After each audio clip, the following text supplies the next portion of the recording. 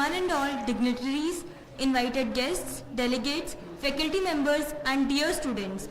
We welcome you all to Technical Session 3 of 6th International Conference on Recent Trends in Materials and Devices 2023. I now request all the dignitaries, Session Chair Professor Kanchan Saxena, Keynote Speaker Professor Ambush Tripathi, Invited Speaker Professor Gagan Kumar to please come on the dais.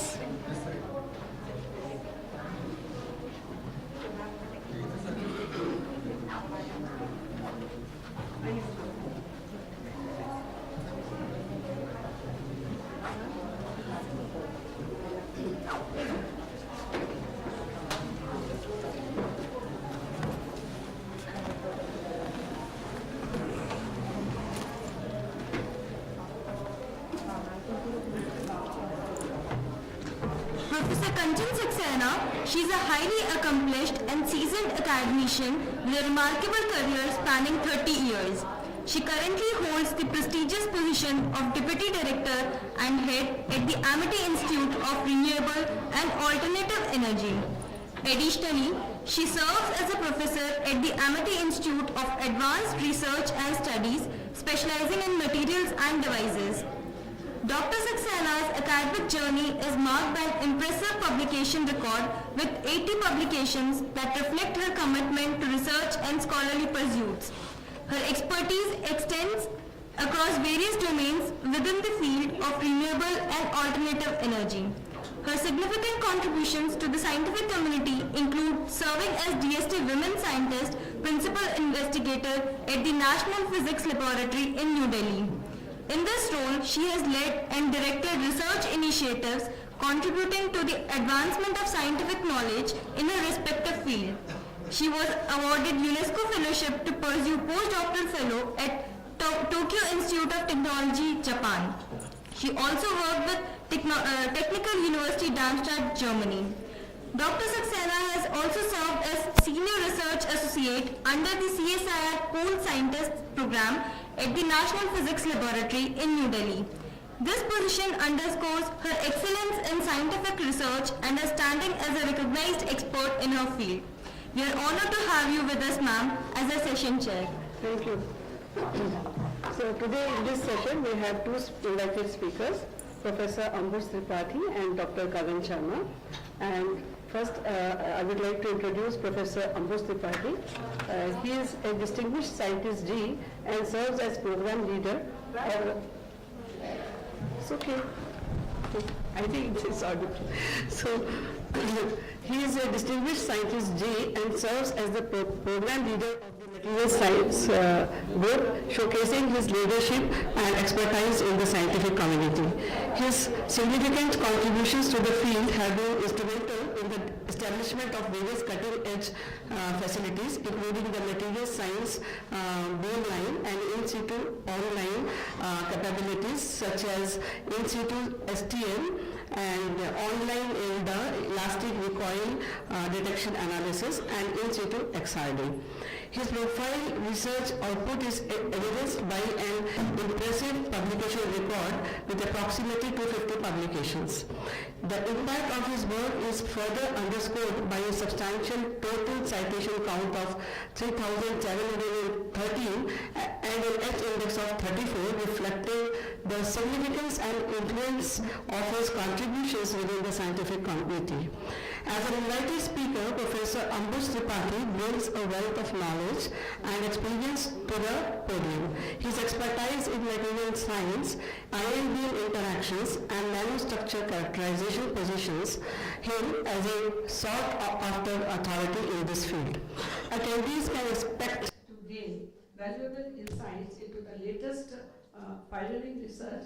His participation as an invited speaker is anticipated to enhance the discourse and contribute to the broader understanding of material science and related disciplines. Today, he is going to speak on swift heavy ions and induced modifications in nano 2D materials. Over to you, sir. Yeah.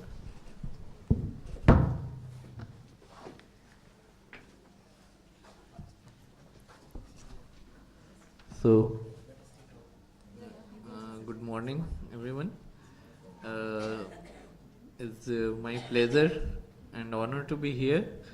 I have been associated with Amity in various capacities for all, I think more than 25 years now. From a long time I have been joining, and I have been very happy to see the uh, quality and the work which has been going on. So whenever I get time, I try to come here and meet people. I'm also in some of the committees here, and I have old friends like Dr. Shukla and people sitting here. Dr.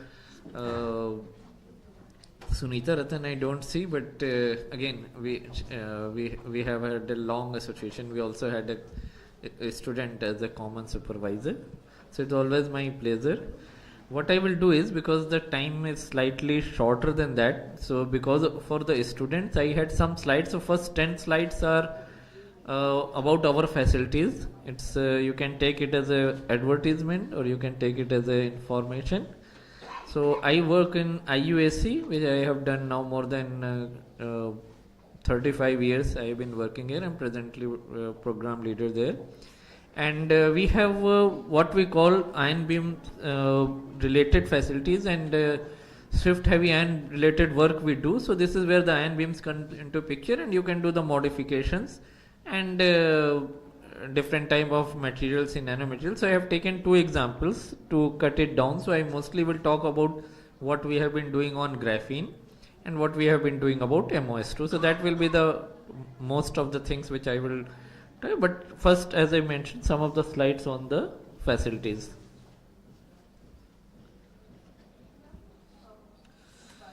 So this is, if some of you might have seen, we have a very nice campus in JNU campus. It's the JNU Vasant Kunj border. It's a quite nice place, and only thing is, once you come from there to here, you feel like going back and stay there for a couple of days. Delhi traffic drives you crazy. And this is what I will be trying to do. So I will talk about a full range. So that will be as a background, since I am trying to cut down some 10 minutes. So I will not go into detail. So I will quickly just show you our initial work, which led us to full rain work. So I will seven slides in between I will skip and just show you what was the background, come back to graphene, and then go to MOS2. So that will be my thing.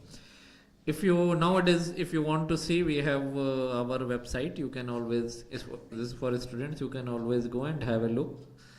During COVID, we spend a lot of time in updating it, so you will find is reasonably updated website, and most of the information you can get from there. This is an inter-university research facility. It was the first one to be created by this University Grants Commission, and we have a lot of front-ranking research in nuclear physics and material science.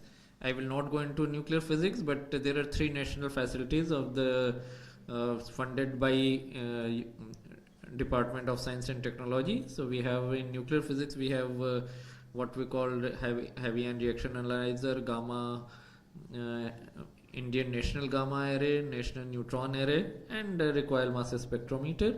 In radiation biology also, I'd like to know, because there is some interest in Amity also here. We have a very interesting facility. This is the unique, only few places in the world you will find, where you can do the cell line irradiation with ion beam, and you can simulate a lot of irradiation related work in that.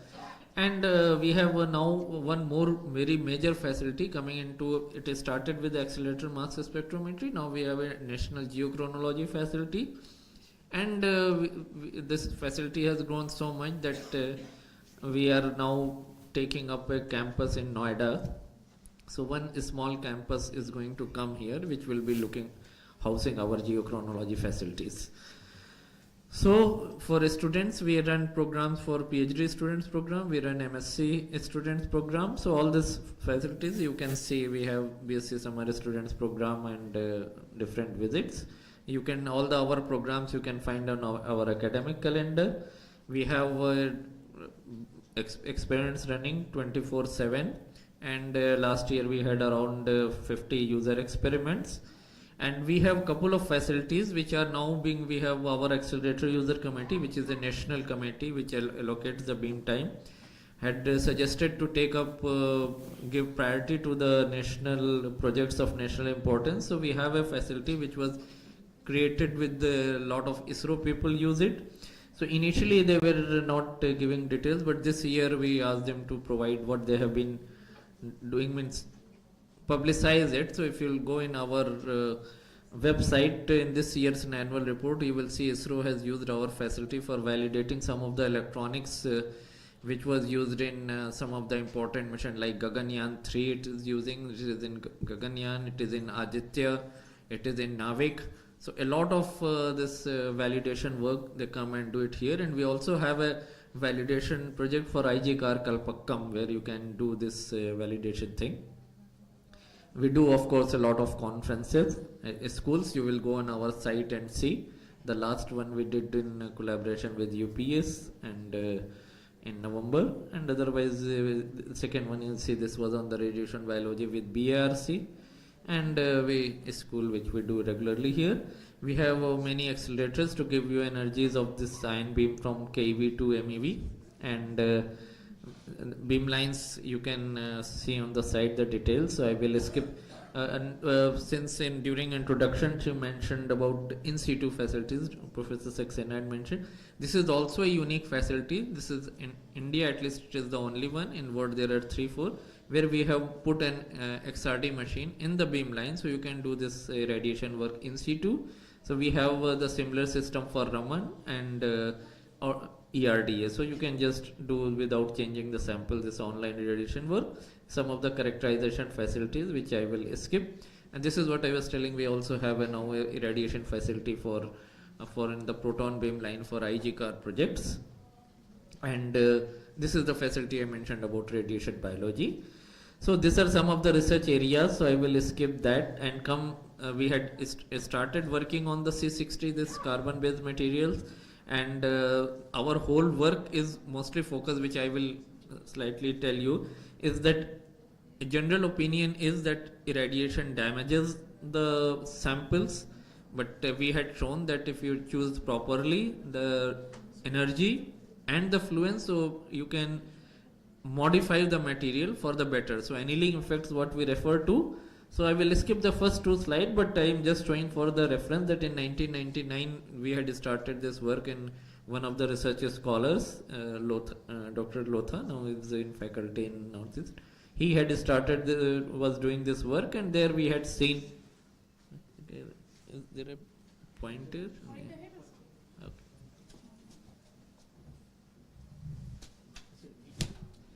Somebody has to tell me the minutes. How many minutes are gone? So the interesting point was here was, again I won't go into detail, but only thing is the way you expect to go, it either go up or down, but it was not happening like that. There was a point where it was changing. So this is, if you see in the paper, explanation is not there in too much. It just observes that there's something like this happens, and we try to calculate using that data, this what this radii will be the cross section for the polymerization, but we didn't have a clear understanding. It was just an observation. Why I am emphasizing this is, you will see also one of our papers on graphite. I was working on my PhD days on graphite, and we had something which we didn't understand. We left it in the paper, and later on we realized if we had put a lot of effort, we would have seen that was the signature of graphene. At that time graphene was not known, but if you see something in data, if you are sure about the data, that is if you are a good experimentalist, be sure of the data and something good will come out of it. So anyway, we had this, and we got the explanation many years afterward that what it was showing.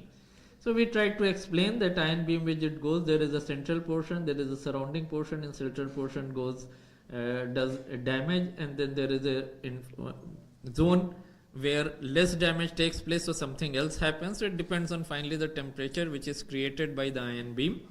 At this time we didn't have this simulation tools to calculate that, so this is also a it was in Journal of Applied Physics, a researcher scholar from Chandigarh. She was working on this. Presently she is in US, and there was a lot of good work. So there are 2 Journal of Applied Physics paper on this topic. Only thing is, this time we tried to calculate. We said there are 3 areas in which there is a total damage, as other area there is a polymerization, and beyond an area where means no effect is there. But we didn't go again. No quantitative thing, only qualitative thing. So this is what was done in this. And then we were doing something on the C60 when we did. We saw some this conducting tracks. So I won't go into detail. Only thing is, it was interesting in the way that now we could have an experimental proof that this is happening. Till now we only had mentioned that it looks like something does to the conductivity. Now you have with the conducting FM, you could measure it and see there is a large increase in conductivity. So now we had the experimental proof, and then we tried to do a similar thing in C70. So coming to this with this background, we wanted to see what is actually happening and how to do it quantitatively. The problem was all the systems which we were doing like C60, CNT, these are not straightforward systems. So if you are trying to simulate or do the quantity like a tube, so you don't know exactly if this ion beam is going, so how many rings can break, what can happen, where the temperature rises. It's a folded surface, and then there will be multi-wall carbon nanotubes, so there may be many walls. So theoretical quantitative things was difficult, and it became simplified when this graphene was discovered. So we started working on graphene. So this is one of the first papers we had. We did a lot of detailed work, and it was in Nanoscale Research Center. Later, what it shows here is that it simply focus on this beam. You know, in most of these carbon-based materials, if you're studying, this D and J peaks are the one which you always look into the Raman, and the ratio generally tells you whether the sample has damage or not. So what simply in simplified term, ID by IG, if it is less, that means your sample is better, otherwise it has defect. So if you normalize it to G peak, so only then you can just see how the D peak is varying, because it is normalized to G peak. So D you can see initially goes down and then it starts increasing. So somewhere in between this damage is quite less, and then the damage starts, and from the original sample it improves. So this is what we started calling that annealing. So now we had exact measurement. Only thing left was to quantify it, and we also measured it with this like you can do with Raman, you can do with this, you plot it, and then you see this ID by IG goes down initially. So at somewhere around 311 it goes minimum, and that increases. So then we started quantifying it. So there is a code. So the French professor, he was working on that. So he started, we used his software which we call thermal spike calculations, and from there you can see when the ion beam goes, you can take 2 radii where the temperature is above the melting temperature and the temperature is below the annealing temperature. So now there are 2 temperatures, annealing so between annealing and damage, those 2 temperature ranges, your sample will improve. So we tried to calculate this. So this is the numbers we got. We tried to match it with the experimental thing. So these are the points which are the experimental data, and this is the theoretical from thermal spike, that how this will change if we take these 2 as a halo radius and core radius. So now we are saying core radius is where damage will happen, halo is where annealing will happen. So, and as you can see, it is quite nicely it matches. And then we did the similar work on gold. So 150 MeV gold. So that is now this okay. Yeah, so this was in the first paper on this line. This was the second applied physics letters. So in that we did showed on the with the 150 MeV gold, and then till now I was showing the Raman data. We could not do XRD because this is a single layer normal machine, it will not come. So XRD was done later on in this with the synchrotron in KK, and then you can also see in this XRD also clearly initial fluences 311, there is an increase in the XRD peak. And whenever we say about it is because of ion beam, you always have to correlate with what we call SE, electronic energy loss value. So that is where now we try to do. So you take 4 beams and try to correlate it with this. So you can show the beam with the higher SE is doing the improvement annealing, lower one is doing less annealing, and then where the SE is below this threshold, like with this oxygen, this is 1, and titanium 7, these two don't show any annealing effect. So similarly we did on graphene oxide. I will not go into detail. So we had started with fullerene, we went into CNT. So I have only shown you graphene and graphene oxide. Then we started on MOS2. So there is another PhD student. So this was in applied surface science. We made samples. Again similar thing done again with XRD. And again you go to a synchrotron, and then we showed that this initial fluences, you have an increase and then it decreases. And okay, I will skip some of this. So only thing is you can also show with this improvement. So we compared this thermal annealing and annealing with the ion beam, and so both the results are there. And where we did this thermal annealing, it was done at an Electra. So they have this temperature you can do in situ. So we have in situ XRD with the ion beam. In this facility they have a in situ where you can do with temperature. So now we had both the data in situ XRD with temperature and with the ion beam, and we could show this. This is 300 degree where it gives the maximum improvement. So this is the 300 green one. So maximum XRD. So now we had correlated it, and you can sort of match with the theoretical data. I am not going into detail. And one other thing which we have started around this time, which is again just for the students thing. Say ion beam is a major facility. Now we are also setting up a high performance computing facility with National Supercomputing Mission. This is a 3 petaflop machine, and that is being installed. I think within a couple of months that will be operational. So we have been telling our students that to do something on theoretical. Most of them don't do it because experimental is much easier. But so we started told this student is our PhD student, after all this experimental, we try to match something with theoretical. So I started with DFT calculations. So I am just doing with this thermal spike and DFT calculations, trying to match this core radius and the experimental data and the theoretical data for graphene, graphene oxide and MOS2, the 3 papers we showed you, and how this is changing with this ion beam. And this is with this one layer, so it was in materials generator, and we have been also been trying to simulate it with this ion beam effect with the ion beam. It's a very complicated thing. That is why theoretical people don't like to do with this, because shift heavy and energy deposition is so large. At lower energies you can do simulation much better, but higher energies it becomes much more complicated, so they don't want to do it. So I will, this is the just last slide. So I was showing we have also recently when we were doing with this ion beam, so we are looking at this velocity effect, but maybe sometime else we can talk about it. These are the collaborators. So again I will thank all the collaborators, and especially since Dr. Sunita Rajan was not there when I was appreciating her. So thank you for inviting us. And it has been long, as we were saying, collaboration with her. We have been working, I think, on running into more than 20 years or maybe 25 years. So very nice to be here and meet old friends. Thank you. Thank you, Professor Tripathi. And your lecture was so informative. And I think we have come to know about the various facilities at IUAC, and also the programs which our students or research scholars can look into. And if there are any questions, please, yeah.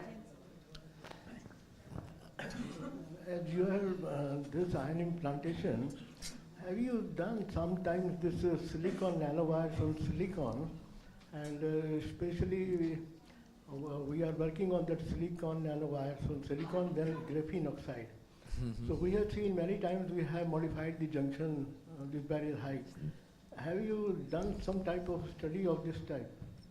Okay, you see, generally, whenever one problem is nanowire thing, we don't do much because those experiments are mostly done in the bulk.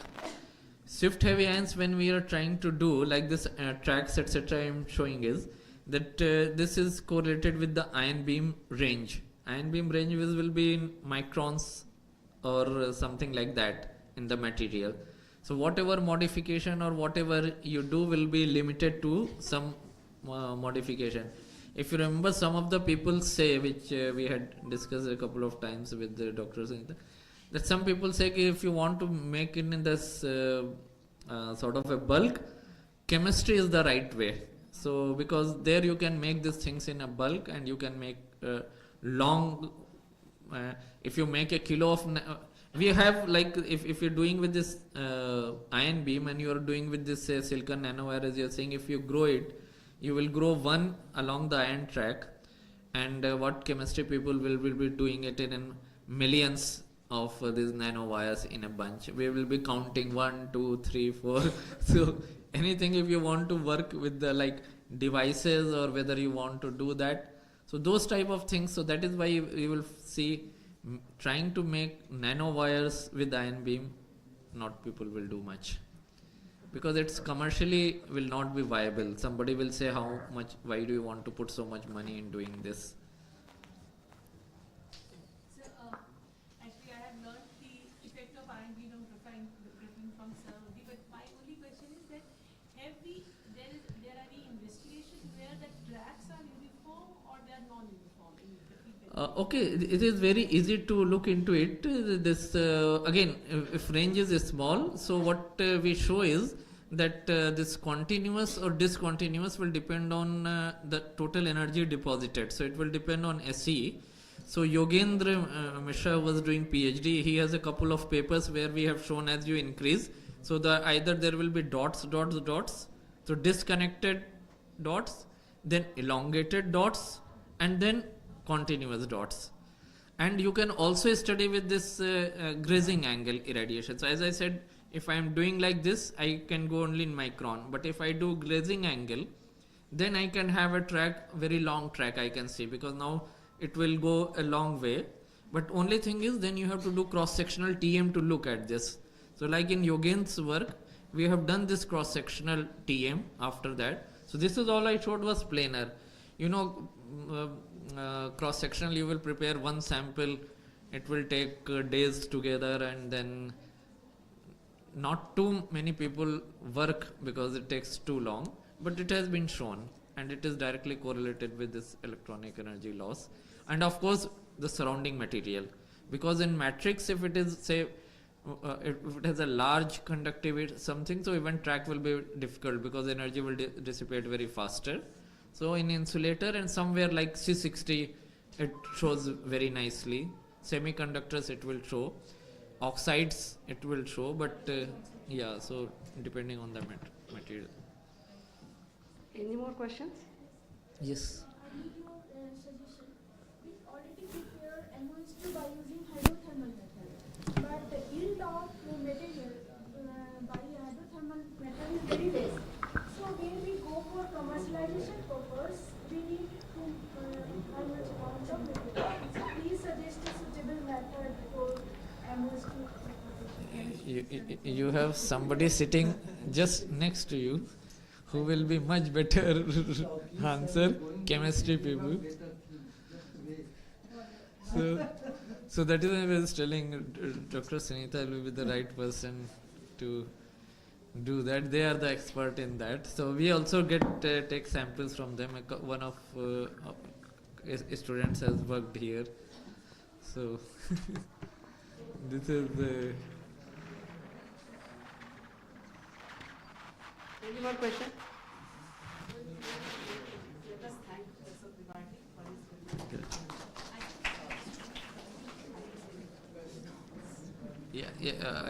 I was sorry because I had some hospital appointments, so I will have to leave. So I'm sorry, but otherwise I would have loved to attend the other sessions. And Thank you, sir, for the informative session. I now request Professor Kanchan Saxena and Professor Sunita Ratan to felicitate Professor Ambush Tripathi with a memento.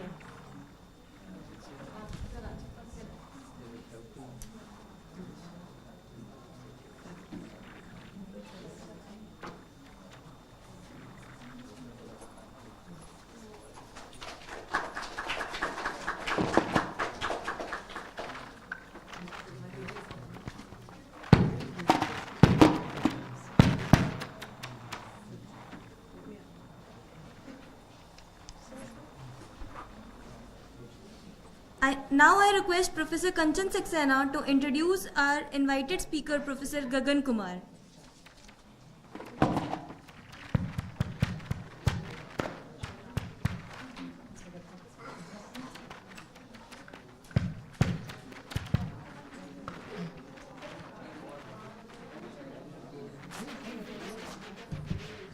Dr. Kumar. He is currently serving as an associate professor in Department of Physics at the esteemed Indian Institute of Technology, Guwahati, since March 17, 2018. And he is a distinguished researcher and academician with a robust profile in the field of plasmonics, metamaterials, guided wave devices, surface plasmon-assisted enhanced Raman scattering and absorption. Dr. Gagan Kumar boasts an impressive academic portfolio with over 100 publications, amassing a total citation count of 1,636 and achieving an H index of 24. These metrics underscore the impact and relevance of his research contributions within the scientific community. His research initiatives align with the cutting-edge technologies, promising to shape the future landscape of plasmonics and related fields. Beyond his research pursuit, he has served as a valuable reviewer for prestigious funding agencies. Dr. Gagan Kumar is an esteemed reviewer for numerous reputable journals, including those from IOP, OSA, JAP, Hindawi, Elsevier, and Nature Group. His expertise in evaluating research articles further establishes him as a respected authority in the scientific community. As an invited speaker, he brings a wealth of knowledge and experience, offering valuable insights into the latest development in plasmonics, metamaterials, and related areas. Today's topic of talk is toroidal terahertz meta devices. Over to you, sir. Yeah, thank you, madam, for the introduction. And I thanks organizers, especially Professor Sunita Ratan, for giving me the opportunity to speak here. And it's really nice, nicely being organized conference. So I work at IIT Guwahati, and we have a lab called Terahertz Optics and Meta Photonics Lab, and where we do theory, experiment, and simulations. We work largely in the area of terahertz. That's the main. Although we work in other C-band and other frequencies as well, but largely we have good facility of terahertz experimental, work. Today I will speak on terahertz metamaterials, especially recent work that we have done on toroidal excitations using metamaterials. In fact, this whole work on toroidal metamaterials was done by my student, now Dr. Angana Bhattacharya. She is in LMU, Germany, and she just submitted a thesis on this topic, and I will basically speak on her work only. Although we have other similar, meta-based interest at terahertz frequencies, I will just flash those in the variant. So, terahertz are basically frequencies, and we are trying to club them with the meta materials to come up with terahertz metamaterial devices. And since in this work we have tried to see a new kind of excitations called toroidal, that's why I'm calling it a toroidal terahertz, meta devices. So just the outline of my work, I'm going to speak on toroidal excitations, what they are, and how do we get those excitations in metamaterials, And then some of recent work that we have published in this area, like logic gate operations, can be sort of demonstrate using toroidal excitations, and then lattice mode coupling and electromagnetically induced transparency, and followed by conclusion or summary. What are toroidal excitations? We are all aware of electric dipole, that occur between positive and negative charges, as you all know, and magnetic dipole moment occur due to the current flowing in loop. Okay. The toroidal excitations can be said to be a new form of excitations, although they do exist actually in natural materials also, but in metamaterials we try to excite them by artificially designed materials. So toroidal excitation take place due to a loop of current flowing along the arm of a torus. You can see over here. Okay.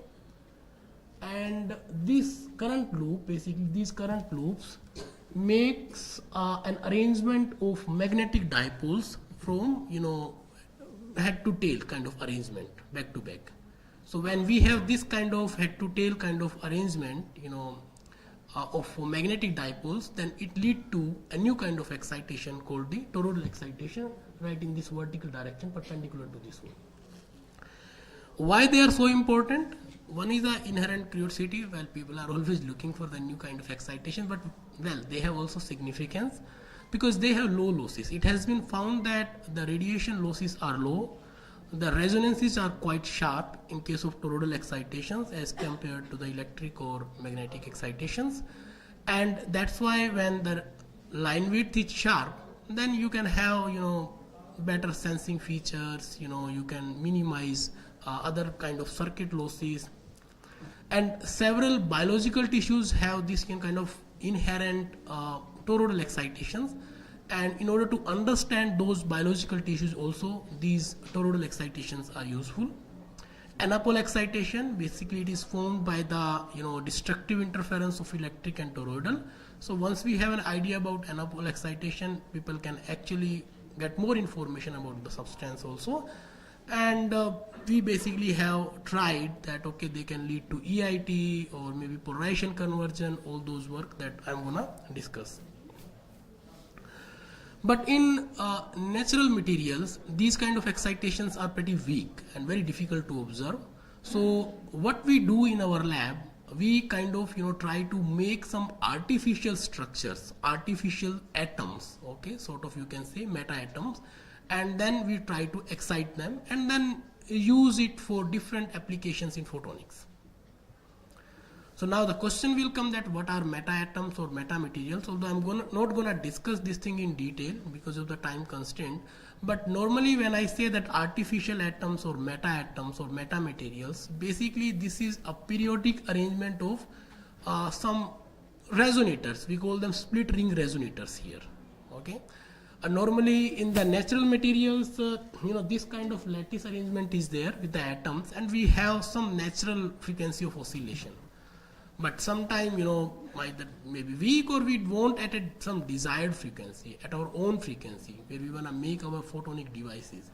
In that case, what we do, we place these split ring resonators, okay, in a periodic fashion, and then we try to basically play with its shape and size, or geometrical parameters, and we can tune our excitation. We can make our excitation or resonance to happen at any frequency. And in last 10-15 years, this has become a pretty big research area, recent cutting edge research area, where a lot of work is being done. We have just tried to combine in this work meta atoms with the toroidal. So in short, it has a lot of applications, obviously. Okay. Now when we say that toroidal excitation in metamaterial, there was one article in 2010 by Zeludev where he had shown that okay, if we have this vertical arrangement of split ring resonators, basically he was able to excite toroidal excitation. Depending upon how you are coming up with the electric field here, basically he was able to excite toroidal excitation. But fabricating these kind of vertical structure is another challenge. When we go in the fabrication lab, obviously it's a big challenge. At microwave frequency people can do it, but terahertz frequencies where we work with the micron dimension, it is difficult. So our goal in our lab has been to make them, in the 2 dimension. Okay, these are some of the articles, from our group and other groups basically, where people have shown that, okay, these kind of, excitations can be made to occur in the 2D material, 2D dimensions also, like planar structures which are very easy to fabricate compared to the 3D structures. And terahertz basically, because I'm going to design my devices at terahertz frequencies. Just people who don't know about terahertz, in briefly, because this is our core area of research, at terahertz frequencies are the frequencies between photonics and electronics, you can say. And nowadays, I would say if you go to the photonics conference, you would see half of the lectures or, these tutorials or, speakers speaking on the terahertz, because this actually a lot of work is being done. You might know that, okay, if we are gonna see the 6G, because we are already using 5G, that definitely is going to work in the terahertz, because only that can promise higher data transfer or bandwidth also. That can only meet this requirement of artificial intelligence and all that. So anyway, if you guys are more interested in terahertz, you can visit our website or our Google Scholar page also for articles. But since our motive is to make toroidal metamaterial devices at terahertz, so basically we make planar structures instead of 3D structures. In the planar structures, we need to see this toroidal excitation, and how to do that, again we try to make this head to tail kind of arrangement of this magnetic moment. How do we do that? Basically we make 2 split cuts here, right over here in this structure, in such a way that, okay, current will flow in the clockwise direction in one arm, and in another arm it will flow in the anti-clockwise direction. Okay, in that case, S field will be coming out in one half in the left or right, and another half it will be going inside. So it will be kind of, current will be this way or this way, and then if you see the S profile, it will be basically indicating that this is making a, this is cross-sectional view of this one, kind of head to tail arrangement of S field. So that way also you can say that there is a toroidal excitation. So these are different ways of seeing it. We check the current profile, we check the S field to see that whether the toroidal excitation is there or not. So now coming to some of our work basically that we have recently accomplished, we have tried to show that how they can be useful in making logic gate operations. So we basically fabricated recently in the clean room facility of IIT Guwahati these kind of meta-atoms, meta-molecule I would say, these are meta-atoms, meta-molecule, where we played with the gap between these 2 resonators and these 2 resonators, and tried to show that it can basically work as a logic gate, like AND gate, NOR gate, OR gate, and AND gate. Okay, the idea was basically this between these 2 split ring resonators. This is a toroidal resonator. Okay, this is if we have this direction, then it will be LC resonator. This will also be an LC resonator. For a particular gap, when they are coupled, we are calling it a 1 configuration, for example. Okay. I'll come to that one. This one basically is a toroidal resonator, because we are working in toroidal excitation. In order to check the transmission, we had fabricated this kind of meta device, and basically we transmitted terahertz from here, and we found that there are 2 resonances right over here. This one is basically a toroidal, and we had checked it's based upon the current profile. I discussed that part earlier.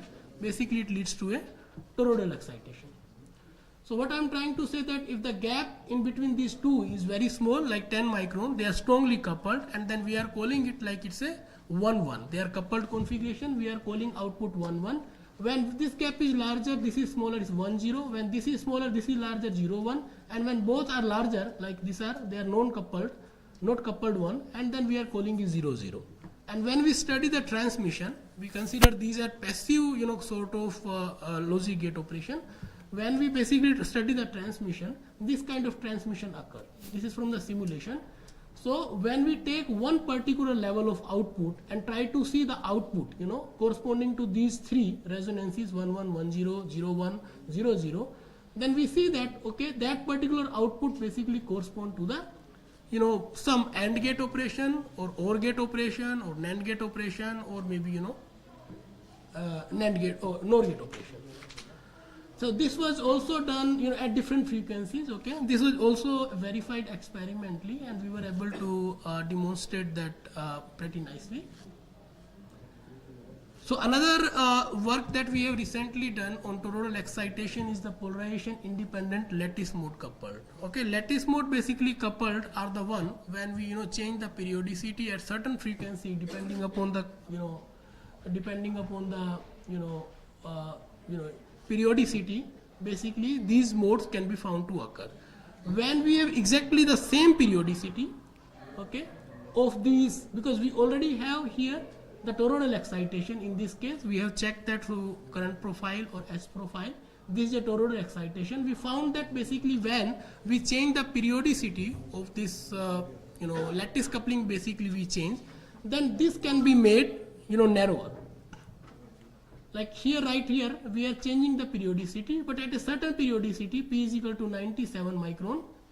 In that case, this basically couples with the lattice mode excitation, and then we will have this narrow toroidal resonance to appear.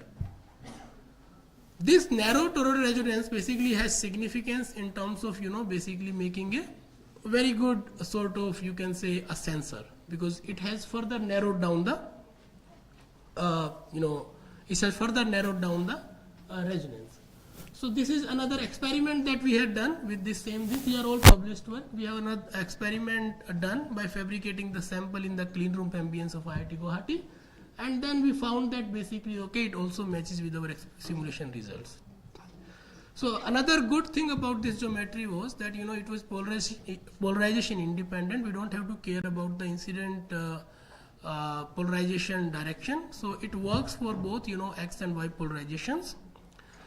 So another recent work that we have published is the electromagnetically induced transparency. In short, electromagnetically induced transparency is a phenomena by which an absorptive region is made to be transparent by hitting it with some external electromagnetic radiation, and this is a quantum phenomena, but we tried to demonstrate in the metamaterials, and especially in the toroidal metamaterials. Normally what happens that this one resonator and these are two resonators, they are coupled one, and they have their own excitations. When we couple them, they come very close, with the nearly same frequencies. Basically they will interact and some transparency region is introduced.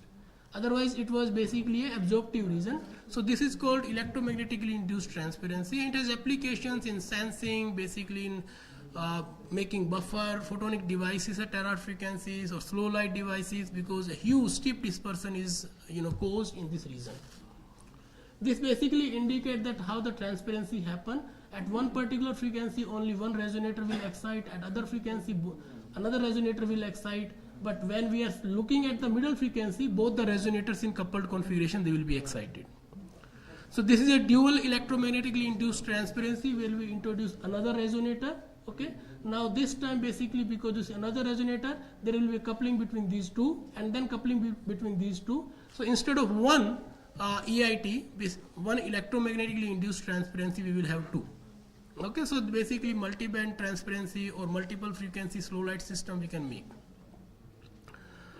So how does it happen? This is basically what I'm trying to explain here. So I won't go into the detail because of the shortage of time. And then we also try to do some multipolar analysis, try to see that if we have the dominant toroidal field or electric field and so. So at one particular frequency here we are able to show that toroidal excitation dominate. And then we also, as I said, that we also do some modeling part. So this is another modeling done by my student. And then we tried to show that whatever the experimental or simulation results that we have, we were able to reproduce or replicate those through the modeling as well.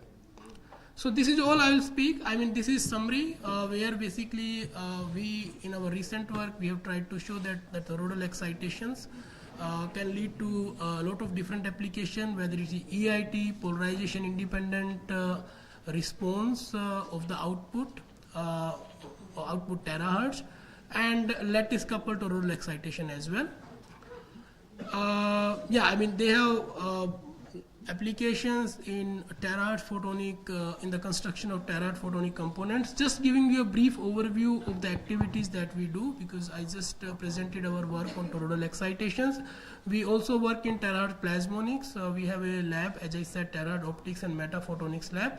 And in terahertz photonics, plasmonics, we also work in the plasmonic waveguides, terahertz sensors, using plasmonic excitations, terahertz modulation, and metamaterial broadband modulation, polarization conversion, 2D material study that we have been doing in recently for some project, and meta waveguides. We are also working for one of the ISRO project. We are trying to make some optical modulators, ultra narrowband filters, optical Swiss dichroic mirrors also.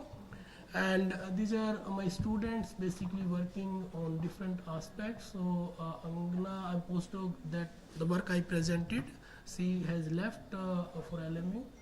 So yeah, they are my collaborators. I really acknowledge them, and these are funding that we currently have. Yeah, I mean, thank you. You're welcome to visit IIT Guwahati.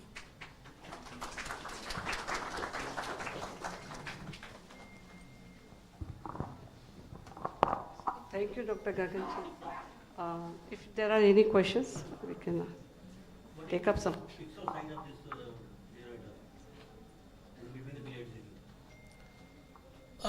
Typically, we are keeping 100 to we are varying, like I showed in the lattice periodicity. Micrometer. 100. Beyond 1 terahertz, I think 300 micrometers. Yeah, kind of that. Any more questions? So, sir, interesting topic on toroidal excitations and metamaterials. Thank you so much. Thank you.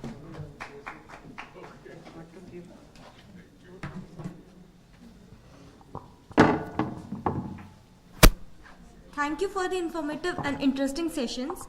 I'm sure it will be beneficial to all our listeners.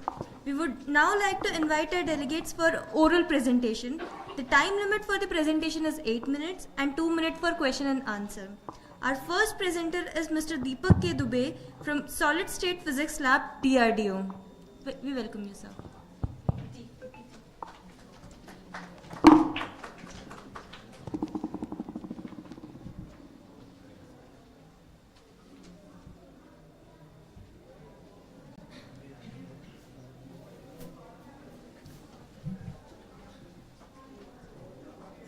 Respected chair session and dignitaries researchers, I am going to present my research work here.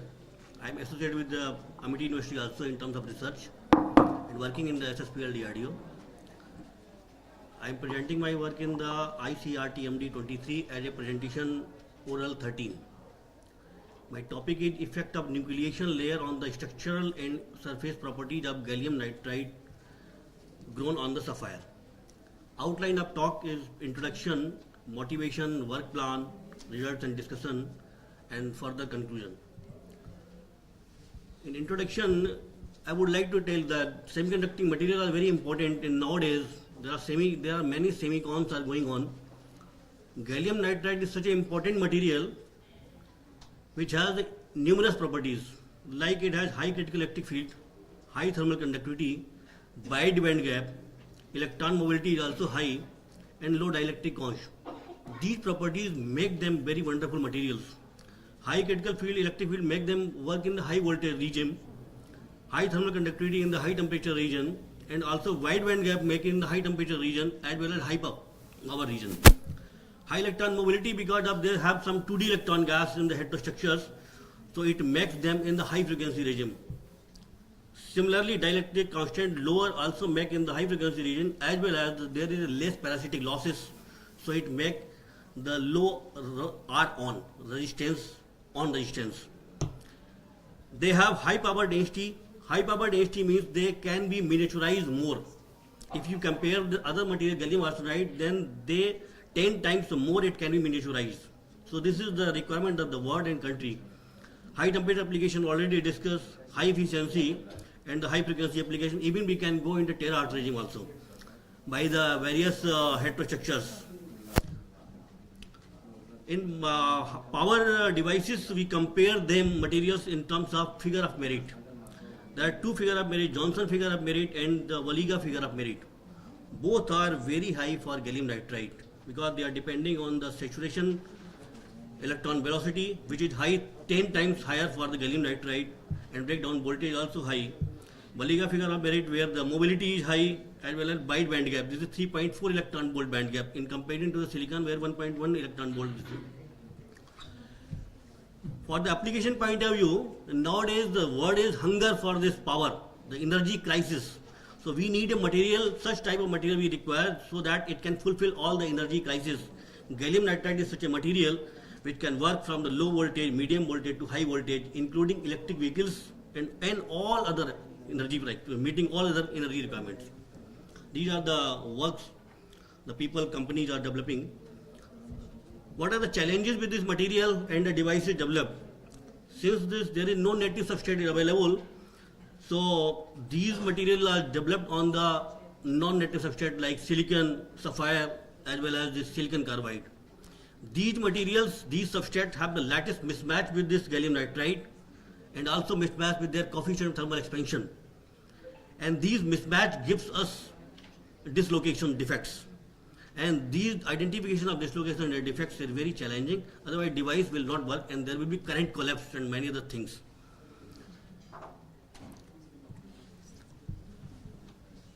This is very important to understand the epitaxial layer and heterostructural understanding and basic mechanism, and also understand the optical and electrical properties for the transport phenomena as well as this point defects.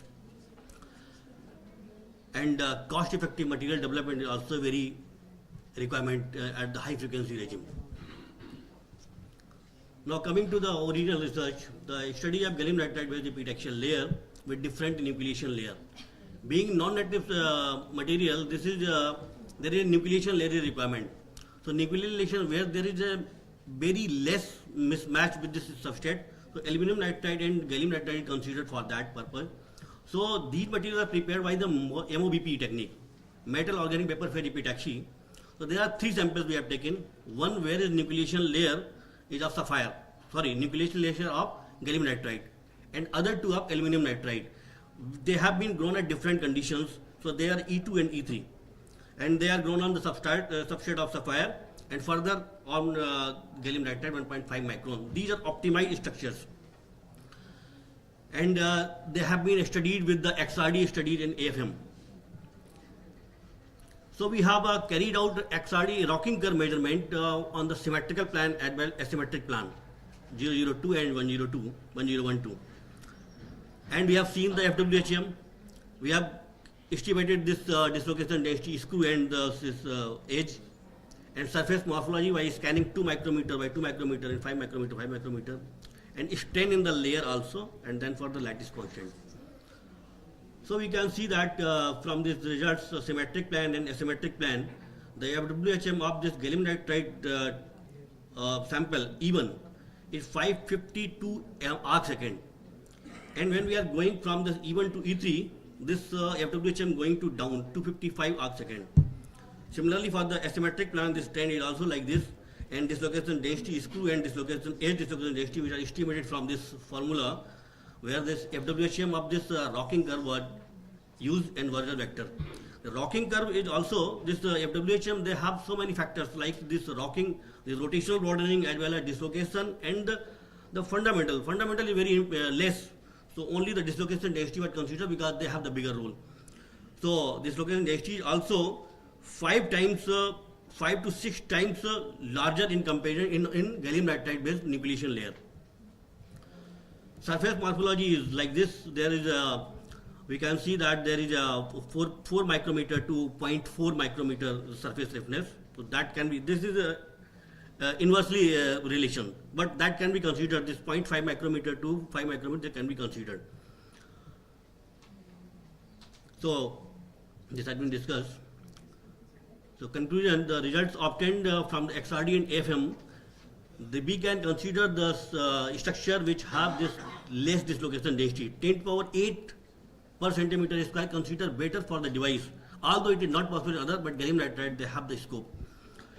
And this optimum quality may be achieved in terms of dislocation density But for practical purpose, the optimum trade-off can be made with between two, like this surface quality as well as this location density.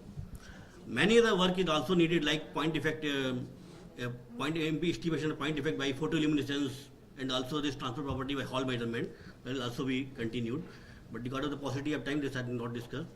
Acknowledgement, I am acknowledging my director SSPL for fully supporting them above, and MOCVD group of sample preparation, and Amity University for constant encouragement. They are saying in SRC and DRC, you write a paper, something to, so they are also motivating us.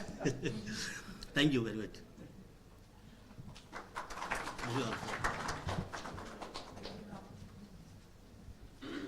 Any question?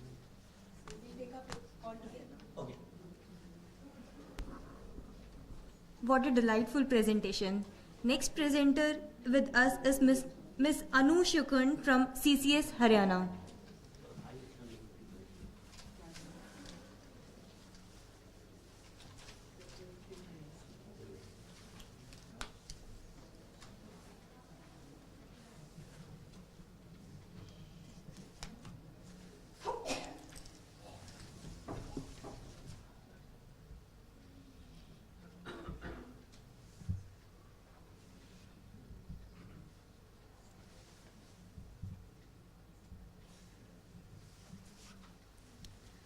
Good morning everyone. Myself Anu Shokan, PhD scholar from CCS Haryana Agricultural University Hisar.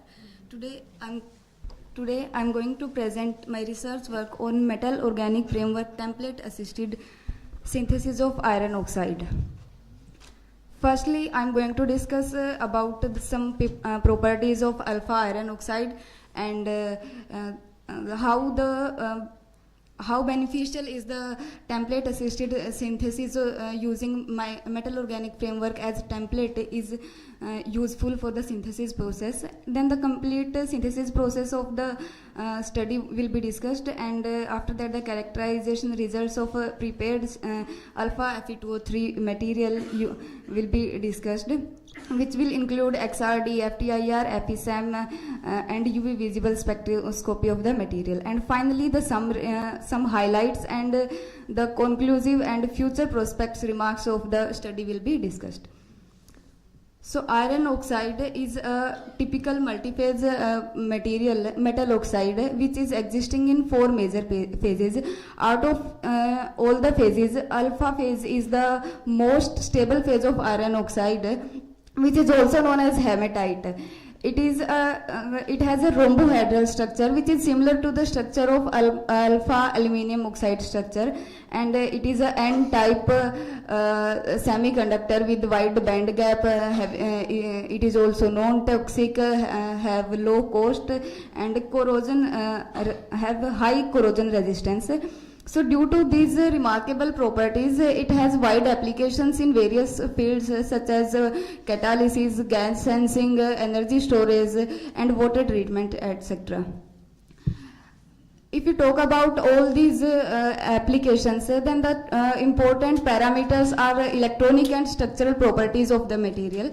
Another major class of material is metal organic frameworks, which are basically the 3-dimensional network in which the metallic cluster and organic ligand bind themselves to form a 3-dimensional network to give a definite structural arrangement. These materials can be synthesized in various forms because of the flexibility in the choice of metallic cluster and organic ligands. And also these materials exhibit high surface area, very large pores inside the 3D network, and which also enables the tunability in the size and shape of the pore. Also it has adjustable active sites,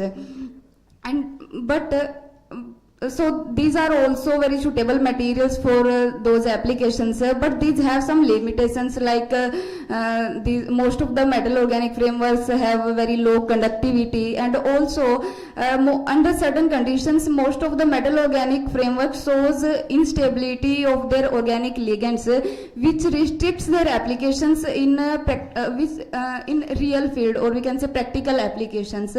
But we can exploit the structural arrangement of these materials to get some porous metal oxides, and this approach has been used by me to get the some definite morphology of the alpha iron oxide nanoparticles. And for that, metal organic frameworks can be used as a metal precursor and also as a sacrificial template. Then these are calcinated at appropriate temperature to get the desired material with the structure of the inherent structure of the pristine metal organic framework. And for my study, I have used metal organic framework of MIL88B, which has spindle type of structure, and I have calcinated it to get the alpha phase of iron oxide with spindle morphology. Now coming to the synthesis process. For the synthesis process, I added 0.62 gram of terephthalic acid, 0.605 gram of iron chloride in 75 ml DMF, and then placed it in magnetic stirrer to get the clear homogeneous transparent solution, and then the prepared solution was transferred to a hydrothermal autoclave for the solvothermal reaction at 110 degrees Celsius for 24 hours. After that, the synthesized material was washed several times with DI water, ethanol, DMF, and in centrifuge machine, and after that it was dispersed in ethanol for 10 hours. It was the washing and dispersion process was used to remove the unreacted ingredients from the reaction mixture, and also to remove the solvent. And then the filtrate of the dispersed medium was dried at 80 degrees Celsius overnight to get the MIL88B iron powder, which was of orangish yellow color, and which was then placed at in muffle furnace to calcinate at 500 degrees Celsius for 2 hours, and then the final product alpha Fe2O3 was extracted from it, which was of red color. Then the synthesized material was characterized using tools like XRD and FTIR. The results of XRD shows the successful synthesis of the alpha phase of iron oxide, and the crystallite size of the synthesized material was found to be 29.8 nanometer. And also in the FTIR results, the peaks at 542 and 476 per centimeter inverse correspond to the major peaks of prominent peaks of iron oxygen stretching bond. Then the optical properties of the material were analyzed using UV visible spectroscopy, and alpha iron oxide has both kind of band gaps, direct and indirect band gaps. The both kind of band gaps were calculated using Toke relations, and indirect band gap was found to be 1.3 electron volt, and direct band gap was found to be 1.9 electron volt. Then the morphology of the synthesized material was analyzed using FESAM imaging. The figure shows the FESAM micrographs at the scale of 1 micrometer with two different magnification, 5,000 and 10,000 magnifications. And so based upon all the results, it can be said that the spindle-like morphology of alpha iron oxide nanoparticles can be fabricated using MIL88B iron as the sacrificial template, and as I discussed that the nanoparticles has crystallite size of about 29.8 nanometer, and also the as I just discussed that the iron oxide, alpha iron oxide has two kinds of band gap. The indirect band gap correspond to the spin forbidden iron 3 plus 3D to 3D excitation, which was found to be 1.9 electron volt, and direct transition corresponding to charge transfer from oxygen 2p orbital to iron 3d orbital. It is the basis of the direct band gap, and it was found to be 1.9 electron volt. So it can be said that the utilization of metal organic framework as a sacrificial template not only facilitate the controlled synthesis of alpha phase of iron oxide, but it also allow to achieve the desired particle size, morphology and surface properties of the material, which are basically beneficial for various applications like gas sensor, catalysis and energy storage. Thank you.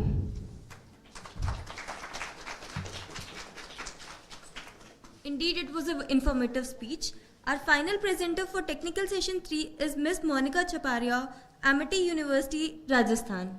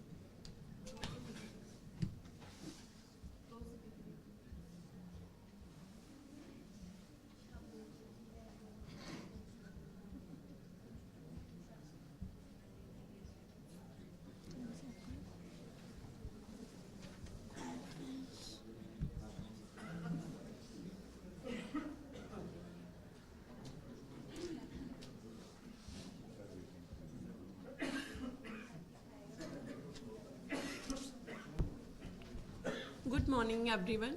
Here, my name is Monica Chaparia, and I am the PhD scholar under UK Dwivedi sir from Amity University, Rajasthan. And I'm going to present my work on the topic dielectric studies of shellac composites through varying carbon nanotubes and silicon carbide concentrations.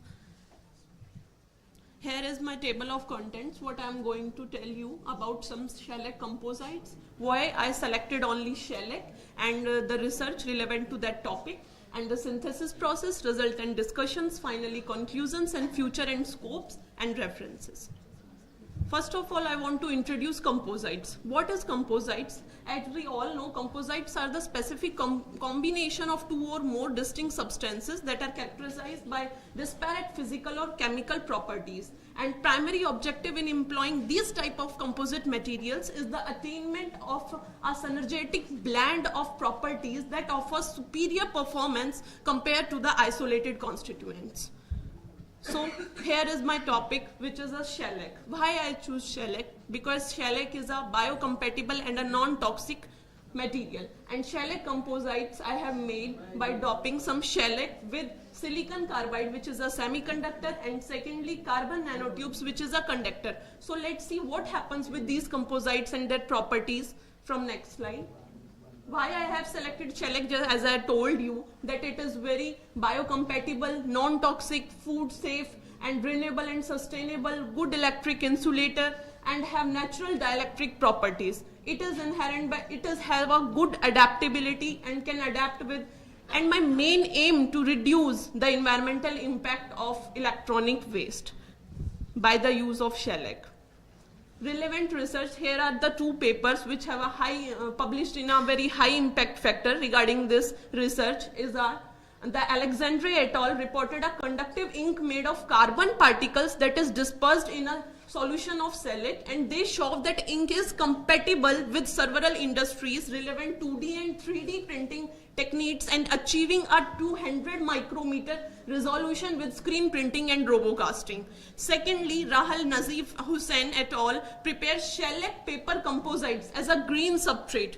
Can you imagine that the green substrates are means the electronic waste is compared with the shellac paper based composites. Replacing plastic with paper substrates is a greener approach due to biodegradability, recyclability, low cost, and the compatibility with roll-to-roll printing.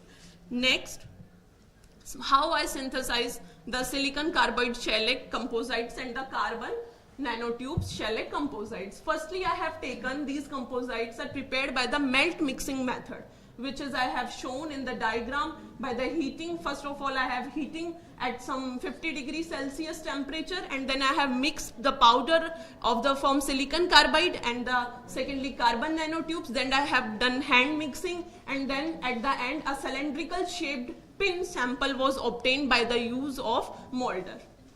Then I also prepared the devices for the characterization process in LCR meter. First of all, I have to show my concentration of fillers that I have daubed in the shellac. That is, I have first taken the S0 sample as the pure sample, and second is the S1, which I have daubed 2 pHr concentration, third is 5 pHr, and so on. So let's see the results and discussions. Result and discussions are characterized by the LCR meter, and we can see from the graphs that at the room temperature, the dielectric constant against frequency at high frequency regime, the orientation of dipoles stopped, and the dielectric dipoles are unable to follow the rapid alteration of external applied field. So we can say that with the increase of frequency, the dielectric constant decreases frequently. And secondly, we can see the dielectric loss with the frequency, and this attributes that the addition of 5 pHr pillar increases dielectric loss. After that, it decreases with increase in frequency. Secondly, I have done this result at the temperature effect with dielectric constant. I have plotted the dielectric constant with temperature. Then I have found that my concentration, which is my S2 sample, that I have daubed 5 pHr concentration, has shown a lot dielectric constant. Approx 30 dielectric constant it has observed, and this is a wonderful achievement for me. And you can see from this at 10 to 15 dielectric constant, there is a peak, there is a phase transition occurring in pure shellac, and between 50 to 60 degree, this phase transition can be seen, and this is the various use in sensors like technologies which I have working on it, because this is only my starting of PhD. Now I am working on this. And secondly, I have plotted the dielectric loss with temperature, which is shellac is in a pure form, shows dielectric loss increasing with the temperature, but you can see at 60 degree approx the dielectric loss decreases frequently. Lastly, now we are going through CNT samples that we have given norm of A1 and A2. Now the dielectric constant with frequency, we can see at room temperature, the dielectric constant tends to decrease with increasing frequency due to the factors like inability of dipoles to respond quickly to the rapid changing electric fields. Secondly, the dielectric loss with the frequency, as we can see that at the low concentration of carbon nanotubes, it leads to a microvoid formation. Because of this, firstly, our dielectric loss decreases, then it increases frequently. Non-uniform CNT dispersion contributes in this challenge, and beyond a certain concentration threshold, the dielectric loss increases frequently. So, conclusions, my conclusion that I have told before, the dielectric constant is affected by the temperature between 30 degree to 70 degrees Celsius, and in this range the thermal conductivity of composites improve, leading to enhanced heat dissipation efficiency. And the sample S2, which have the optimal combination of a high dielectric constant and a low dielectric loss, suggesting that a 5 pHr concentration of filler is our advantageous in shellac for electronic devices applications. Furthermore, future scopes are that I have told that it is mainly used in sensor technologies, biomedical devices, flexible electronics, capacitors, insulators, coating material. There is a lot of use in cosmetics also, and electronic devices that I have told. So thank you. These are the references. With this, we have come to the end of our oral presentation, and the session is open for question and answers. So how did you measure the dielectric constant? Sir, dielectric constant by using LCR meter, I have calculated the CP and then multiplied by it with the... So it was a thin film, so what was the electrode material and how did you calculate the dielectric constant? What was the electrode material Yes, sir. And how did you calculate the dielectric constant of such a thing? Sir, by making devices of the pellets, I make You made devices. the pellets. Yes, sir. Talking about film, na? So if you have film and you have the capacitor, you can hold that. In the capacitor, having the facility to hold the film, na? Yes, sir. So if it can hold actually, whether it is coating, conductive coating is required. Yes, sir. Silver coating is required. I have done the silver coating on the pellets and then make the devices and then I have used the LCR meter. Which is Yes, sir. Where did you obtain this material? This is the normal material. Actually, I have studied about this. I have seen one paper of this material shellac that every lady is using bangles of lac, that is shellac, and मुझे लगा कि it is a biocompatible and biodegradable, so I can use it on better ways. Source, ma'am, जो bangles की shop होती है उनसे मैंने pure form में shellac लिया। Yes, yes.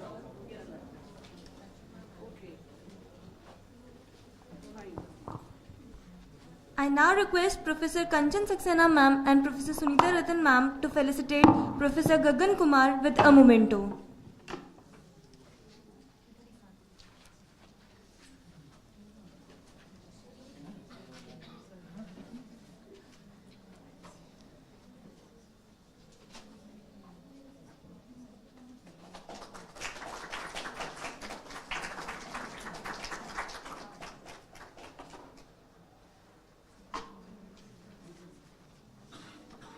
I now request Professor Sunita Ratan ma'am to felicitate Professor Kanchan Saxena ma'am with a memento.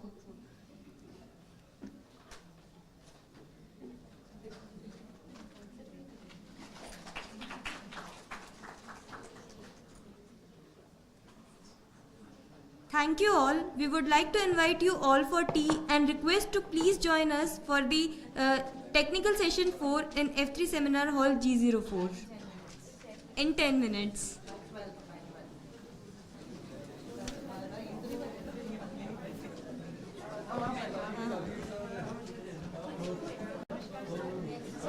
क्या कर दो? हाँ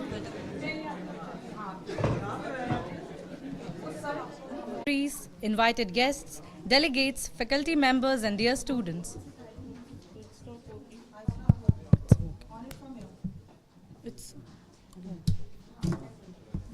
A very good afternoon to one and all, dignitaries, invited guests, delegates, faculty members, and dear students. We welcome you all to the technical session 4 of the 6th International Conference on Recent Trends in Materials and Devices, ICRTMD 2023. I now request all the dignitaries, Session Chair Professor Gagan Kumar, Keynote Speaker Professor Tokir Ahmed, and invited speaker Professor Pramod Kumar Singh to please come on the dais.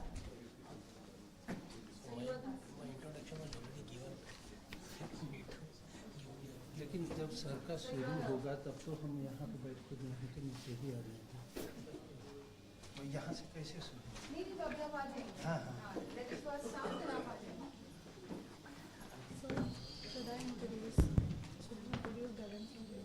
अब ये तो आप ma'am से पूछो क्या करना है। मैं यहाँ का वो नहीं। नहीं आप मैं बताता हूँ, आप चेयरपर्सन को इंट्रोड्यूस करेंगे और चेयरपर्सन को फिर इनवाइट करेंगे, फिर चेयरपर्सन जो है वो हैंडल करेंगे। योर जॉब विल बी है ना। We are honored to have with us Professor Gagan Kumar in the Department of Physics, IIT Guwahati, as our session chair. I now request Professor Gagan Kumar sir to kindly introduce our keynote speaker, Professor Tokir Ahmed sir, and invited guest, Professor Pramod Kumar Singh sir, to deliver their talk. Over to you, sir. Good afternoon, I think by now, and Professor, our first speaker, keynote speaker is Professor Tokir Ahmed, and he is working in nano physical chemistry in the Department of Chemistry at Jamia Millia Islamia, New Delhi, and his research interest includes nanomaterials,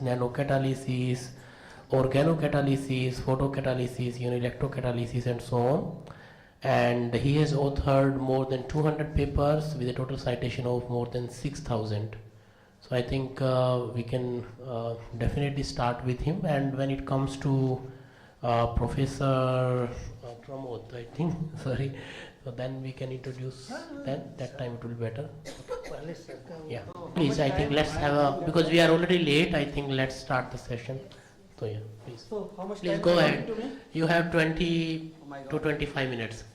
5 minutes. Very to less, answer. sir. Okay. No problem. I will try to manage. So yeah, what's the time now? So good noon, everyone.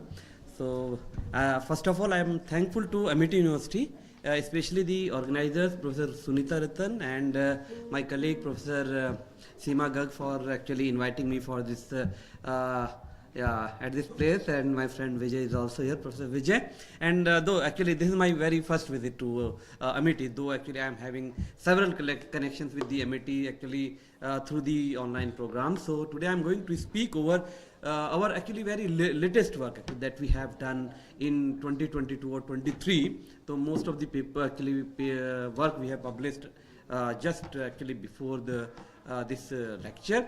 So I am going to speak over actually the designing of some smart heterojunctions or heterojunction materials for actually scalable hydrogen production, not hydrogen production, actually scalable hydrogen production that we can actually easily transfer to the industry by using overall catalysis or the overall water splitting. So I will tell actually what is the meaning of the overall water splitting. I am coming to the next slide. It should be actually full view. Yeah. So this is a very simple or basic slide. This slide is mainly meant for the students, not for the faculty members. When we talk about the nanomaterials are very fine materials. The grain size is around 1 to 100 nanometers. So at this actually nanometric scale, the material shows some unusual properties. Why? Because actually if you compare the size of the atom, it is around 1 to 2 angstrom, and in 1 nanometer dimension you can arrange 5 to 10 atoms. So at this actually scale, the material shows some unusual properties like the confinement of the electrons, high surface area, and because of their small size they will have large number of electric or magnetic dipoles. They are highly disordered at the surface. So because of these reasons, the materials could find applications in electronic devices, memory devices, catalysis, sensors and energies. And actually when we talk about the nanomaterials, you can actually find these materials as actually multi-directional or the actually nanostructures. Why they are called as actually if you have actually single dimension like in spherical, then you can call it nanoparticles. But actually in the multi-directional materials, you could on the basis of their geometry, you can call them as nanoflowers, nanocylinders, nanowires, nanorods, bipods, tripods, tetrapods, right? So nanotubes are here, core shell nanostructures. So when actually reduce the size of the materials, the surface area for a constant volume, it will increase drastically. And here this is the actually in this slide actually this is here I am showing the theoretical and the mathematical concept, how the surface area actually is increasing actually when we reduce the size of the objects. You can find these concept, very basic concept, in my book actually that we apply for the nanoscience and nanotechnology. So I will not actually spend too much time because actually time is allotted to me is 20 minutes and I have to skip my research part that I don't want to skip actually. I am coming to the nanocatalysis, which is actually main part of my lecture. So actually here actually in Jamia we do the all kind of the catalysis like the organic transformations, photocatalysis, electrocatalysis, photoelectrocatalysis. I will come later. And the fifth application, that is the gas sensing phenomena. And actually why we are actually the general mechanism of the catalysis, everyone knows about it actually. Any type of the catalyst gives it surface for the reactant where they can absorb and they can accelerate the reaction or the forward direction. So we have to reduce the reaction time and accelerate the reaction and actually make some actually unusual reactions on time. And why we are interested in organic transformations? Because actually millions of organic transformations are known.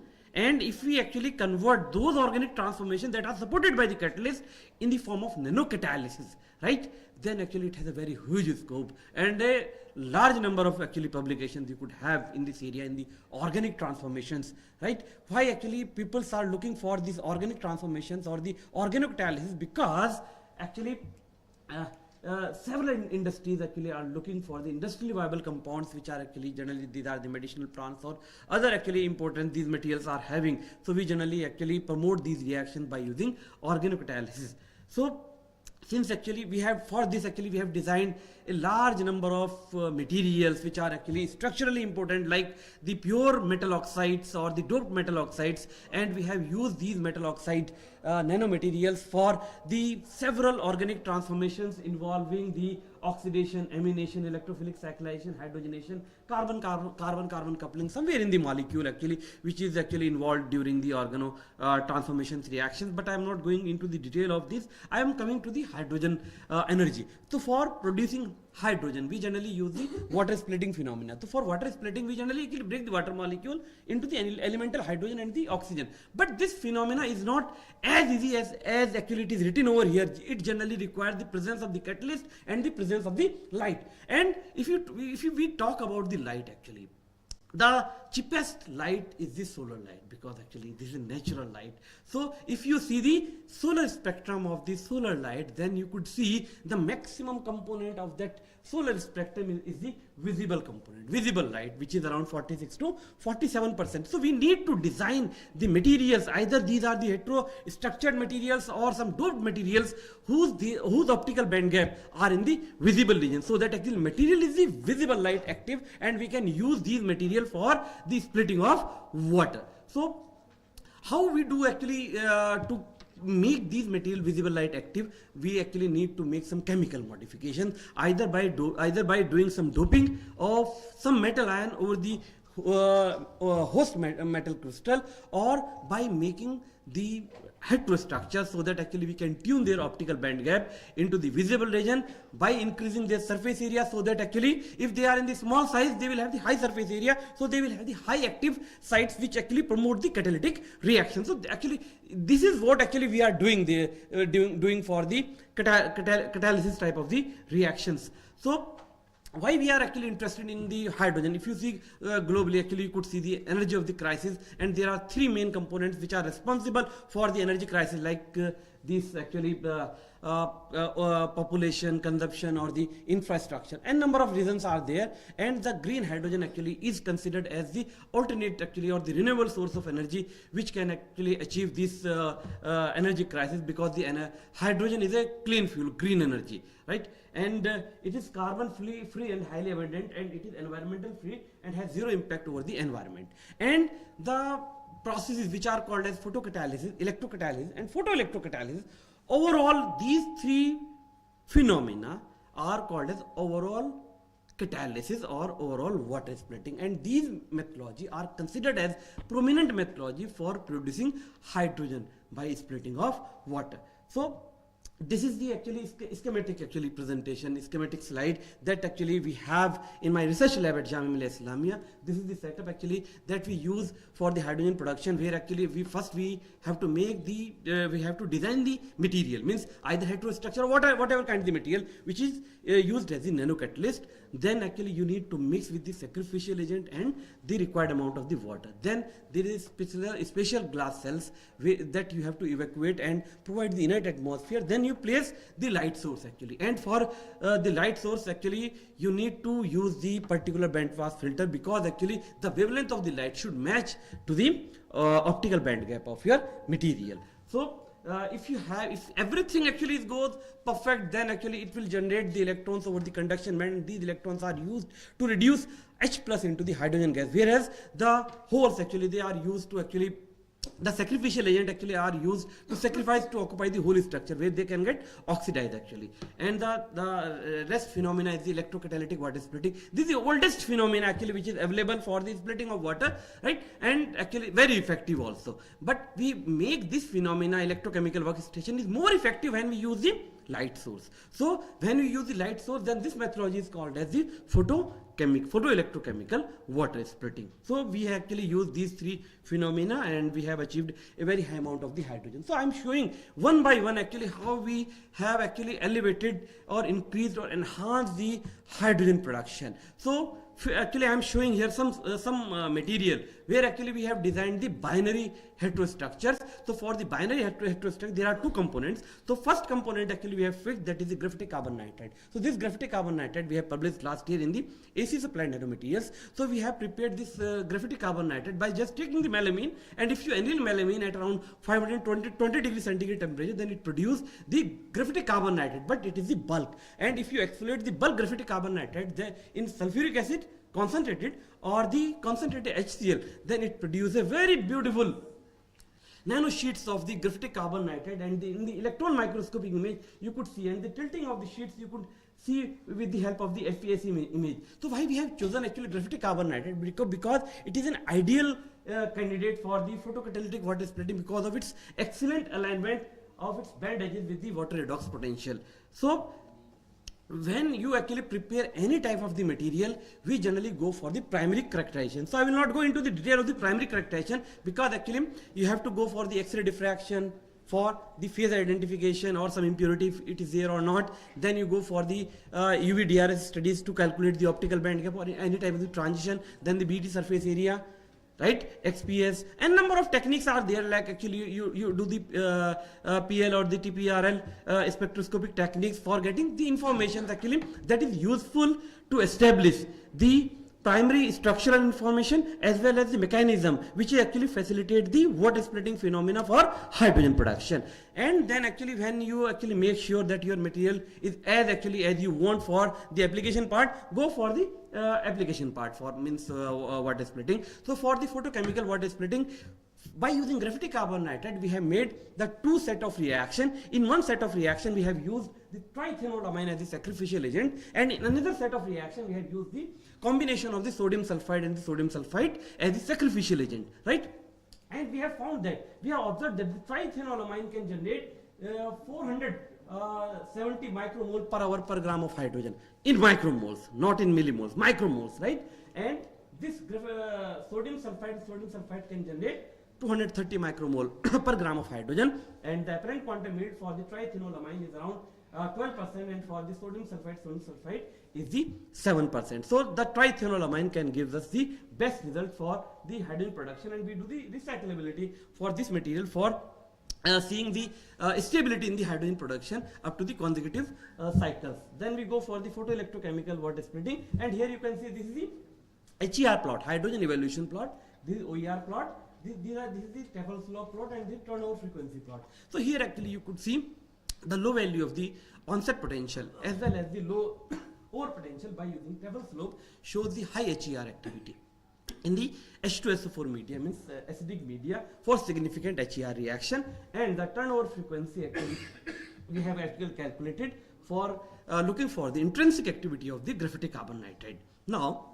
we have used these graphite carbon nitride nanosheets for designing the heterostructures by taking the copper ferrite nanoparticles. And copper ferrite nanoparticle we have prepared by simple hydrothermal method, and first actually we have characterized everything, then mix these copper ferrite nanoparticles with graphite carbon nitride in 10, 20 and 38% ratios, and we have designed, mixed them mechanically and give some heat treatment to prepare the heterojunctions of the copper ferrite and the graphite carbon nitride nanosheets. This paper we have published in ACS Applied Material Interface, and these are the actually primary characterization or primary investigations. Like if you have actually very good understanding, no need to have the discussion on the X-ray diffraction or the other techniques. So we get the primary investigations by the n number of the techniques. Now coming to the photoelectrochemical water splitting. Similarly as we have done for the graphite carbon nitride, we have made actually two set of reactions for water splitting. One for trithenolamine as the sacrificial agent, and other for the sodium sulfide and sodium sulfite as the sacrificial agent. And we have observed that the combination of the heterojunctions of 28% copper ferrite over graphite carbon nitride can generate 1 millimole of per gram of hydrogen by using the trithenolamine as the sacrificial agent.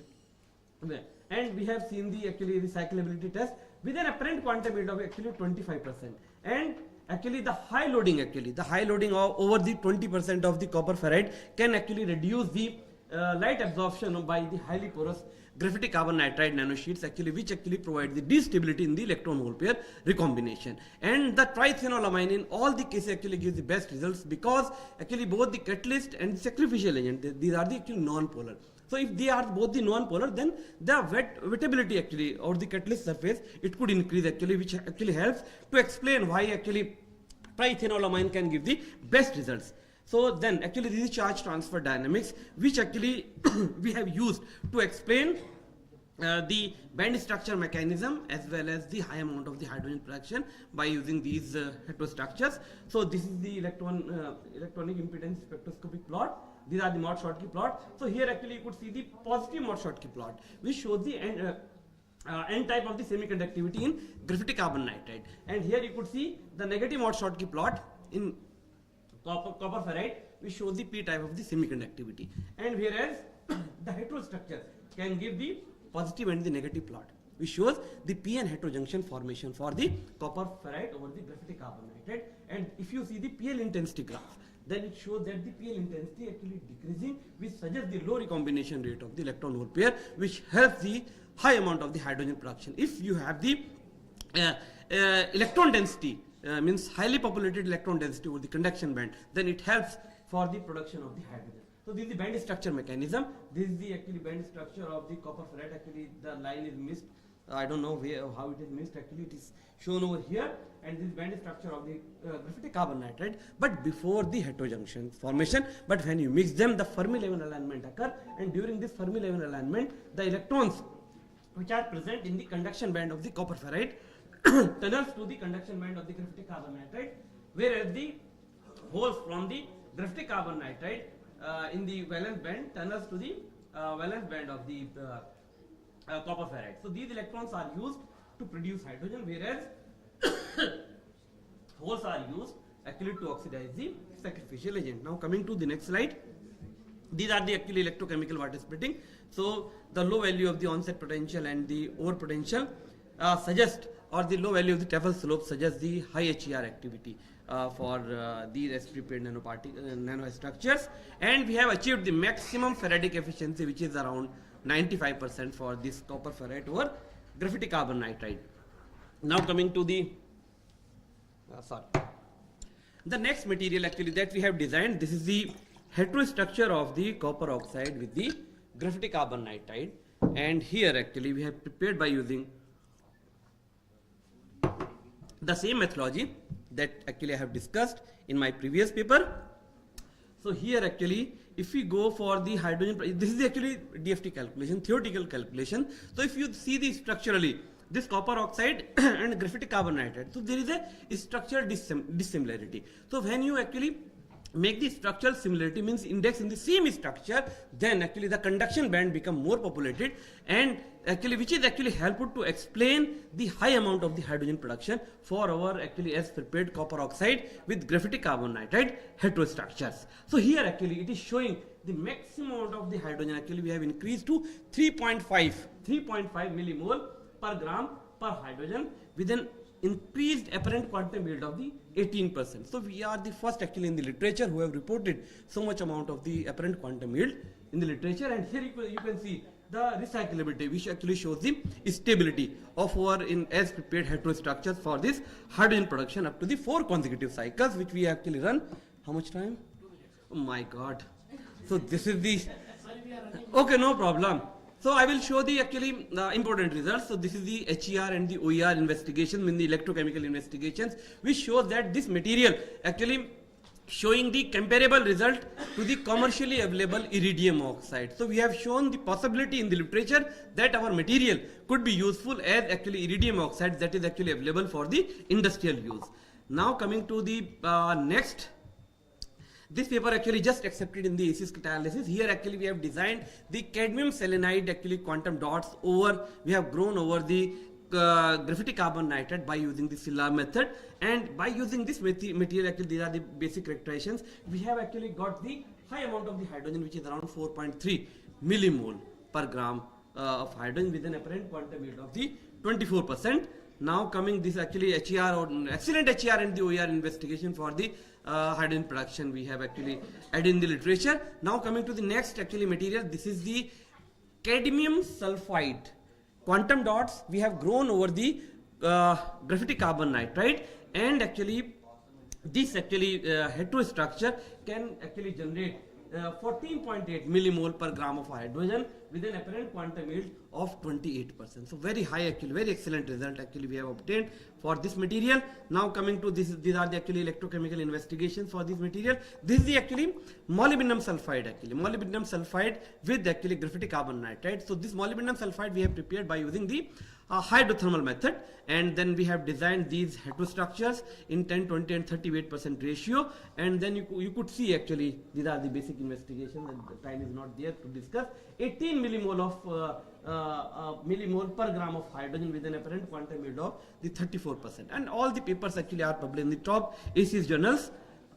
Yeah, these are, yeah, not only actually the graphite carbon nitride heterostructures, we have designed several other heterostructures, binary heterostructures for other applications like the TiO2 with the molybdenum oxide for the water splitting with hydrogen production, as well as the ammonia gas sensing. This paper is very recently accepted in the inorganic chemistry. Then the MOO3 strontium titanate binary heterostructures for efficient hydrogen production by using overall water splitting, overall catalysis. Then we have designed several binary heterostructures, for example, the ceria and the zirconia for the gas sensing applications. Some papers are under pipeline for other gas sensing applications. And then not only the actually binary, we have also designed several ternary heterostructures. So here this paper is actually there in International Journal of Hydrogen Energy, MOS2BN over the TiO2. And these are the actually doped metal oxide like the silver doped WO3 or the copper doped WO3 for multifunctional applications. Coming to the end, only 1 or 2 slides are there. So these are the actually multiferroic oxides, right? So actually we have added in the literature that the multiferroics actually could be useful for the efficient hydrogen production by using overall catalysis. So we have actually reported very wonderful results over multiferroics like GDCRO3, DYCRO3, TBFeO3 and GDFeO3, and these are published in a very top journals. So these are the actually conclusions. So the conclusions same actually that I have actually narrated in my presentation, so I will not actually spend time over here. So I must thank my all collaborators, my past and present students, because of their hard work actually we are able to do or publish such amount of the data, the funding agencies, all the funding agencies, and of course you all for your patient listening. Thank you very much. Yeah, thanks Professor Tokir Ahmad for this wonderful informative talk. So yeah, 1 or 2 questions maybe we can go with. Excellent presentation and lots of work. Just one thing, what is your take on the sacrificial agents? Like there are so many things, people are saying that for the overall water splitting, if you are using sacrificial agent, you cannot really say it overall water splitting. So what's your take on this? See, actually the overall water splitting phenomena has different meaning. For my presentation, why I am saying it's a overall water splitting, because I am doing photocatalysis, I am doing electrocatalysis, I am doing photoelectrocatalysis, right? So actually for combining all the routes, I am calling it overall water splitting. Now coming to your question, actually the same question actually I faced to respond one of the queries of the reviewer. Actually when you do the, actually in some papers people generally report for HER or sometime OER, right? But if you report actually HER collectively with the OER, this is also called as the overall water splitting, but in terms of the electrochemistry, when you do the actually use the electrochemical workstation. And now coming to the actually sacrificial agent, right? So first point, actually n number of the sacrificial agents actually are known. So for our first aim was actually we have to avoid the use of the co-catalyst, right? Because actually co-catalysts are very costly, generally palladium, platinum, such type of the metals which are very precious and high cost. People are used to actually increase the yield of hydrogen. So we have completely avoided and got very high yield, right? And regarding for actually the use of the sacrificial agent, so actually the chemistry of the sacrificial agents actually are different. We need to explain actually for that. We have not only used these 2 sacrificial agents, we have used 4 actually. Amyl alcohol we have also used. One more amine we have also used, right? Then on the basis of the results actually we have compiled the batch data with proper explanation, right? Why actually we are reporting only these 2 sacrificial agents or only 1 sacrificial agent, right? So for that actually, for that kind of the reason actually, we have actually selected these sacrificial agents, right? So we have to be actually selective for that. So I hope actually I am able to actually. A very nice talk. Just wanted to know, have you tried these transition metals as co-catalysts instead of using those noble metals? No. Okay. Even I didn't use actually. Okay. Actually, sometime back, actually 8 years back, I was a visiting scientist with the Professor Siana Rao.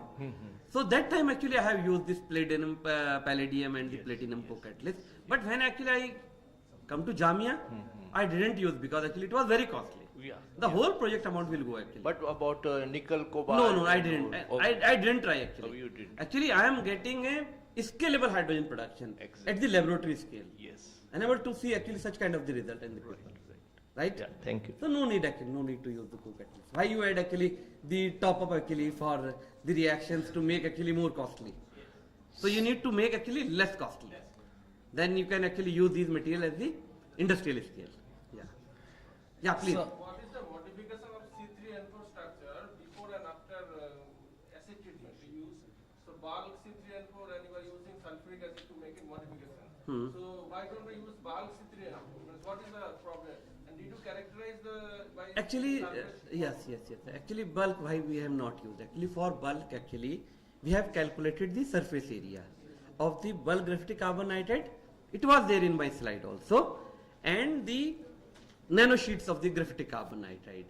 Obviously the surface area of the graphite carbon nitride nanosheets is very, very high, means high active sites, catalytic active sites are there. So because for getting the high catalytic active sites we have used the graphite carbon nitride. So it doesn't mean that actually we have not used the bulk graphite carbon nitride. We have used, but we got the less amount of the hydrogen. So any characterization we have done it. Yeah, before and post catalysis we do the 3 main investigations. We do XRD to check the stability before and after, and then SEM to see for the morphological changes, and the XPS actually if some minor actually changes are there, then it could be actually investigated by XPS only, not by using XRD. So these are the 3 major.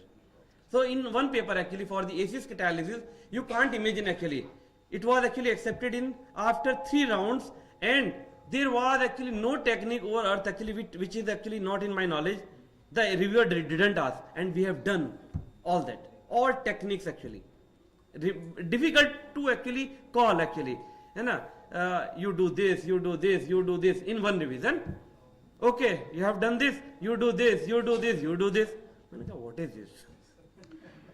So actually n number of techniques we have.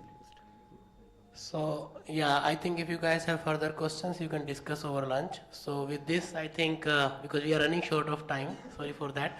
But I think with this, let's thank Professor Ahmed again. Thank you. So our next invited speaker, we have Professor Sudeep Kumar Bhadabial. And I would like to introduce him. He is currently with the Department of Sciences, School of Physical Sciences, Amrita Vishwa Vidyapeetham, Coimbatore, and he has been working in diversified research areas including CGTS, CBTS, CFTS based solar cells, lead and lead-free perovskite based solar cells, memory devices, and so on.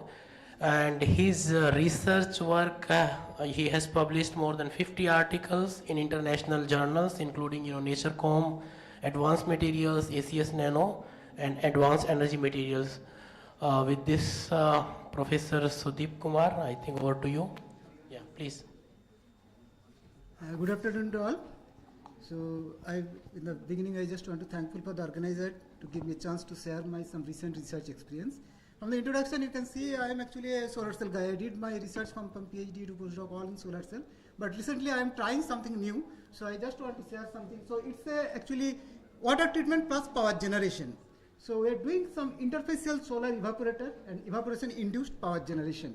So before starting, I just give a brief introduction from where I am. You can see the campus of our university. It's in the border of the Tamil Nadu and Kerala, surrounded by the mountain. So this one I can skip. This actually some facts why water is so important. I think you know some of the cities in the UAE countries have shifted because of the water crisis. And personally, I can say I pay more money in the water bill than the electricity bill. So water is a very big crisis. Maybe now you are very happy there is no crisis, but after some time definitely crisis will come. And one information is very important that any time if you see the half of the hospital bed is actually occupied by the patient crisis from the water. So these are the water scarcity. So I just want to tell you some of the technique how we can purify the water. These are the technique normally we are using. But most of the technique is suppose you think about the RO, we have a lot of water actually lost. 3 times water you have to lose, and boiling, all are efficient technique but not very cheap and economic. So I just want to focus some technique using the solar energy for the water treatment. So this is the solar spectrum. I think we have seen all the solar cell curve.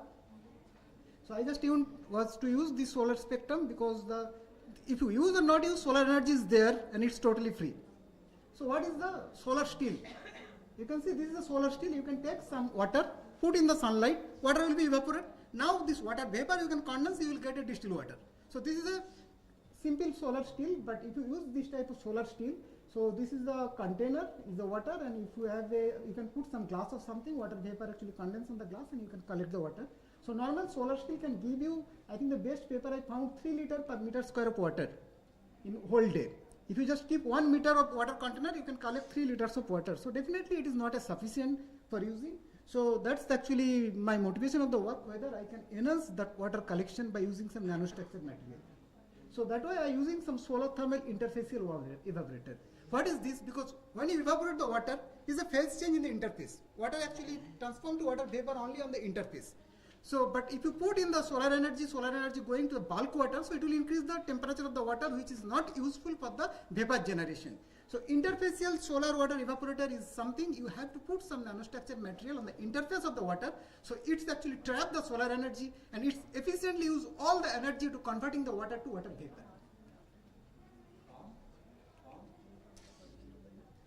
So this is what is the STE of interfacial solar evaporator.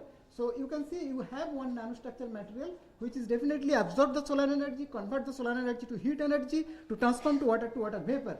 And below this one I put one bulk material, definitely is a heat insulator material, so it will not allow the heat to go to the water. I don't want to lose any of the heat energy. So you can see the water actually vaporized from here. Now you have a condenser, and from condenser you can collect the water. So there are different type of heat management is there. Whenever the solar flux is there, some heat actually radiate out back, some heat actually used for the evaporator, some heat actually used for the convection, and some of the conduction. So if we do a proper heat management, use most of the heat for the evaporation, then we can get a efficient solar evaporator. So this is the different technique. I think some paper they publish, they use normal the bubble wrapper. So bubble wrapper can be used just like a lens, and they can focus lots of solar energy. So you can see after using the bubble wrapper, most of the energy actually used for the evaporation. So these are also the different technique. Initially people are putting only the nanostructured material, so some heat actually losing, water actually coming from everywhere. Then they put some insulating material below the nanostructured material, so water can go only on the side. It's also not that much efficient. Then they put some holes on this material, so water can go. This is the water leaking path. So I just follow the last method. So I have some solar evaporator, then I have insulating material, then the water. So I have one solar absorber material which is absorb the sunlight. Definitely it will be nanoporous material.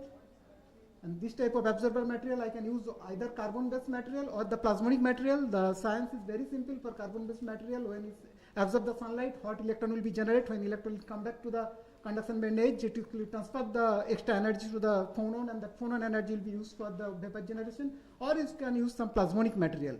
But I just focus on the carbon-based material because it's much more cheaper. And substrate, below the solar thermal evaporator, you have to put a substrate to trap the heat energy to reduce the conduction loss.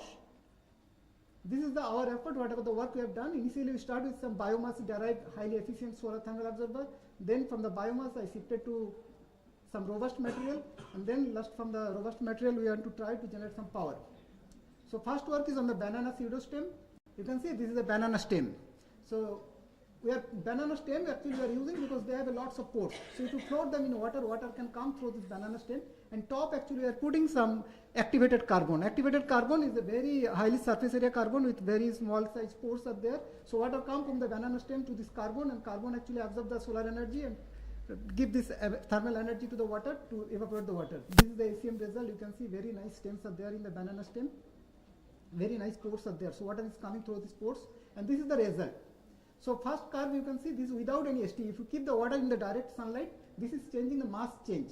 So whenever you put this interfacial solar evaporator, you can see the mass change actually 1.5 grams within 1 hour.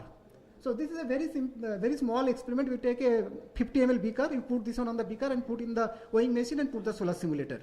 So whenever you expose this one under the solar simulator, you can use 1.5 gram of mass change. So if you normalize this one per meter square area, it will become around 2 kg of water actually evaporate per meter square per hour. So if you keep 1 hour in the direct sunlight, 2 kg of water actually evaporate. And you cannot believe, you can see by eye itself, with this evaporator, if you keep in the direct sunlight, you can see white color water vapor actually coming out. Whatever you cannot see if you keep only water. And then I actually try some potato waste, because the potato we can use as a substrate plus solar absorber. So we take a potato cake. This is a potato cake we have taken, then we just soaking in the ethanol to absorb some of the starch. Then we actually put it in around 275 degrees centigrade and carbonized potato. This is the carbonized potato. So this potato you can float on the water. So it can float on the water is both the purpose of the absorber and the substrate. So this is the experiment we did. We take the beaker and float on the water and just keep in the solar simulator. And this is the ACM picture to show that they have a nice pores to water to come out this one. And these are the actually carbon surface. There are lots of sp2 hybridization graphite structure is there. That way they can absorb the sunlight and they can transfer the solar energy to the water. And these two curves you can see, the first one is water under the dark if you don't put solar simulator, and below one is the water under the solar simulator without any solar thermal evaporator. But whenever you put the potato there, this is the mass change. You can see 1 gram mass actually evaporate within the 1 hour. So if you normalize this one, it can give you 3 kilogram of water per meter square per hour. So if you make this type of potato cake, float on the water, keep in the direct sunlight, if your sun irradiation is the one sun, within an hour you can get 3 kilogram of water. So definitely you will get a huge amount of water. So this actually we use for some water purification. We take dry solution, we take some simulated salt water with sodium chloride, magnesium chloride. But it's a distillation process. So definitely after distillation, if you condense the water, so what we did, we keep this under the solar simulator and cover another beaker. So water vapor actually condense, you will get 100% pure water. Then we make some large scale production. This is the 1 meter by 0.8 meters, so 1 meter square area roughly. So this one, if you keep in the direct sunlight, we are collecting 3 liters of water. So the next work we have done, because all this is bio-based material, so it's may not be that much robust. So we try something robust material. So we take the activated carbon mixed up with the cement. So if you want to large scale production, definitely the banana potato will not give you the idea for a large scale production. So we make the activated carbon and cement mixture, coat it with the polyurethane foam. It's nothing but the normal sponge which is coming with the packing material. All the packing material coming with the sponge. So we put this carbon and cement mixture on the top of the sponge. So this activated carbon actually absorbs the sunlight, and cement actually used as a binder. So when you float in the water, they will not come out. And this is the picture. You can see the ACM. We understand how homogeneously cement carbon actually mix. And we did some control experiment how it actually stick to the substrate.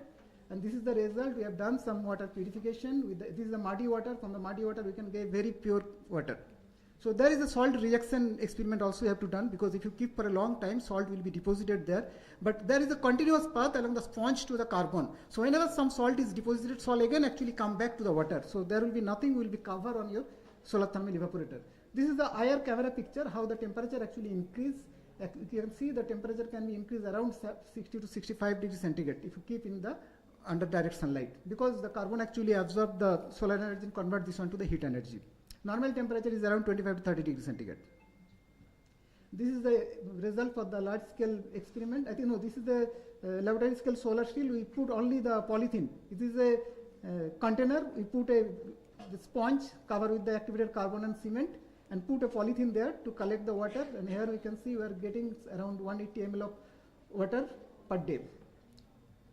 And this is the large scale experiment we did 2 meter by 2 meter.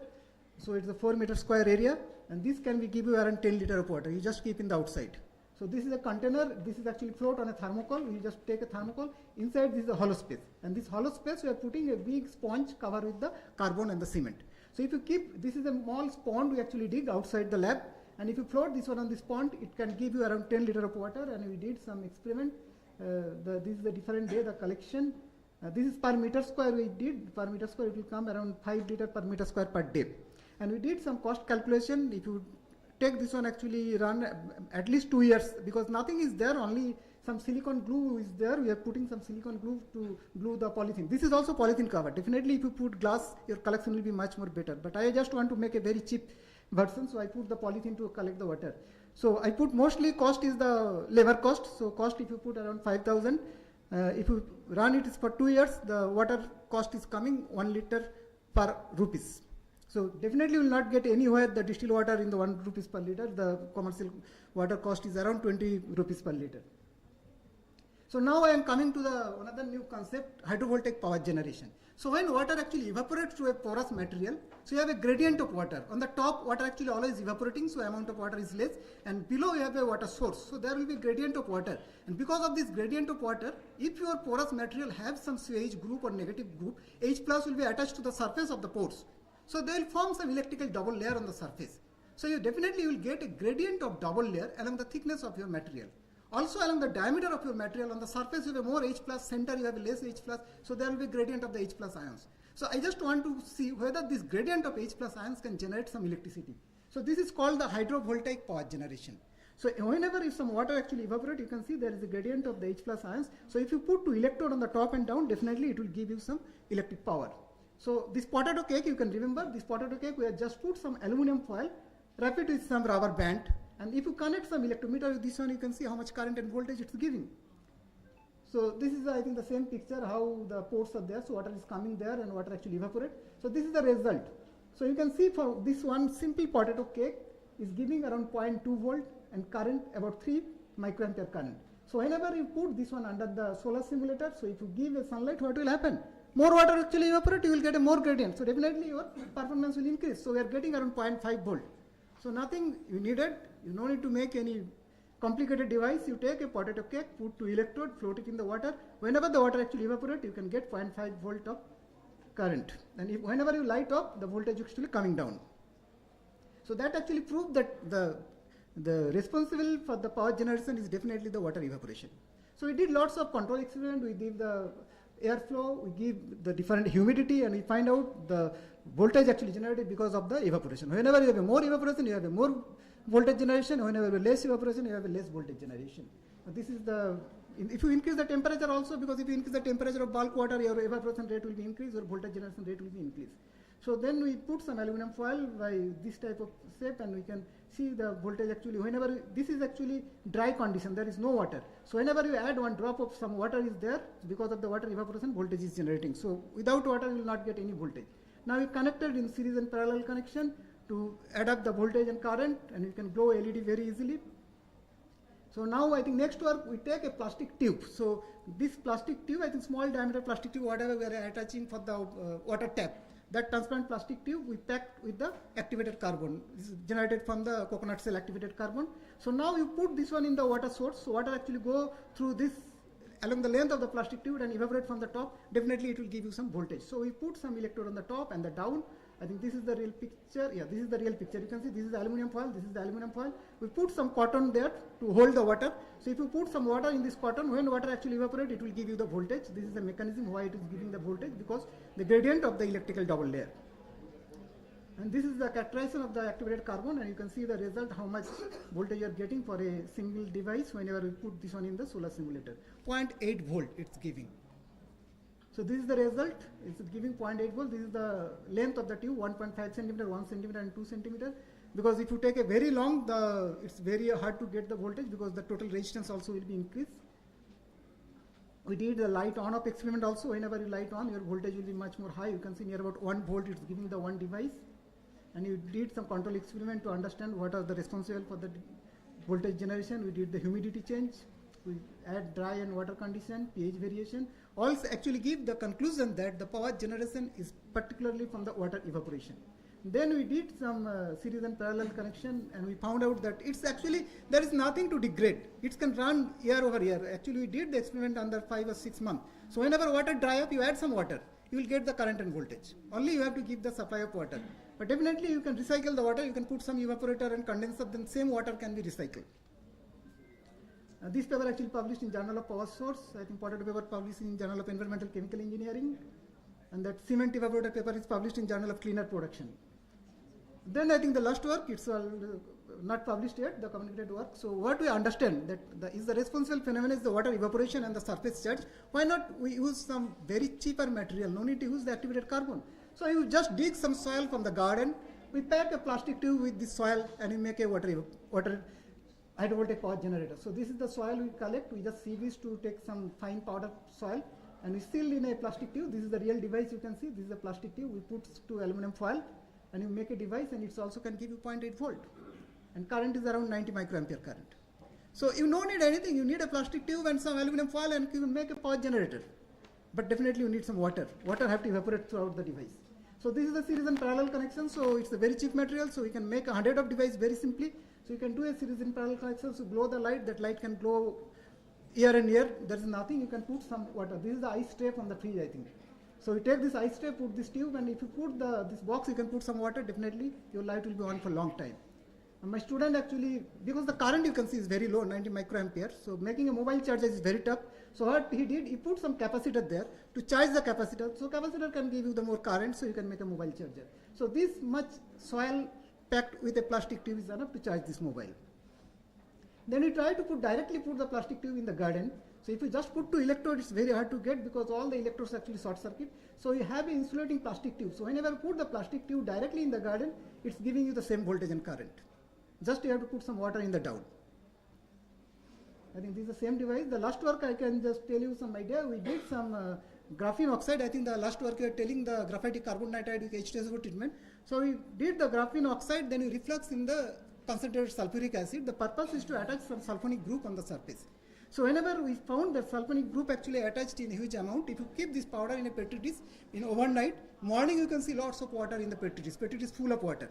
Now we know that H2SO4 actually absorbing the moisture. If you keep H2SO4 in that much, I think if you keep overnight, in the morning you can keep it full with the water. But this water you cannot recover. You have to do the distillation. But this water, you put in the sunlight, this water actually evaporate.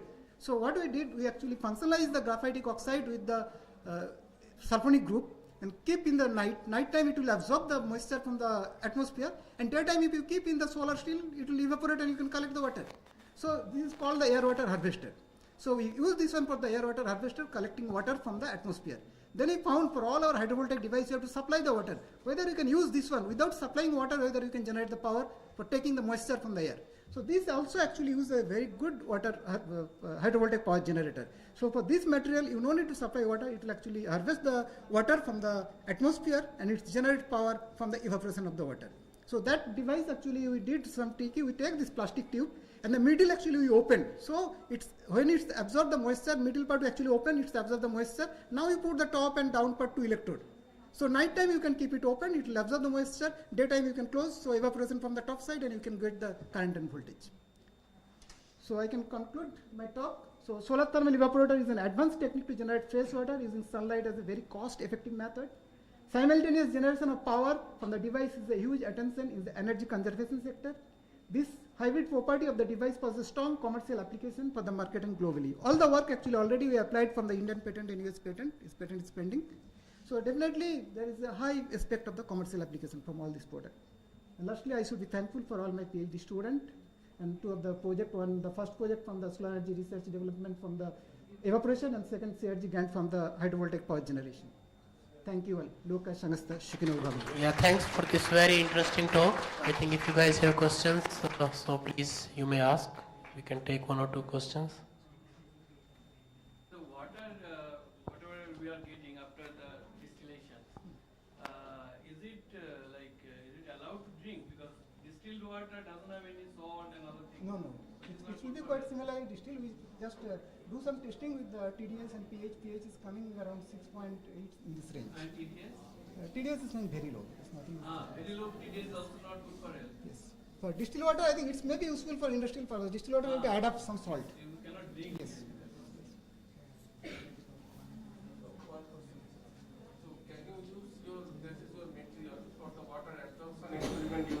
water from in your people check how much water capacity?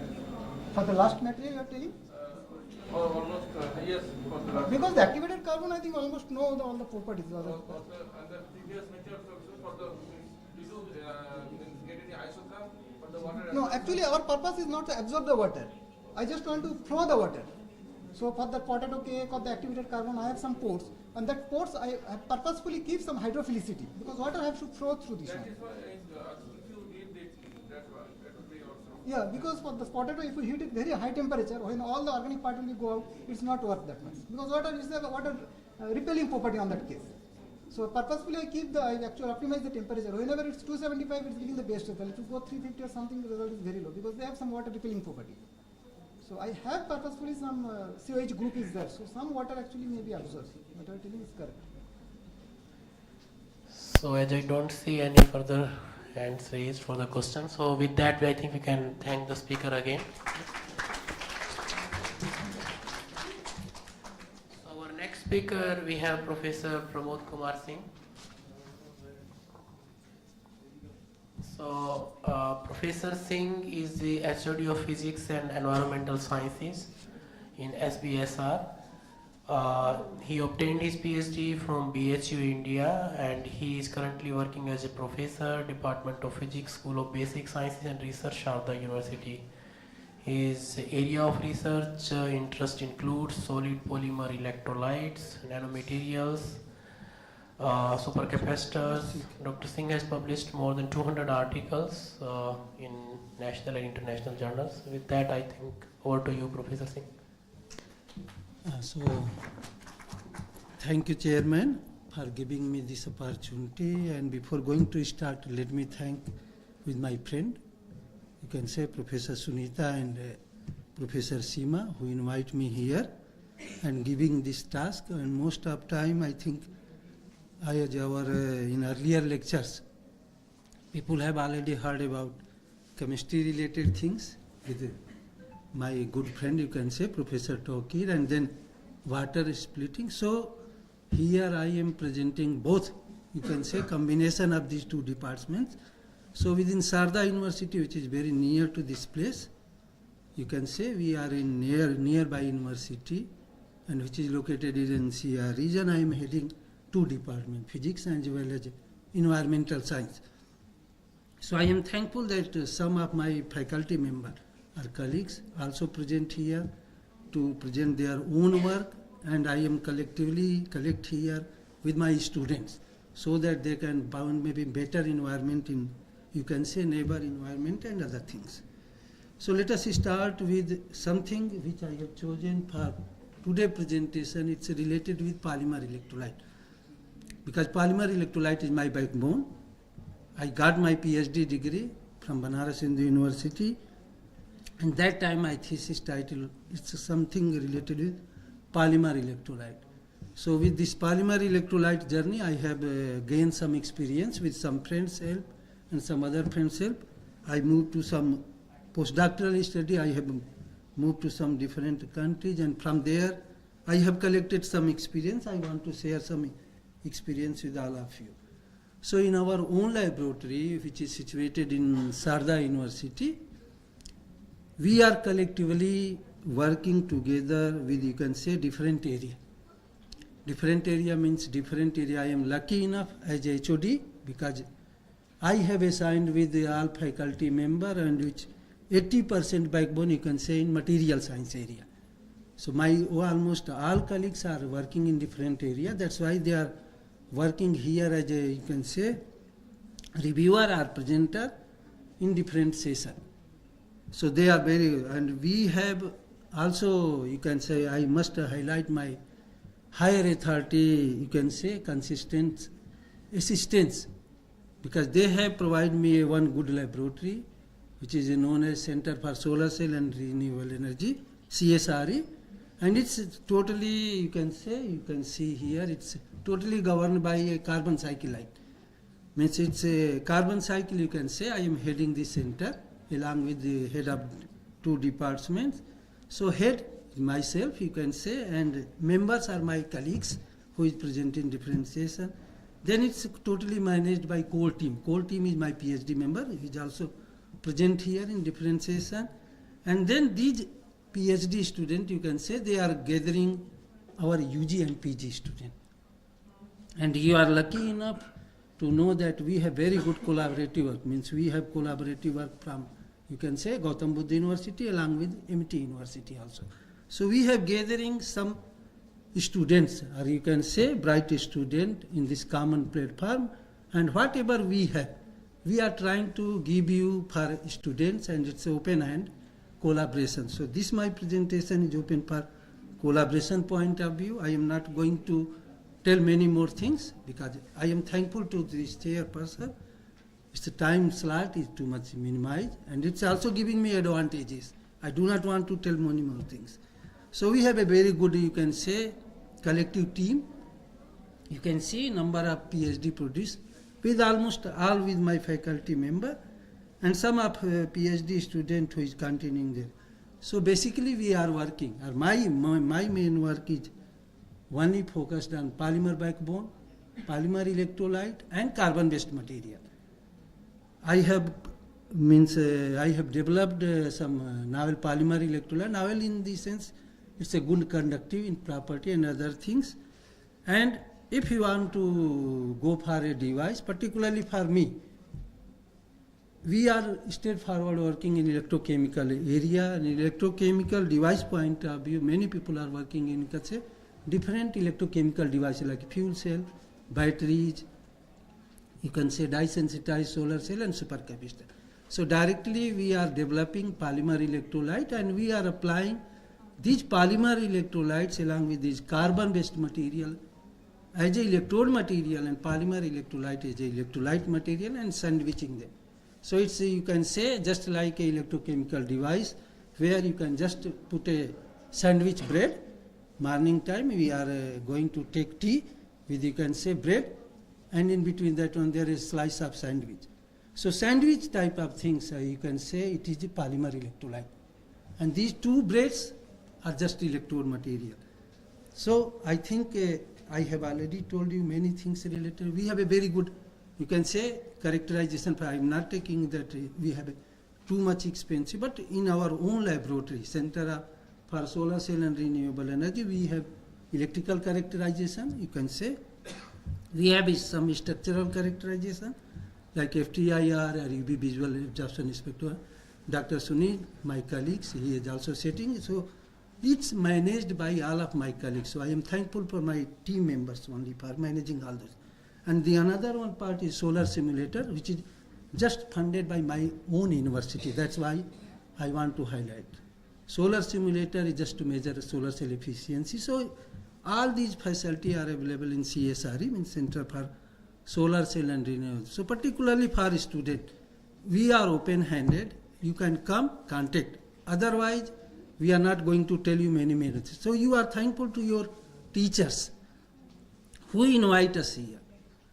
Because if you are going to characterize and if you are going for, you can say, material characterization, everywhere we need something to characterize everything. But in Sharda University, we have found a very different collaborative, you can say, approach where anybody can directly interact with anyone, faculty member or research scholar.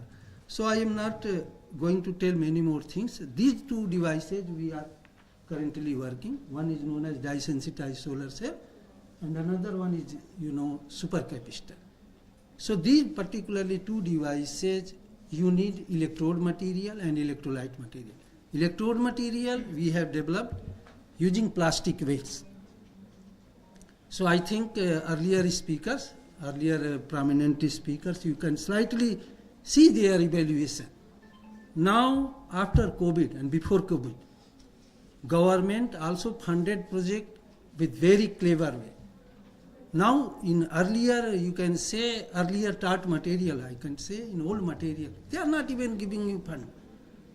Now they are very clever and they are giving you whenever you are going to develop any material for society benefit. So I catch this idea whenever as a good researcher after COVID. So we have collected nearby, you can say, that one is not in my presentation. So I am telling this story. 20 minutes I have to pass with you. So after COVID, we have collected almost all bottle which is thrown inside the Sarda campus. And we have developed a very good quality of reduced graphene oxide. Just by showing that when Prime Minister Modi say, clean nature, clean thing, everything clean. So we have just started that one and we have write a project to government, CST UP, and we got successfully that project. So we have collected plastic waste within Sarda boundary. We have developed a very good, you can say, reduced graphene oxide.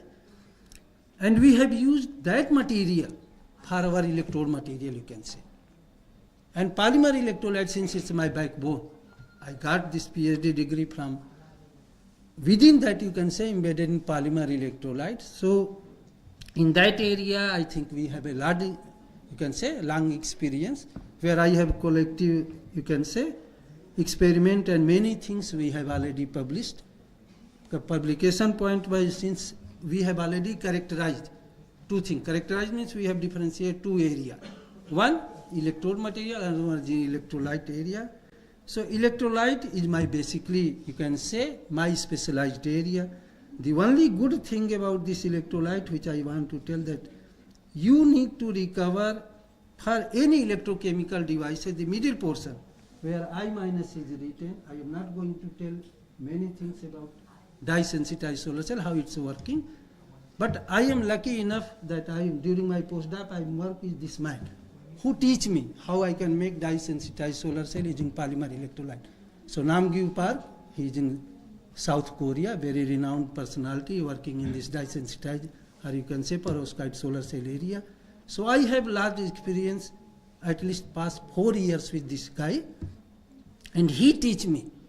So using polymer electrolyte backbone within India, I have moved my journey to South Korea. Then I returned back after taking some experience, and now using these polymer electrolyte doped with ionic liquids, a new kind of material, we are successfully started our journey, you can say, with polymer electrolyte. And polymer electrolyte, if anybody is working, most prominent thing is how you can achieve a good ionic conductivity. I am not talking about electronic conductivity, ionic conductivity.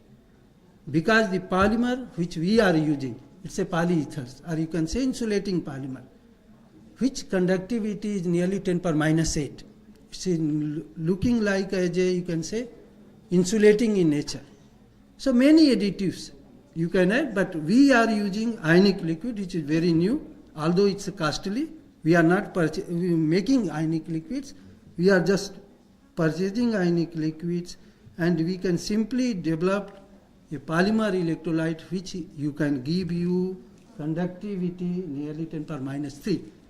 And that much conductivity, this conductivity is enough for developing any good electrochemical devices.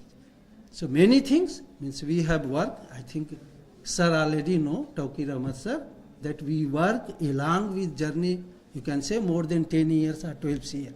Then we got something that we achieved this conductivity.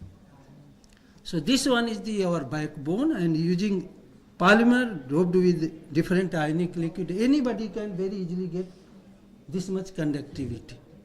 And if you are getting such kind of conductivity in polymer electrolyte, then you have to think to develop any electrochemical devices. Otherwise, there is no application of polymer electrolyte except in this area.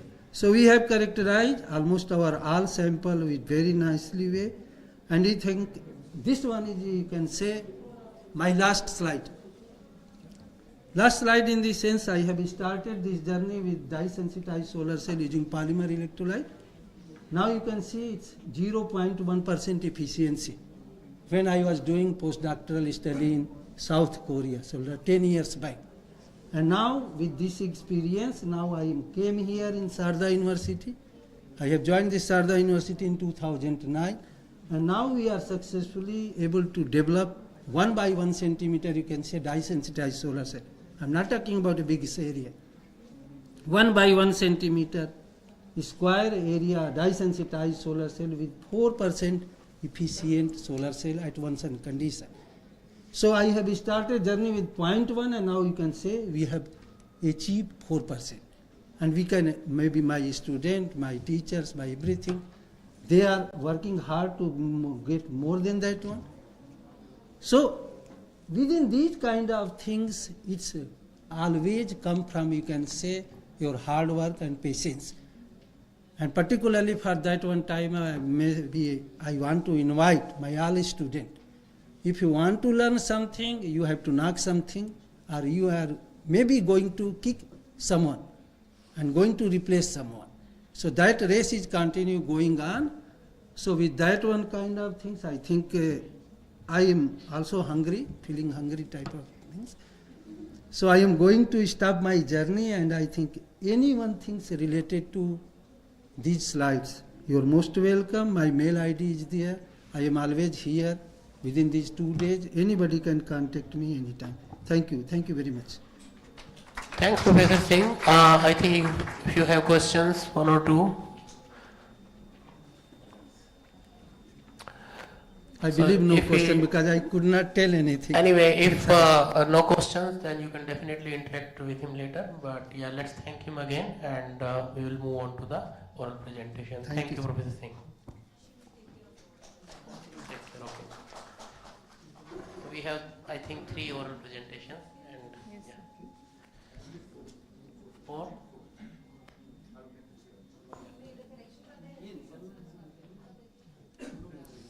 Thank you all for the informative and interesting sessions.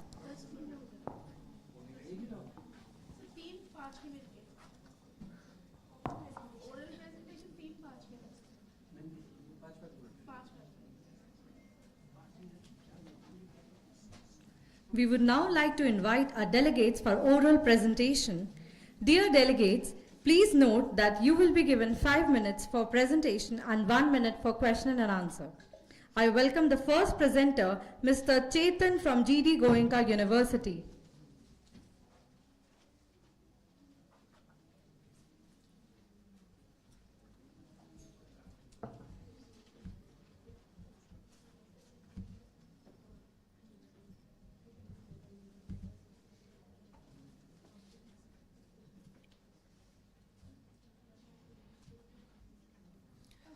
Good noon, everyone. I am Chetan, PhD scholar at GD Goenka University. Today I am going to present my research work on the topic paper-based titanium aluminum carbide and carbon nanotube nanocomposite electrode for supercapacitor applications. Novelties of this work is that we have synthesized a paper-based flexible electrode for supercapacitor applications having titanium aluminum carbide, max phase and carbon nanotube composite material. Generally, most of the researchers are working on magazine materials then in comparison to their parent max phases, which are comparatively high in cost than the max phase. So we have we try to make an attempt for supercapacitor made of max phase material.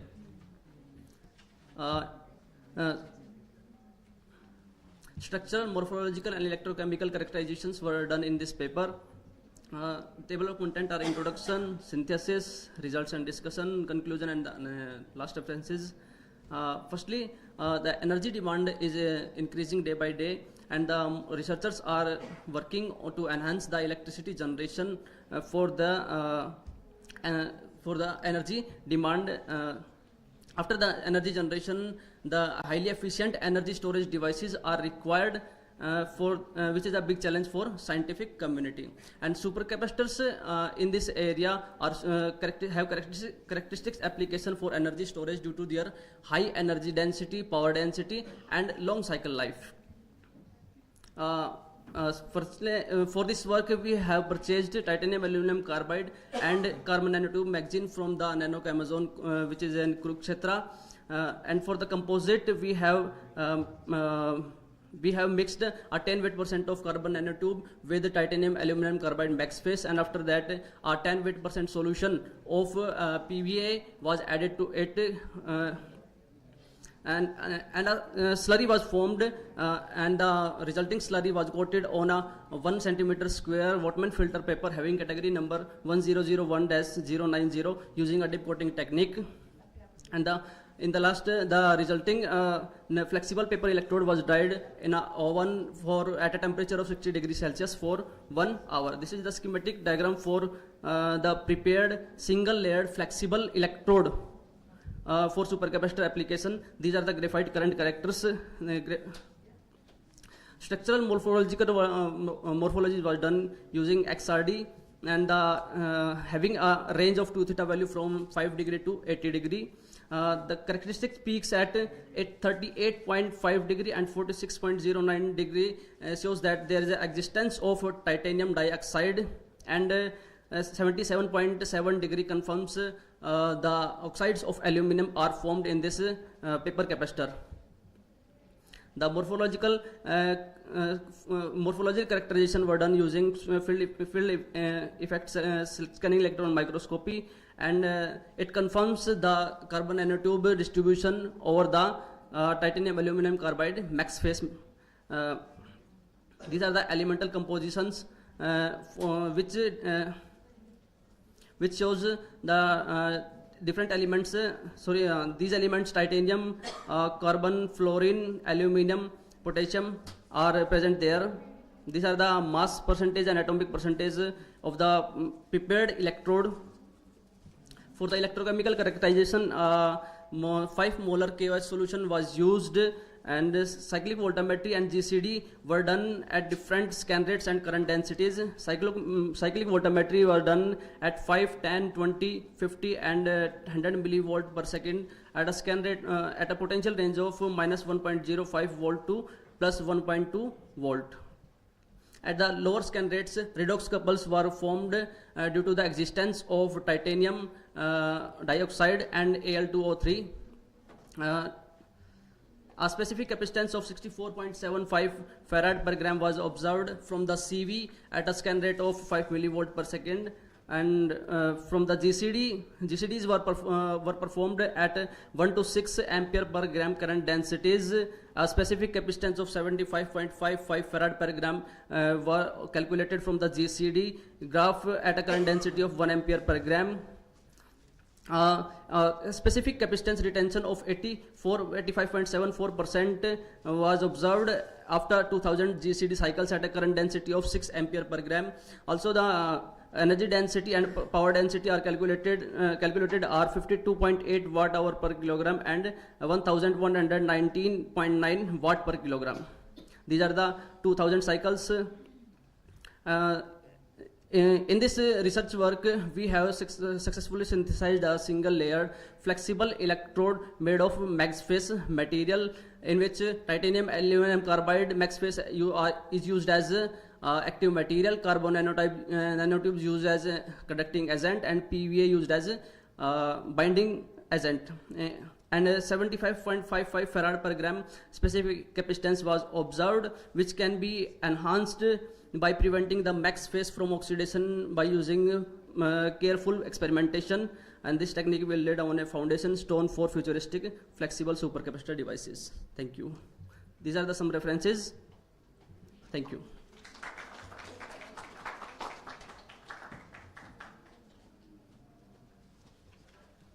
Thank you for a wonderful presentation. Our next presenter is Mr. Manoj Kumar from the University of Delhi.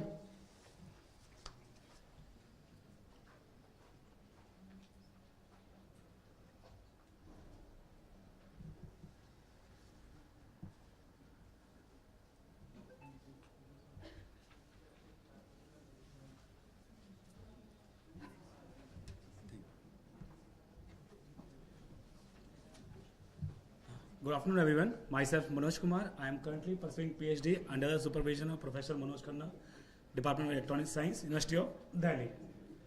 Right now, I am presenting my presentation on the topic of highly efficient PVC-clad optical waveguide polarizer.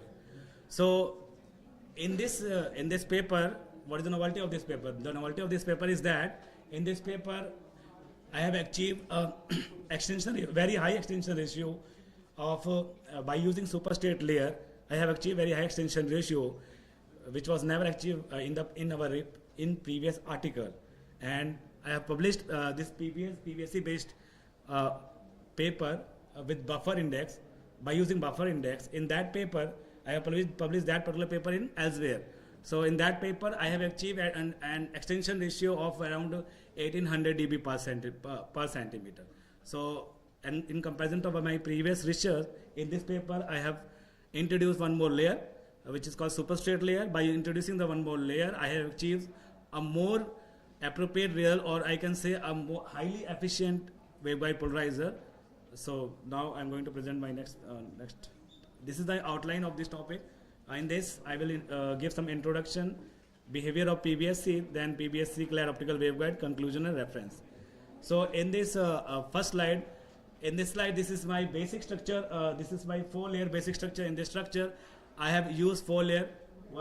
The bottom layer is for superstrate. Then I have used waveguide. After that, I have used N3 layer, which is basically a PBSC layer. And on the top of that, I have used the air layer. So why I'm going to use PBSC layer here? Because PBSC is basically a semiconductor material. By using this semiconductor material, I'm able to. Its property is basically what? Its property is showing that it will show a lossy modes in its material. So that's why I'm using this material to design a highly efficient polarizer. So you will, in the next slide, you will see the behavior of this PBSC. In this slide, you will see the effective index of PBSC is within the reflective index of your PBSC. It will show the lossy modes confined within the reflective index of PBSC. Then this is my work, what I have done in this paper. In this paper, I have designed TE pass polarizer for a visible range of 0.6328 micrometer. So in this, I have used superstrate layer for designing, for achieving the high extension ratio. This is my standard structure which I use in this paper. So in this, you will see I have inserted two more layers, buffer and superstrate. So on the top of the buffer layer, I have introduced cladding layer, which is basically a PBSC layer.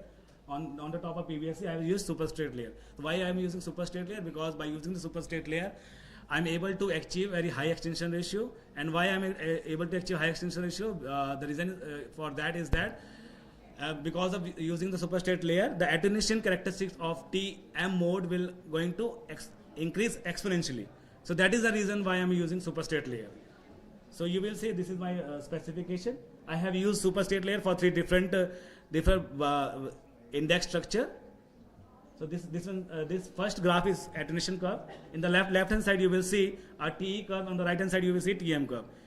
If you are able to see, I will achieve an attenuation of around 1,40,000 in TM modes. But in case of TE modes, I'm able to achieve an attenuation of 270 only. So if you see the difference between both the attenuation curve is that TM mode had higher attenuation in comparison to TE modes. So that is the advantage. It means I'm able to design TE pass polarizer by using this specification. This basically curve is for 1.54 superstrate and buffer index. Next, you will see the field plot for this attenuation curve. By using this field plot, I am basically making sure that whatever I am getting is the accurate result. By field plot, I am proving that particularly. You will see that in this field plot, my superstrate layer, my substrate is from minus to 0, and after that my waveguide thickness is from 0 to 1.5. You will see TE mode has maximum energy confinement within the waveguide, and if you see in the TM modes, you are able to see the maximum energy confinement of TM modes is lost in the PBSC, buffer, PBSC, and superstrate. These 3 layer is going to impact the energy confinement of TM modes. So by this field plot, I am proving that the attenuation we are getting in TM modes, because of that, the energy is lost due to this three combination, buffer, PBSC, and superstrate layer. So next is my specification for 1.59. I have put different superstate and buffer index. For that, I am achieving much higher energy. You will see that in this case I am achieving an attenuation curve of 1,60,000. So in the previous result I am achieving a 1,40,000. In this case I am achieving a 1,60,000. So in the same scenario, you will see that in in this field plot also we are getting the same result with a more confinement, with a more energy confinement in the waveguide. And the last one is for I have designed this TE pass polarizer for 1.69 buffer and superstrate layer index. In this case also, we are getting a very high TM mode attenuation of around 1,90,000. So in previous two results, I am getting an attenuation of 1,90,000 by just increasing my index from 1.54 to 1.69. And I'm proving the same for this by using this field plot. So this is my comparison of all the threes, buffer and index, superstrate index. Yes. Back. Yes. Time up. Okay. Okay, cut it. Okay, sorry. So this is my final conclusion. In this, I already told you that by using superstrate layer or buffer layer, I'm able to achieve a very high attenuation. Because of that, I'm able to achieve very high extinction ratio polarizer. Thank you. These are my references. Yes, sir.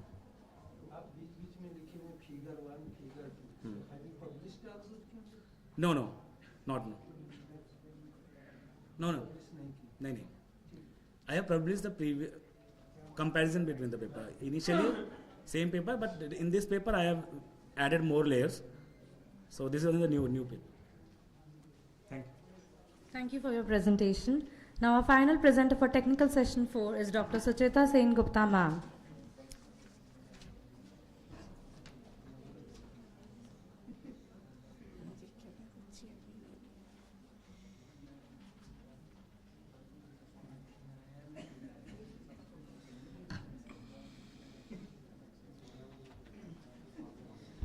Good afternoon all. To introduce myself, I am Dr. Sucheta Sen Gupta, working as an assistant professor in AIARS department. So the topic of my today's presentation is fabrication of metal chalcogenide and silicon nanowire heterostructures in thin films for advanced applications. So here what we are doing is, in our group, is we are trying to make heterostructures with decorating the silicon nanowires. If we have a porous silicon substrate, these can be aged with silver nitrate and HF to form this silicon nanowires. And in this work, we will be trying to decorate it with one CDS, which will be used for power generating from humidity, and also with the PBS, which will be used for ammonia sensing and also can be used as a self-powered photodiode. So first, to start with silicon nanowire and CDS heterostructure, the schematic is presented here.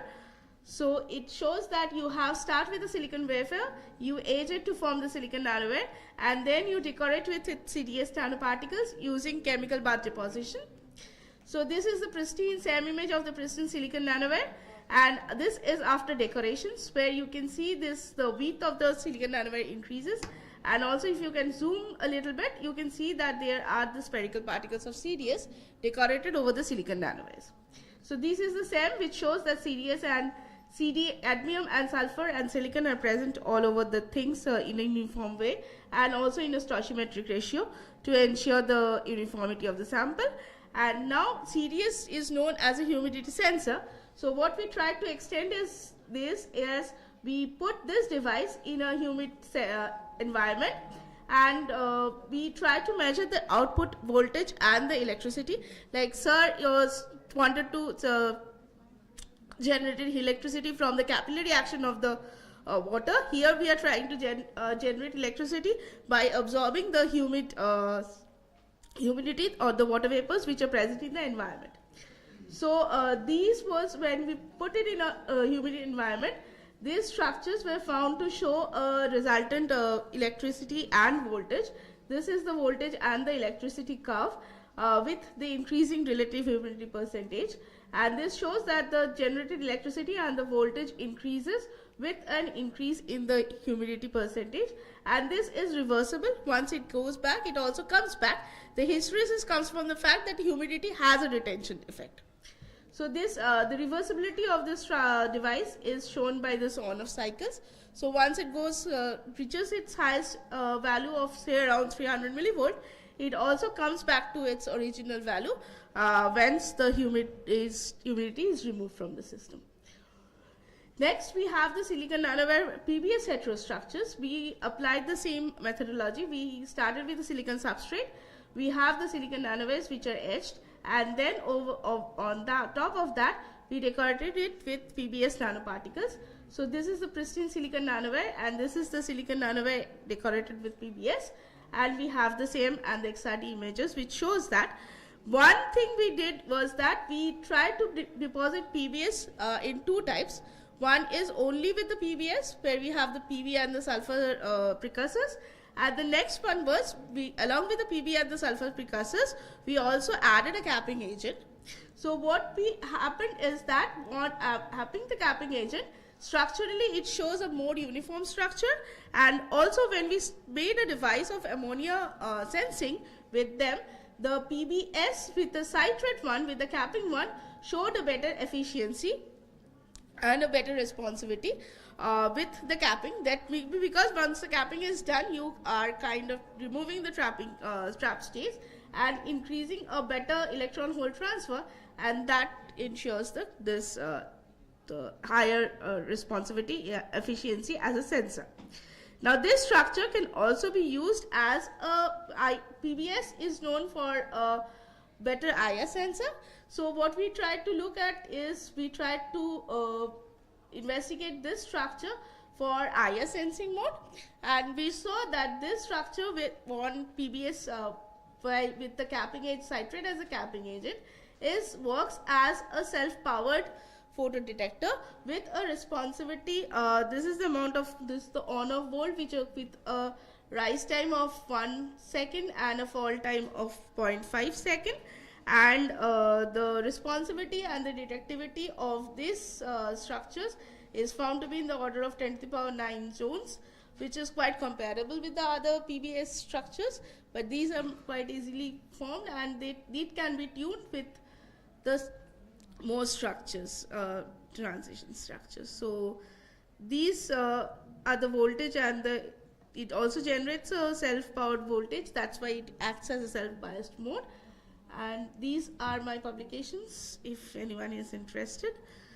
And I would like to thank ACRB for funding the PBS work. My students, Rinki Agarwal, whose work I am presenting here, and my project student Alisha, and my colleagues, and Dr. Vicky Jain and my colleagues in the department for his encouragement. Thank you. Thank you, ma'am. With this, we come to an end of our oral presentation. I now request Professor Gagan Kumar to felicitate Professor Tawqir Ahmed with a memento.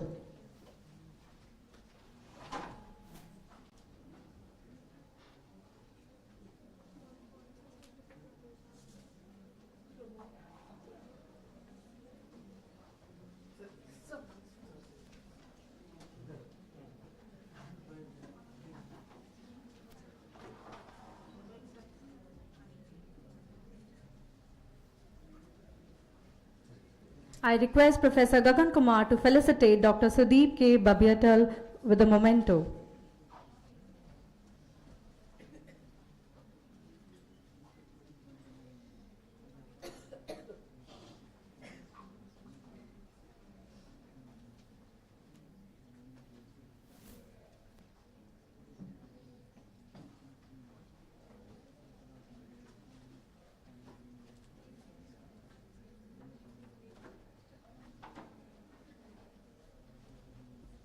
I request Professor Gagan Kumar to felicitate Professor Pramod Kumar Singh with a memento.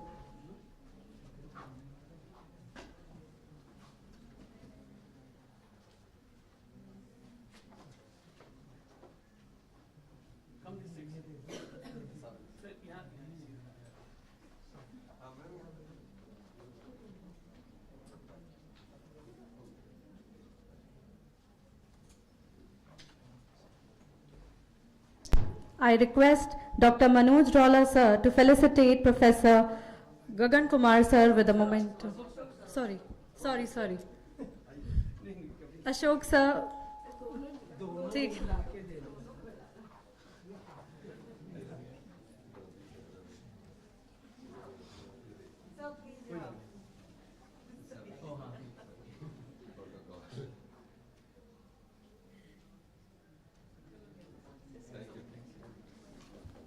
Thank you all. We would like to invite you all for lunch and request you to please join us at the same venue for technical session 5 by 2:15.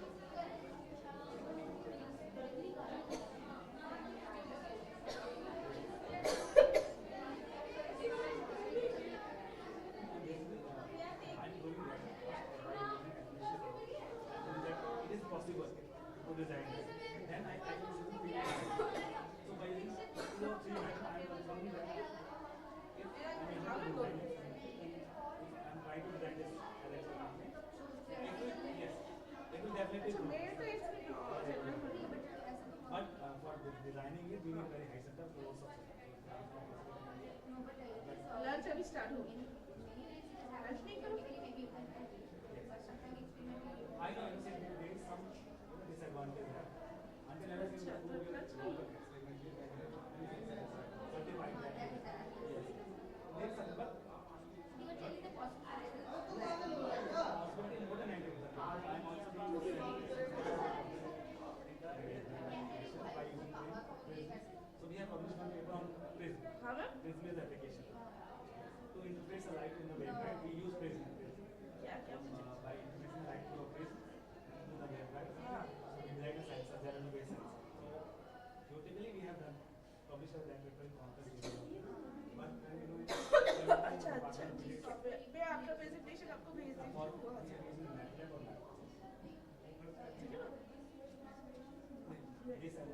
Everything.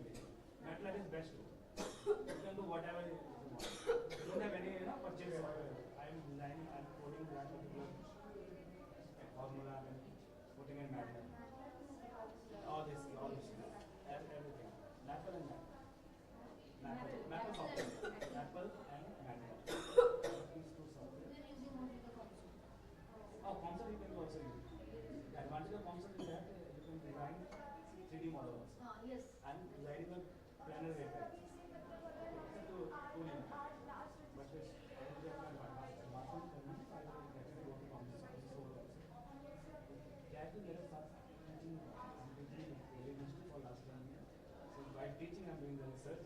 So I don't have time to do the experimental purpose. Are you in college or then? Yes. Which college? Masters and my seniors. He is in electronics department. Ramendra Maharaj sir. You are from We are from the Southern India. Okay.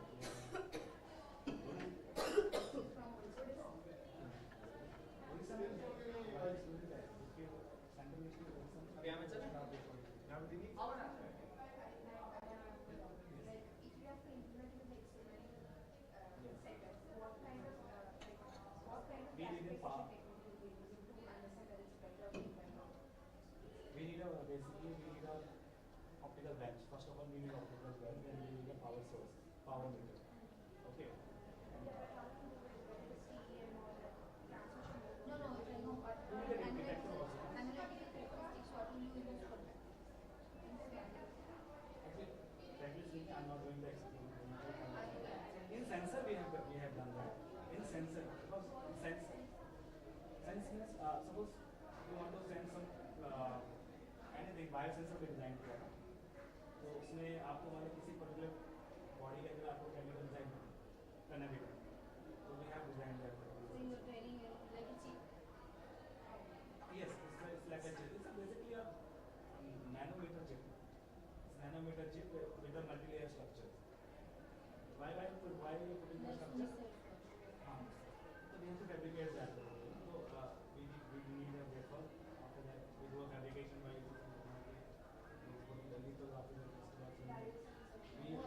we went to Department of Electronics Science, Department of Physics, where professor जो भी नहीं है ना, well known professor, in his lab he did everything.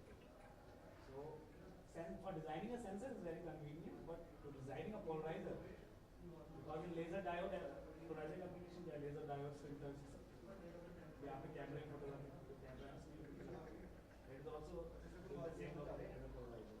We have some facilities in Google. So ये खत्म हो जाए, so then I will definitely go on to go. But क्या है कि इसमें ना आगे नहीं बढ़ पाएंगे. आगे मीन्स अगर मैं चाहूँ से आपके सेंसर पे बहुत मांग है, आपको PhD किसी करनी चाहिए जिसमें आपको रहेगी जो करंट प्रॉपर चाहिए, तो आपको साइटेशन ज़्यादा आएंगे. नहीं, वो रिसर्च नहीं है. साइटेशन आएगा, लेकिन everyone is doing the same thing. But application point of view देखिए ना, अभी अगर आप जैसे पानी में फिल्टर कर रहे हैं, तो क्या हम ऐसे पेपर निकालते हैं इसमें फिल्ट्रेशन बेटर हो सकता है without degrading the chemical composition of water, जैसे कि सर ने बताया जैसे वाटर में अभी उसमें टीडीएस का मार है तो यूज नहीं है ना, हेल्थ इशू आ जाएगा. क्या हम ऐसे कर सकते हैं? एप्लीकेशन पॉइंट ऑफ व्यू से रिसर्च होनी पड़ेगी. I think they told they are going to use in the industry because they are give a lot of safety to that. वहाँ पे यूज कर सकते हैं. तो आई थिंक जैसे मैंने बताया मेरे भी एप्लीकेशन है, बट मतलब मेरे पॉइंट ऑफ व्यू से आप देखेंगे ना कि ये है कि हमें थोड़ा और ऐसा देखो मैं अभी वो गूगल पर मैंने ऐसा हो सकता है कि जैसे देखो इससे 10 साल पहले जो रिसर्च में था, अभी वो बहुत हॉट था. Maybe if you were thinking the same way which you are working, which you are working, is a very new. But you have to do another 5 years, it will come in the market. Come should have it as a research. But मैं भी मेरे जो guidance है कहाँ मैं आप किसके अंदर काम करते हैं? Professor Manoj Khanna department of business. He is my colleague also. Now he is a professor in the department. Initially he was doing in the college. Now he is in professor. तो I am while teaching मैंने research join किया है, तो literally समय नहीं मिल पाता है. मैं यहाँ आ गया हूँ बस ऐसे भी.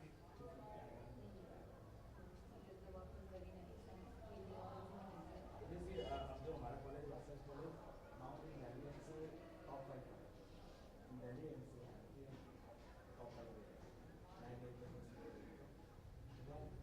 ए faculty lot of hard work.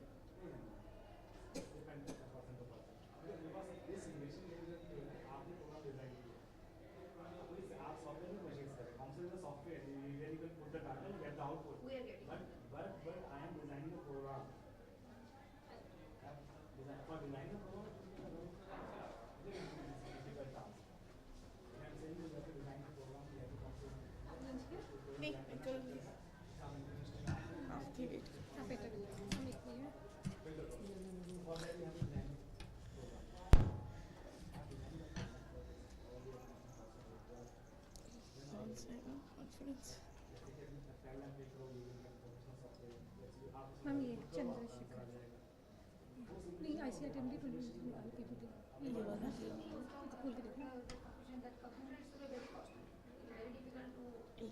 जी अब तो हमारे बहुत फ्री है ऑनलाइन मैटर है मतलब मैं थोड़ा मार रहा हूं ये हमने सेंसर पे डिजाइन किया था फाइबर हाँ जी now we use fibre base so we have a team we Rakesh from this we have a team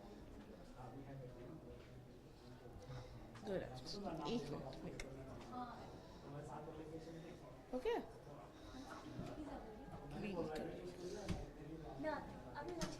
नहीं तुमने नहीं किया मैंने कर लिया मैं हाँ 2 मिनट में आ जाओ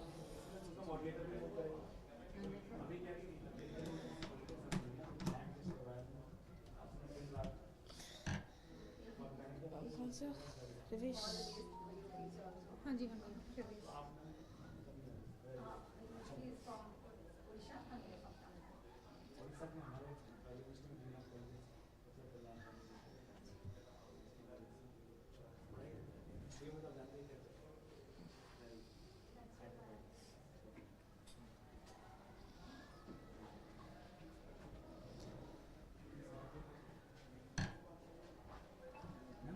हाँ सर्टिफिकेट्स एकदम लास्ट में सर्टिफिकेट्स आप बाहर पर लग रहे हैं मुझे एक्चुअली कोई आइडिया नहीं है हाँ हाँ हाँ बाहर मिल रहे हैं आप देख लो जाके जहाँ रजिस्ट्रेशन काउंटर है ना वहाँ पता कर लीजिए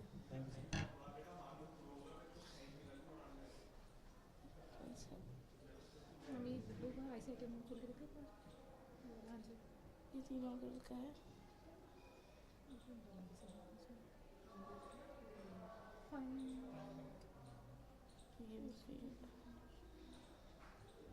ये होगा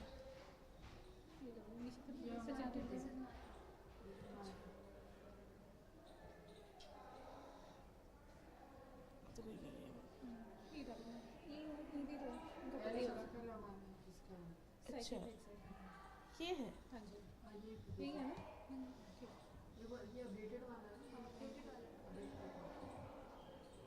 इसको रीनेम करते हैं यात्रा का हाँ क्या रोली वर्मा रॉली वर्मा के नाम सुन सकते हैं प्रेजेंटेशन ये नहीं वो यहाँ से याद रहेगा ना फिर हमें रॉली वर्मा हेलो क्या हुआ मैम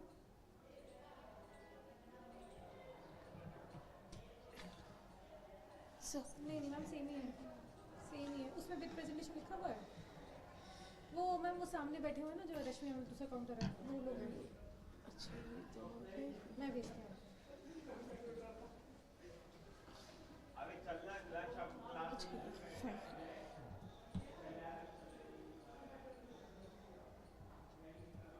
एक शैलेश सर करेगा वो हमसे लेके आते हैं हाँ अभी आप लंच कर लो वहाँ पीछे लंच लगाओ फिर उसके बाद डायरेक्ट नहीं करेंगे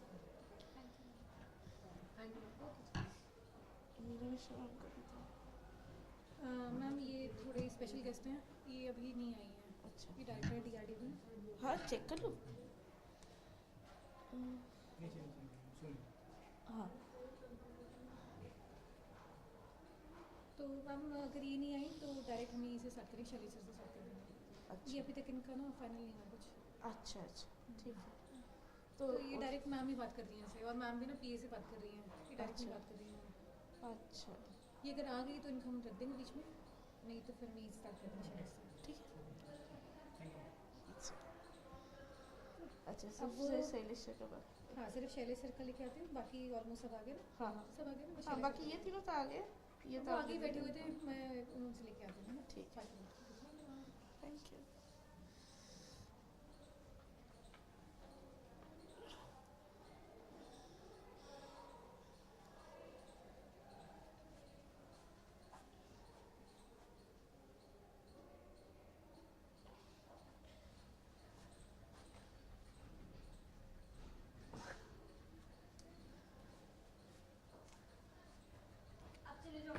अब चेंज कर लो मीना मिश्रा मैम शायद नहीं आएंगे फर्स्ट वाला मैम ठीक है हाँ तो वो अगर नहीं आएगा तो सेकंड से स्टार्ट होगा, ठीक है?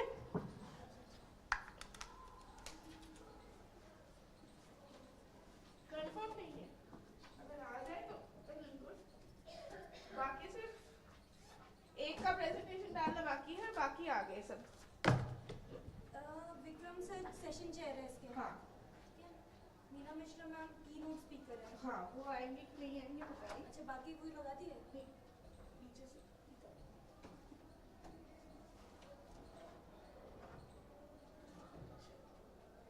इनका प्रेजेंटेशन है, इनका प्रेजेंटेशन मैम ला रही है, ये तो है कि नहीं पता नहीं, ठीक है? और बाकी तीनों ओरल का लगा दिया है।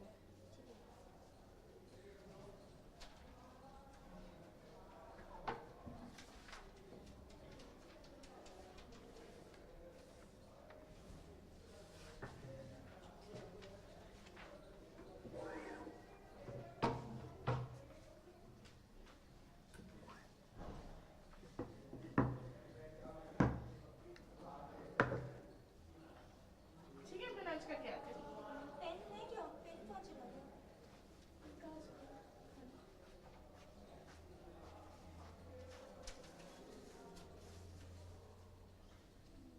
दे दी मैं आपके पास होगा फिर। ठीक है मैम, आप चले जाओ।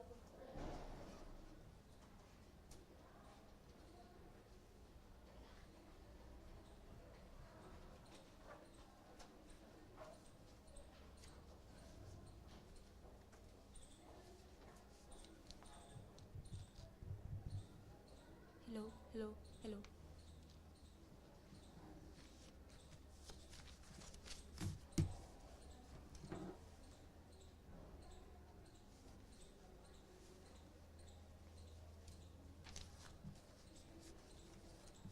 Very good evening.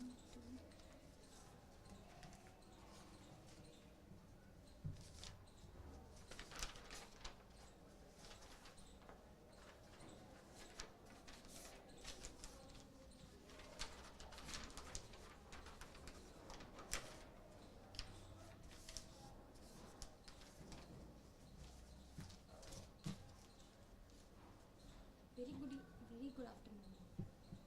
A very good afternoon to one and all dignitaries, invited guests, delegates, faculty members and dear students. We welcome you all to technical session 5 of 6th International Conference on recent trends in materials and devices. I now request all the dignitaries, session chair Professor Vikram Kumar, keynote speaker Dr. Meena Mishra, invited speakers Professor Shailesh Narayan Sharma, and Dr. M. Chandrasekhar Nayak to please come on the dais.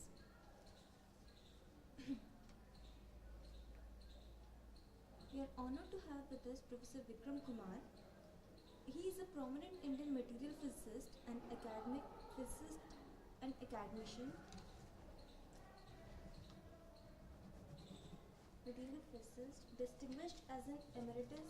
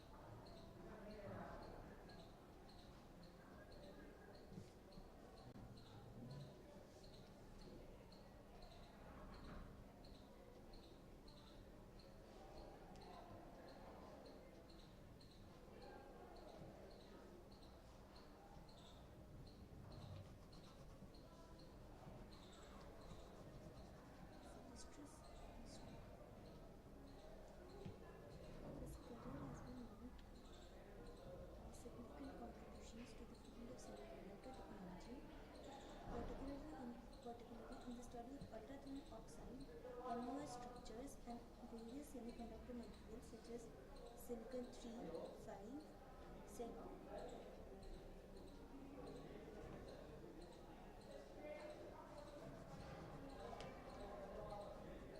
Dr. Kumar has played a pivotal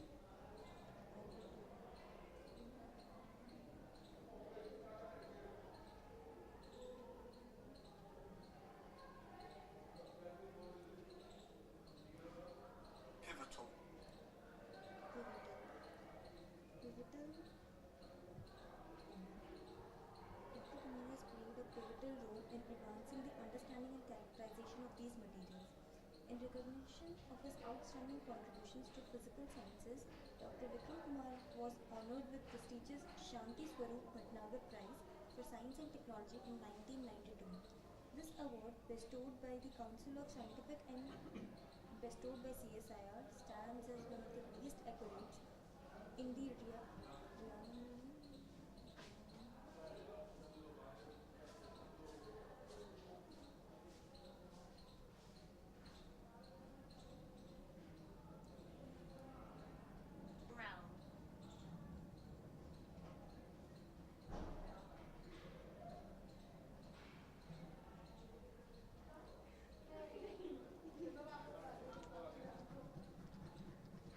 least accolades of Indian sciences. Council of Scientific and Industrial Research. Additionally, Dr. Kumar has been acknowledged by the Materials Research Society of India, receiving the Distinguished Materials Scientist of the Year award.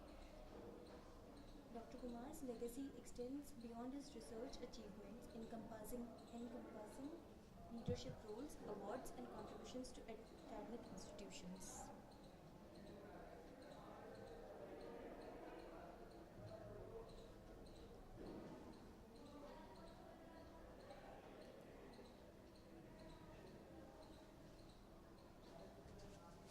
बेटा ईशा को phone करो, ईशा मेरे पास message करो, वो आई नहीं value tree में.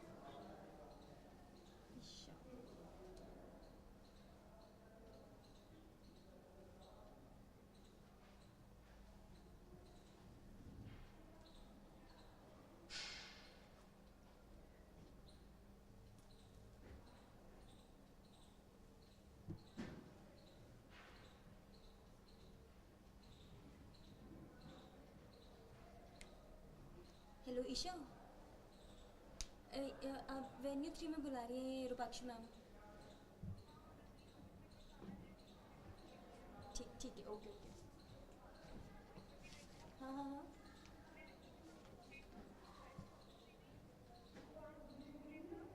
मेरे पास हमारे यहाँ पे वेन्यू में है मोमेंटोज.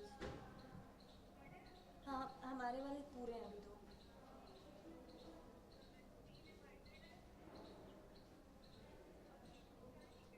ठीक है, हाँ okay okay.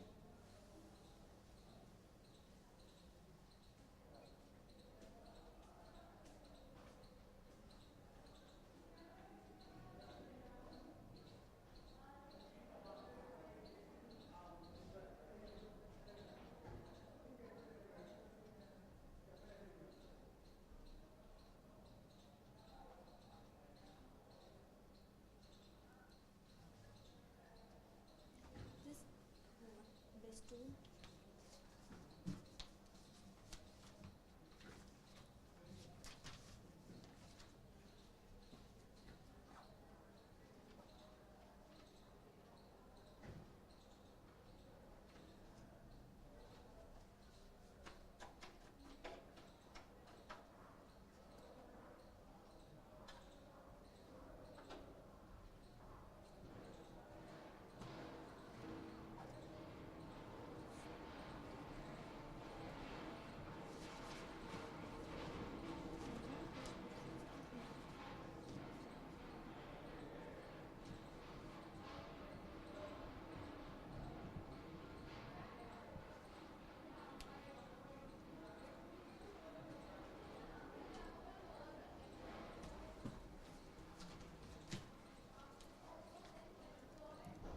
very good evening to one and all dignitaries, invited guests, delegates, faculty members, and dear students.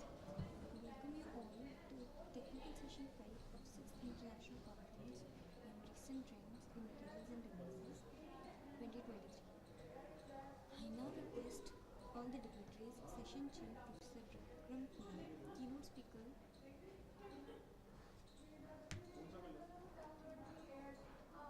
Dr. Meena Mishra, invited speakers Professor Shailesh Narayan Sharma and Dr. M. Chandrasekhar Nayak to please come on the dais.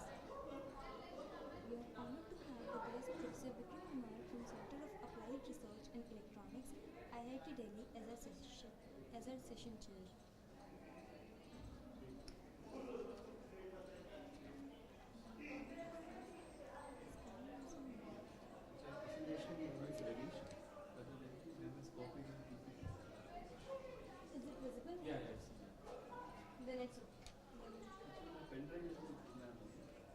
Suchita ma'am, a short hair care.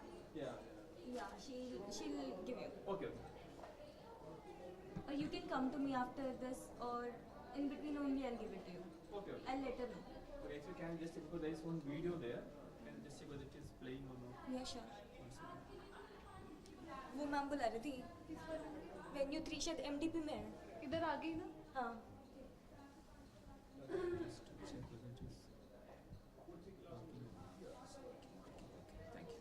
it's in slideshow Yes, yes, yes, we'll show you also too.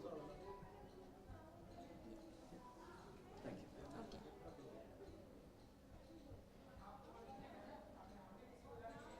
thank you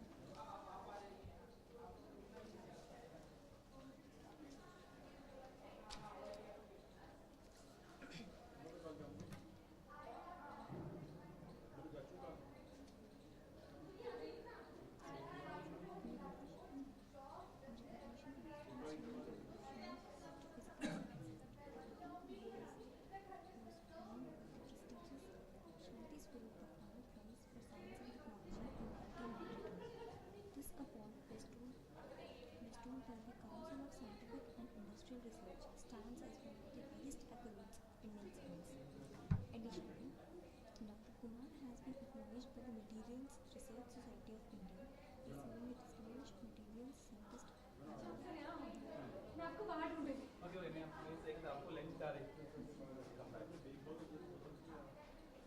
बस एक रह गया ना एक first वाले सारे होंगे रहेंगे और ये ना मीना मिश्रा ये नहीं आएंगे अभी फिलहाल नहीं आएंगे लेकिन कर रख लेना ठीक है ना सो हम डायरेक्टली उनके साथ करेंगे शैलेश नारायण जी इनवाइटेड स्पीकर्स को इनवाइट कर रहे हैं हाँ डायरेक्टली उनके साथ करेंगे और ये भी आ गए विक्रम कुमार भी आ गए उनको बुलाते हैं तो ये तो सेशन चल रहा है मतलब बुला रही है मैं बुला रही हूँ बाकी सिर्फ एक ही रहेगी वो लंच कर रहे हैं मैं ले लेती हूँ कब तक कंफर्म हो जाएगा मैम को वो चांसेस आर कि वो नहीं आएंगी लेकिन अगर बीच में आए तो उसको बुला लेना ठीक है ये वो DRD के डायरेक्टर हैं हाँ तो वो डायरेक्ट भी कॉल पे नहीं आ रही ना वो PA से बात कर रहे हैं अच्छा कब फ्री होगी ठीक है फिर ठीक है उनको हटा ही देते हैं हाँ मतलब कि तेको पता ही है ना तेको बता दिया मैंने ठीक स्टार्ट किससे करना ठीक है You got your pen, right? Yeah, yeah.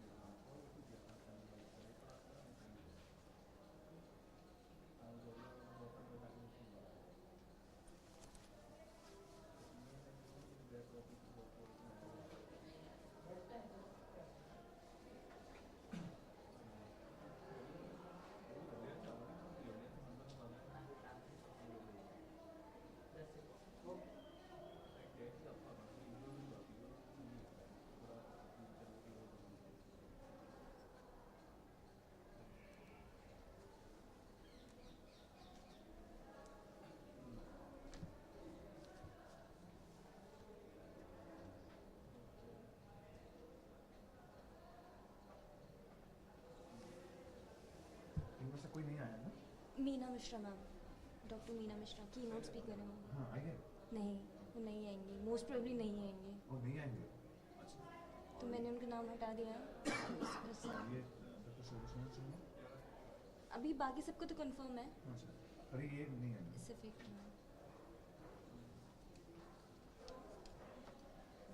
Presentation note कर दिए हैं हाँ जी सर हाँ जी सर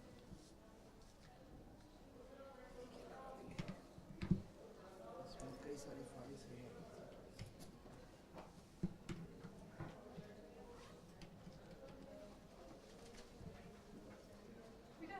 यस मैम सर को मैं सर आप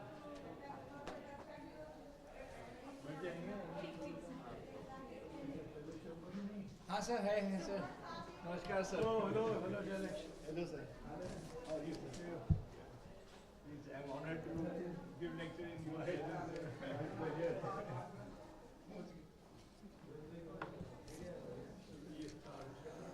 इधर नीचे पीपीटी दिखा रही होगी वो आई सी ये है ना ये फाइनल ये वाला ठीक है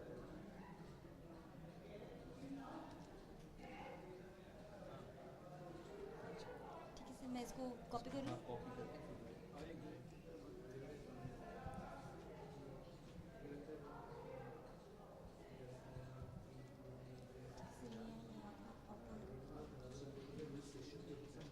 क्योंकि वो स्पीकर है नहीं जस्ट आपको क्वेश्चन ही कर रहा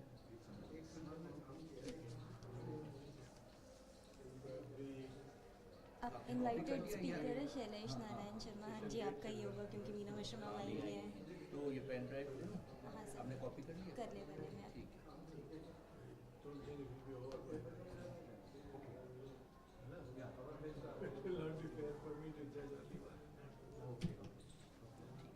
थैंक यू सर सर अभी बस सब आ जाए सब लंच करने गए हुए हैं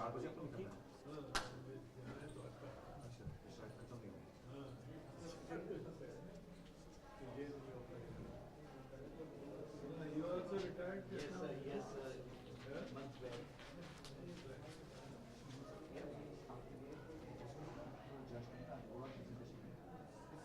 इसी सेशन हाँ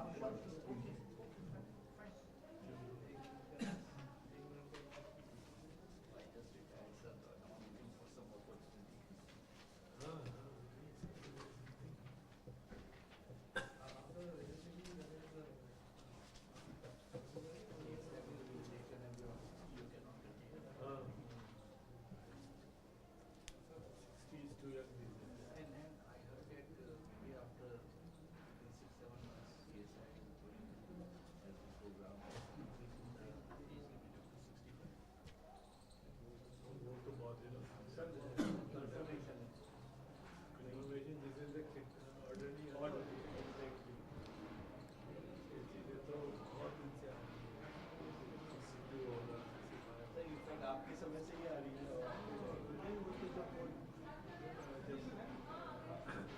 ये 60 हुआ है तब से हेलो हेलो हाँ हाँ यस यस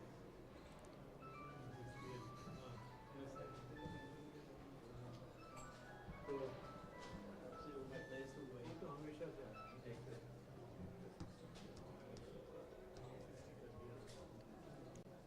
साइंटिस्ट का पहले 58 पार्ट किया सबसे एक 60 का 60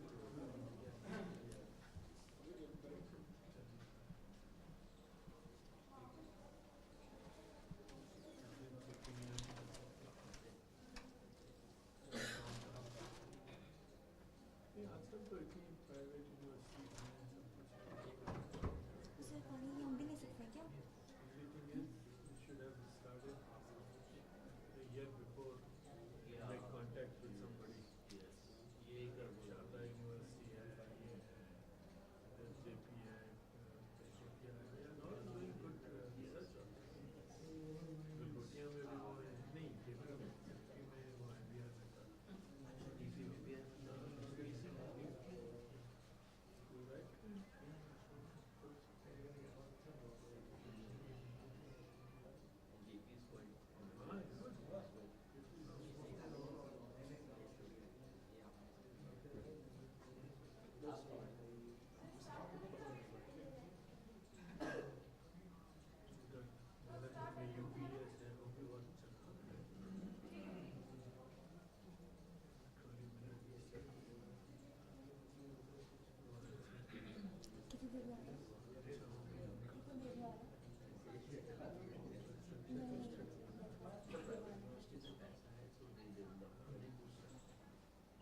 5 मिनट, हाँ 5 मिनट हो जाएगा।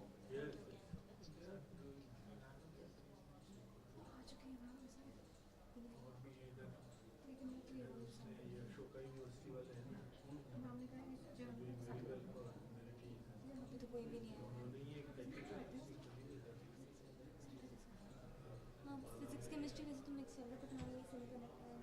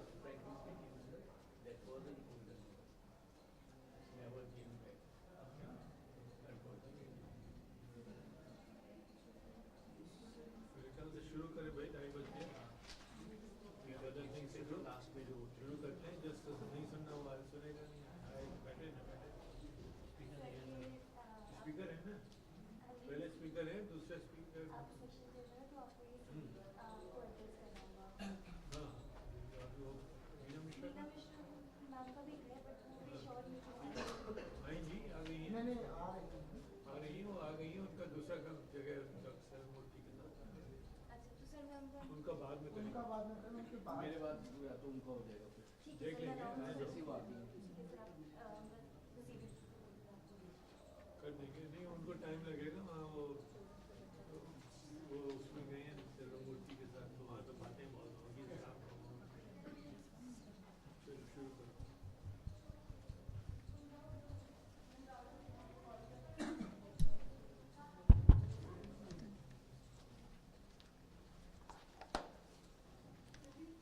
A very good afternoon to one and all dignitaries, invited guests, delegates, faculty members and dear students.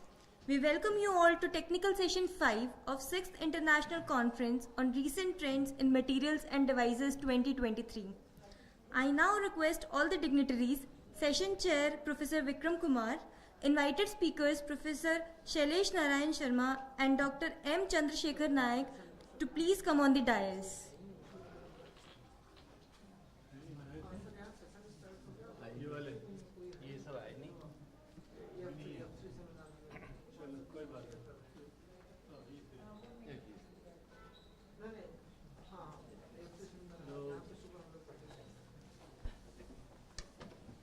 We are honored to have with us Professor Vikram Kumar from Center of Applied Research in Electronics, IIT Delhi as our session chair. He is a prominent Indian material physicist. His career has been marked by significant contributions to the field of semiconductor technology, particularly in the study of ultra-thin oxide, MOS structures and various semiconductor materials. Dr. Kumar has played a pivotal role in advancing the understanding and characterization of these materials. In recognition of his outstanding contributions to physical sciences, Dr. Vikram Kumar was honored with prestigious Shanti Swarup Bhatnagar Prize for Science and Technology in 1992. This award bestowed by CSIR stands as one of the highest accolades of Indian science. Additionally, Dr. Kumar has been acknowledged by the Materials Research Society of India, receiving the Distinguished Material Scientist of the Year award. Dr. Kumar's legacy extends beyond his research achievements, encompassing leadership roles, awards, and contributions to the academic institution. I now request Professor Vikram Kumar to kindly introduce our invited guests to deliver their talk.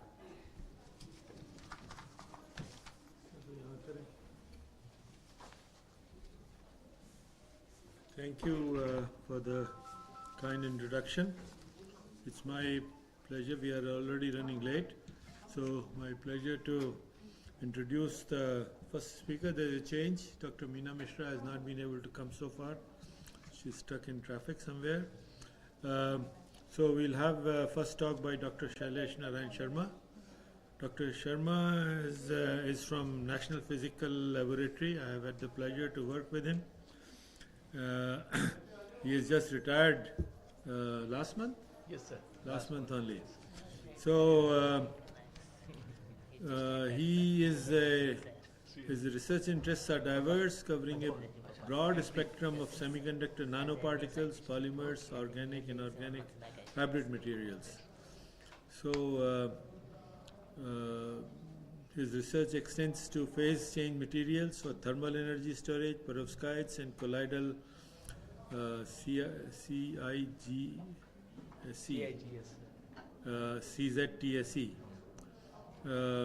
nanoparticles. The applications photovoltaics, photocatalysts, light emitting diodes, sensors, and so on. So his current role was leadership in photonic materials metrology department and advanced materials and device metrology division. So with this, I have a pleasure to request Dr. Sharma to give a talk.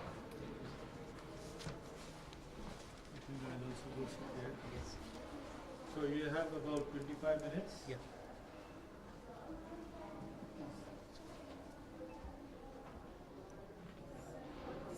Screen यही है हाँ दो छोटी छोटी screen है show पे कर देते हैं fine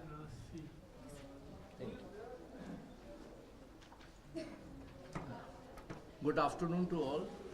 First of all, I would like to thank the organizers of this conference for giving me the platform to present my work here. And the presence of Professor Vikram Kumar adds grace to the occasion. So the topic of my talk today is harnessing the power of recyclable and reusable colloidal CZTS SE nanocrystallites for sustainable visible light photocatalytic transformation of hazardous organic pollutants and industrial waste. And this work has been carried out at CSIR NPL. So already Professor Vikram Kumar has given the detailed description about my CV, so I will skip this. So if we come to the humanity's top 10 problems for the next 50 years, it is basically the energy and water which hogs the limelight. And these are the things which would be in scarcity for the coming years unless until we do something remarkable about it. So in view of that, we have to think some alternatives where we can have different solar cells, that is multi-component solar cells like CIGS SE and CZTS SE SEX, that is multi-component nanocrystallites. Basically, they are the chalcopyrites, and they can be prepared by different processes, that is by non-vacuum process and PVD, that is the vacuum-based techniques. The non-vacuum based processes includes chemical route, electrodeposition and spray pyrolysis. The advantages being uniform deposition, high materials utilization and low cost process, and it leads to the cost reduction is as low as $1 per watt. Whereas the PVD techniques, particularly the vacuum based ones, we have co-evaporation, sputtering and PLD, but the limitations are expensive, low materials utilization, but they enjoy high efficiency. So there is a sort of a tug of war between the cost as well as the efficiency, and now the non-vacuum processes, particularly the all this electrochemical deposition, chemical route, hot injection route, they are gaining a lot of importance nowadays.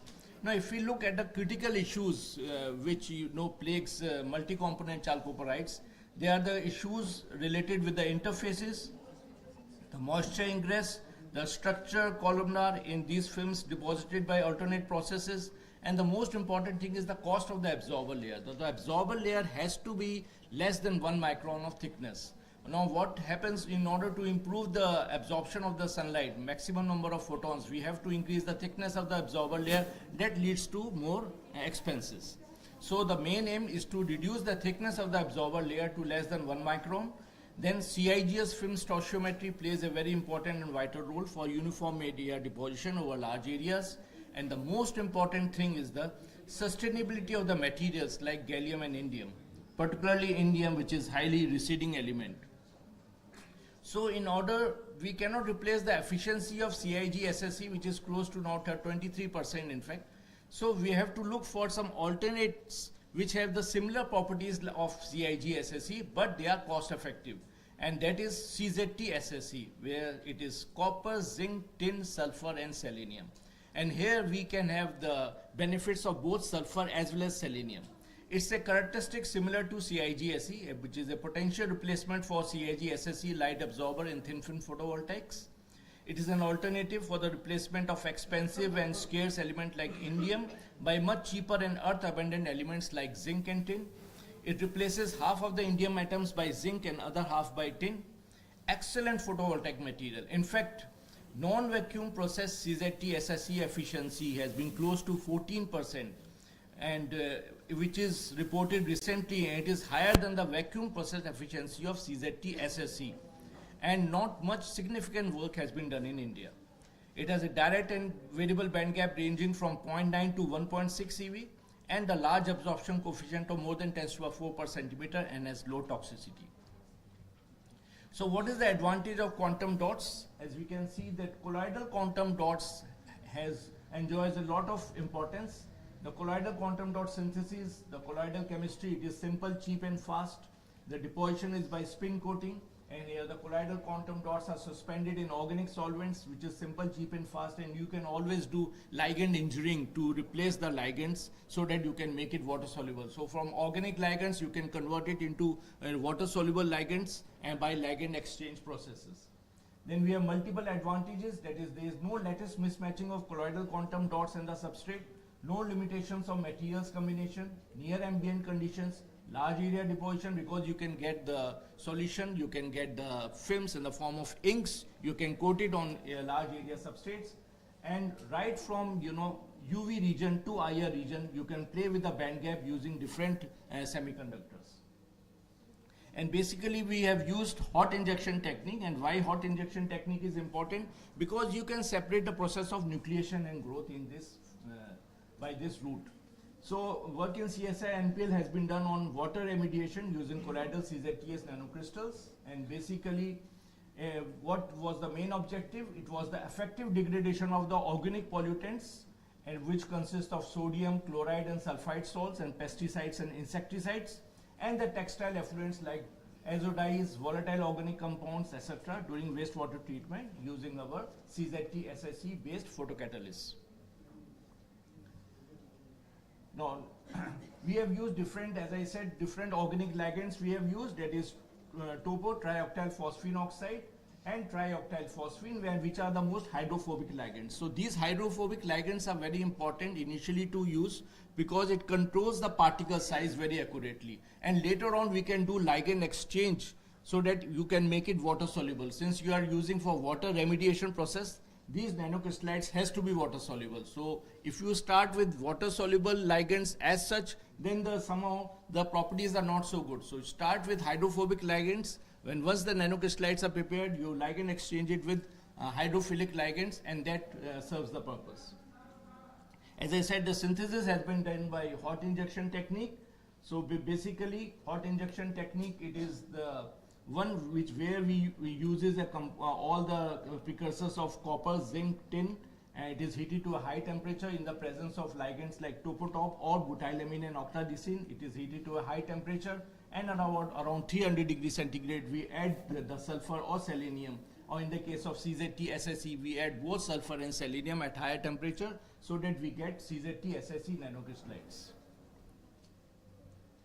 So this is the typical characteristics by XRD. So we have prepared two sets of films, CZTS1 by topotop ligands and CZTS2 by butylamine and octadecene ligands, and both show characteristic features of typical CZTS crystallites, where there are no impurities, very few impurities of binary and ternary phases are there, and this is before the ligand exchange. As I said, why we have to do the ligand exchange? Because we have to make it water soluble, because we are using it for water remediation process. So it has to be water soluble ligands.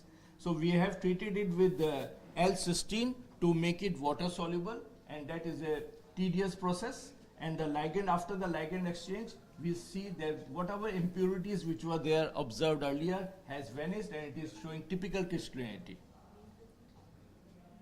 The Raman spectroscopy also identifies that there is no any impurity and there is no impure binary ternary phases present in the synthesized CZTSE nanocrystallites.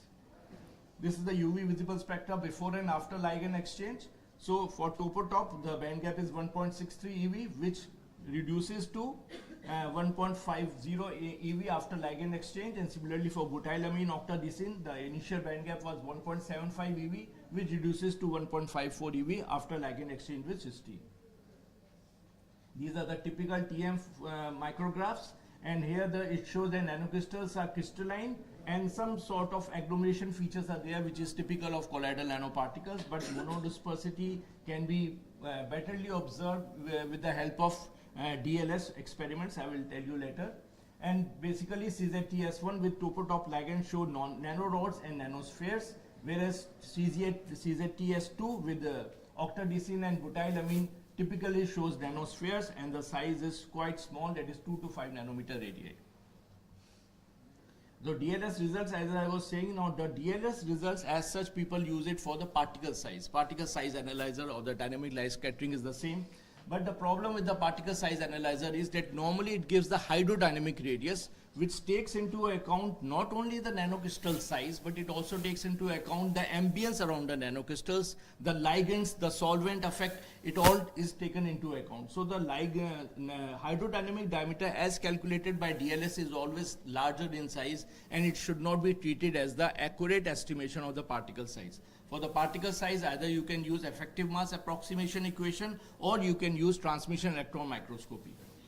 But the evidence which you get from DLS is the monodispersity and polydispersity. If you plot correlation coefficient versus time, then you get two types of curves. The one with a steeper curve shows monodispersity, and the flat plateau and which shows slow decay shows polydispersity.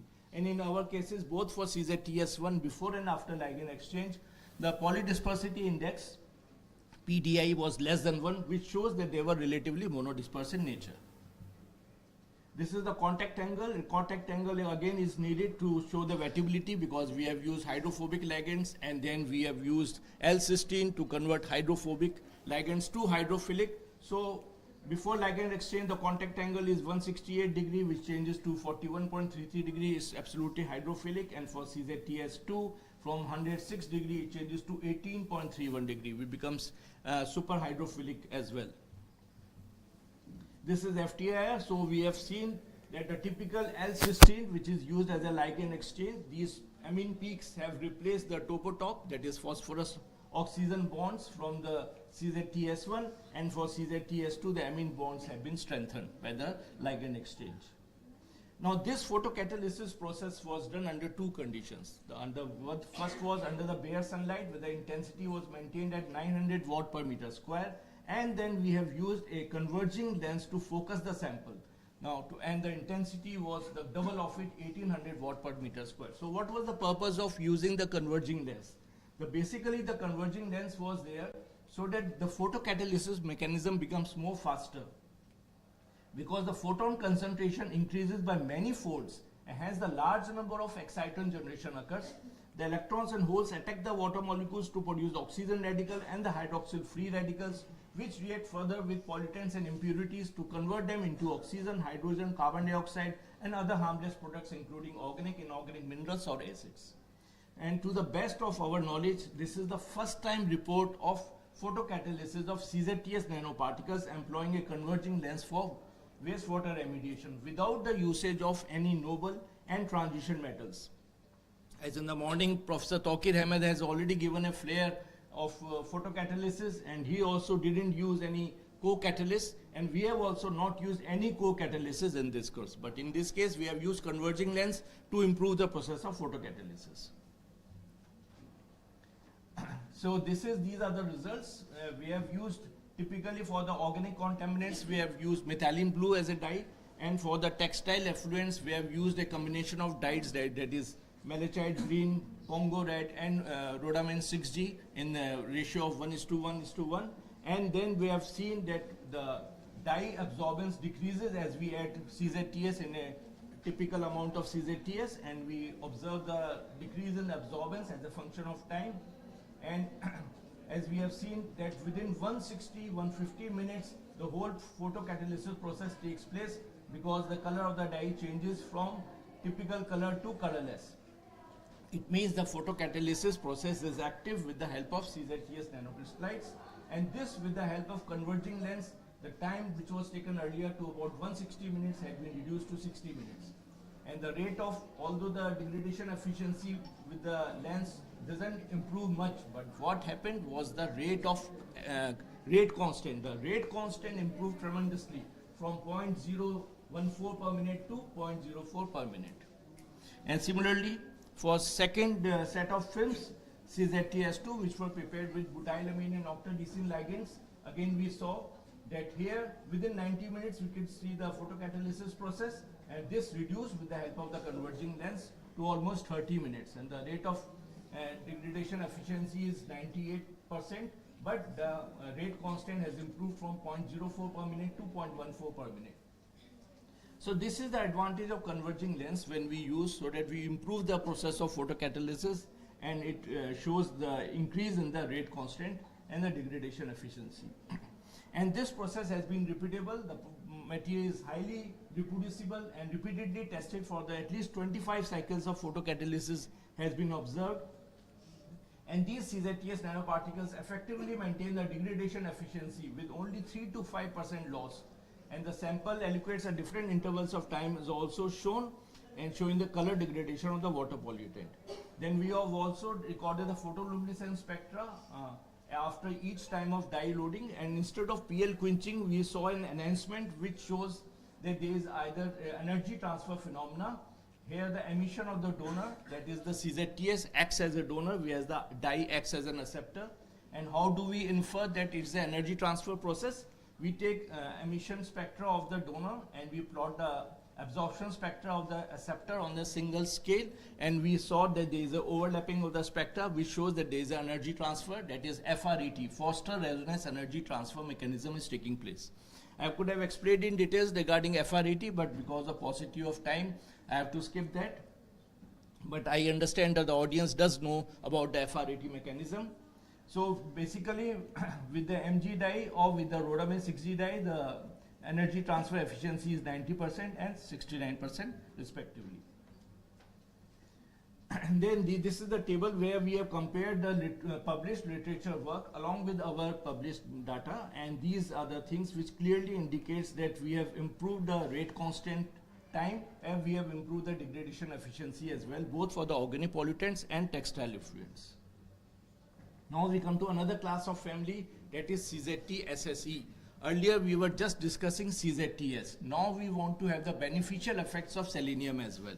Now what happens once we introduce selenium? So selenium, if you introduce selenium 100%, then the properties won't be so nice. So you have to use sulfur and selenium in stoichiometric quantities, that is 1:1, and then you get very good properties of photocatalysis. So this is the typical right from CZTS to CZT SE. We have varied the concentrations of sulfur and selenium, and we have seen that typical stoichiometric ratio of 50:50, that is 1:1 sulfur is to selenium. We get very high crystalline properties with no traces of any impurities.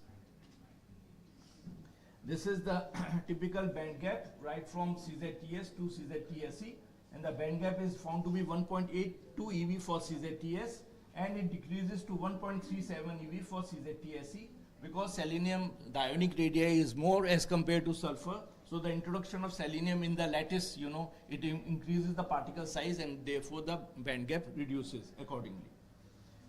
The hydrodynamic diameter, as I said, is quite high, but the good point is that the PDI value lies between 0.1 and 0.5. That shows monodispersity. Then we have also tested the charge transfer resistor because by some electrochemical studies were done, and from the Nyquist plot we could see that the charge transfer resistance was least for CZT-SSE, which is the 1:1 stoichiometric. These are the typical synthesized nanoparticles of CZT-SSE, the stoichiometric one as characterized by TM, and the average size of the nanorods is 155 to 170 nanometer with high crystallinity. The EDEX analysis confirms the uniform distribution and presence of copper, zinc, tin, sulfur and selenium, and the amount of metal loading with the composite was estimated to be between 19 to 8% respectively. This is without and with and without converging lens.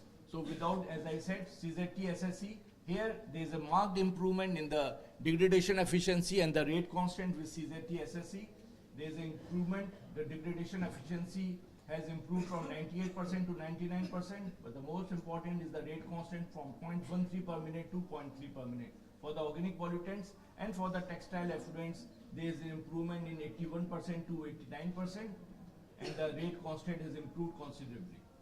So that shows the importance of our nanocrystallites, particularly with the combination of sulfur to selenium 1:1. Then now the question comes, there can be a leaching phenomena associated with the metals. So in order to check whether there is any leaching phenomena occurring or not, we have carried out the XRD after each intervals of photocatalysis, and we can see that before catalysis the sharp crystallinity is there, and after 45 cycles the crystallinity is still intact, only the intensity has reduced, and this is natural because the continuous exposure of the photocatalyst to the dyes has taken place, which has etched out the CZTS nanocrystallites, but its crystallinity remains the same. There is no formation of any binary, ternary or any impurity phases, and therefore we can safely say that no leaching of metal ions has taken place. And this 45 cycles we have repeated, and there is a 3.4 to 3.6% efficiency loss till 10 cycles, and only 9 to 10% efficiency loss until 45 cycles. An XRD pattern, as I said, does not show any change in the crystal structure, no new any impurity phases are obtained, or no new substance formation has been seen, which proves that a leaching of metal ions does not exist here. And as I said, that the continuous etching of the photocatalyst during the photodegradation mechanism due to the absorption of the dye reduces the efficacy of the catalyst, and therefore the reduction in the XRD intensities seen. Then we have further carried out the radical trapping experiments. Now these free radical trapping experiments is the same as photocatalysis. The difference is the addition of scavengers. So we have used different scavengers like ethylene diamine tetraacetic sodium salt, EDTA2Na, then isopropyl alcohol and silver nitrate. Now these scavengers, they scavenge the free radical generation, because we know that photocatalysis is a typically free radical generation. Yes, sir, I'm going to finish.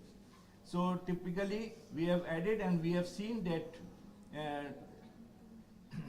particularly the mechanism which is more severe is shown by isopropyl alcohol, which shows that OH radical generation has been captured, and OH radical takes an important role, plays a very important role in the photocatalysis process, followed by electron and holes. So the probable mechanism for degradation would be as follows. The excited photoelectrons reach the conduction band, leaving holes in the valence band, reacts with oxygen and water in the solution, generating OH radical, and this OH radical further interacts with the methylene blue to produce oxygen and water, hereby attaining the process of photodegradation. So this we have compared with the previously reported literature, and both with CZTS and with CZT-SSE, and we can see there is a marked improvement in the photocatalytic efficiency as well as in the rate constant. So this is the typical ongoing work where we have tried to use co-catalyst instead of using expensive silver, gold or platinum. We have tried to use the transition elements as a co-catalyst And typically, what we have seen that use of transition elements like nickel, transition metals like nickel and cobalt has improved the degradation efficiency of the textile effluents.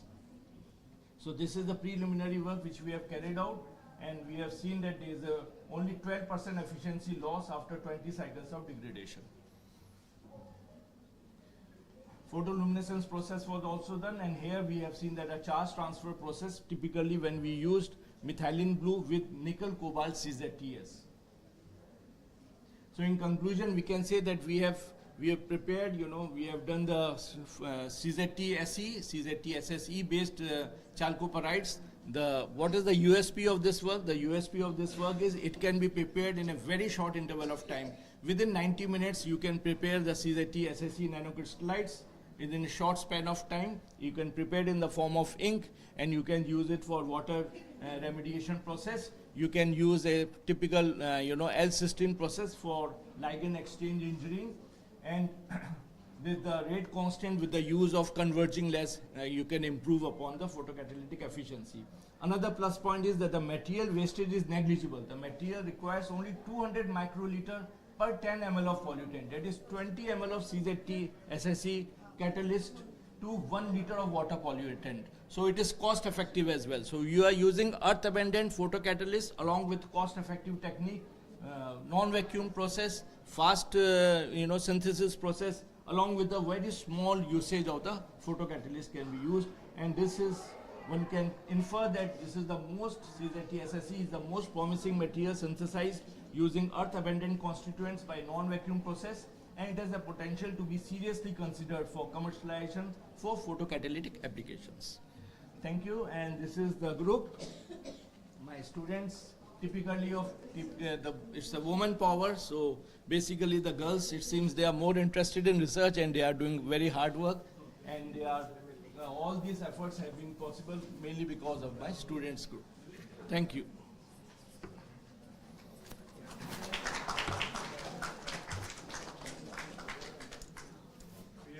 Time for one or two small questions.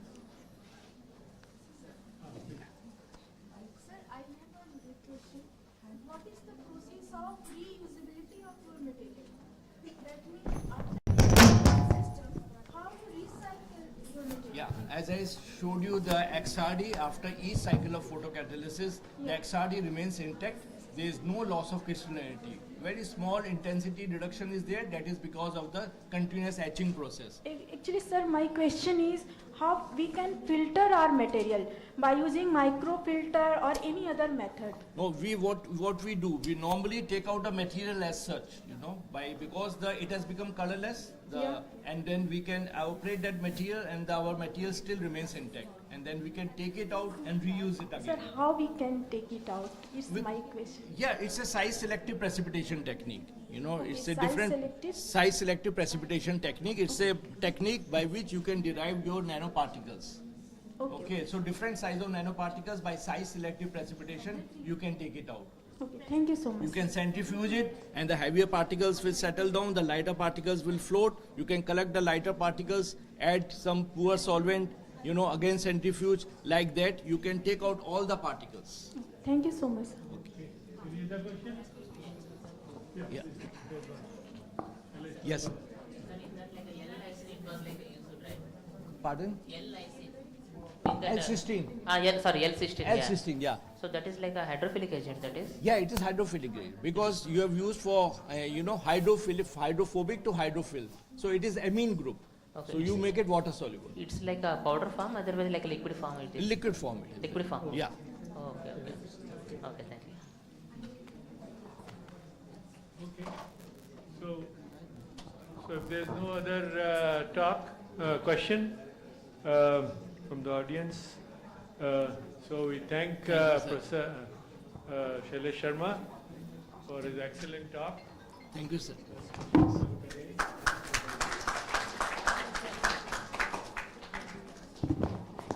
Okay, so our next speaker is Dr. M. Chandrasekhar Nayak, and Dr. Nayak is from CSIR lab in Bhopal, Advanced Materials Processor Research Institute. and his area of expertise is extensive, reflecting diverse and impactful career. His proficiency: wastewater treatment by polyester membrane technology, nanoscience and nanotechnology, polymer processing, and for biomedical engineering application. So let's hear Dr. Nayak. So we have 25 minutes. I'll give you a signal after 20. Okay. So, good afternoon to all of you. So already sir was gave like about my introduction. So in this presentation, like I am going to explain about this membrane technology towards the wastewater treatment. So before me, Shailesh sir he was giving the talk. Actually, it was very nice.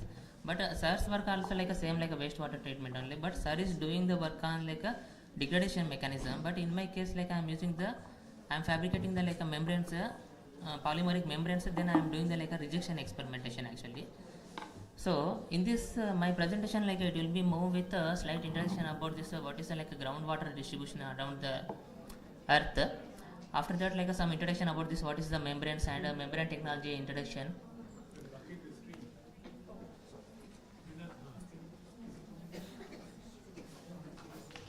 So after that, what are the membrane fabrication methods and one of the work how the crude oil water it can be how the rejection experiment can be doing using this membrane technology. So that thing I am going to explain now. So in the introduction, so here if you see this the distribution of, so here we can see that the distribution of water around the earth. So in the globe totally nearly 70% it was occupied with water, then only 30% is the remaining lands are there. So among that 70% water totally, it is nearly 97% is in the form of oceans. So this oceans or ocean water it can be contaminated with some different contaminants. So and it is highly salty nature. So this water directly we can't be taken. So hardly only 3% water only we are getting fresh water. Even that 3% water if you distribute that, among that nearly 70% it is in the form of glaciers. Then remaining nearly 29% it is in the form of groundwater. Then hardly 1% only just we are getting as fresh water. So even that fresh water again if it is divided into 100%, then the lakes they occupied nearly 52%. Then after that soil moisture and water vapors finally hardly we are getting only 1% is in our living things the water is. So here we can see that. So I think every year more than 8 lakh people they are passing in the world so due to this water scarcity and due to the non-availability of this good water. So here some of the water pollution sources how it is going on. So due to the industrial wastage means from different industries, either textile, other way some other pharma companies somewhere, the after using that the water without any contamination, so without any treatment directly they will be disposing the water into a land sources, otherwise some water sources. So due to that if it is in the land means the land it will be contaminated, and in that area we can't be see that proper plant growth. Then after that if it is coming directly into the contact with this water means then water it will be contaminated. So due to that the water the aquatic animals they can be affected, as well as if the water is taken by the human beings means then human beings also can be affected. So these are just some of the examples it was showing. So in my this presentation I am going to focus on this oil water how it was contaminating and how the separation it was going on. So from the UNESCO reports by 2050 they are saying that among the nearly 2 to 7 billion people are going to face this water scarcity in the coming future. So here some of the methods it was explained, even this the chemical wastage when without any treatment directly they are dumping, and due to this marine dumping also, and plastic wastages directly dumping in the water sources, and this thermal pollution. Due to this thermal pollution the acid rains it was happening, so due to that also water it will be contaminated, and unsafe fertilizer methods using. So due to this even the water areas as well as this even the environment also it will be contaminated.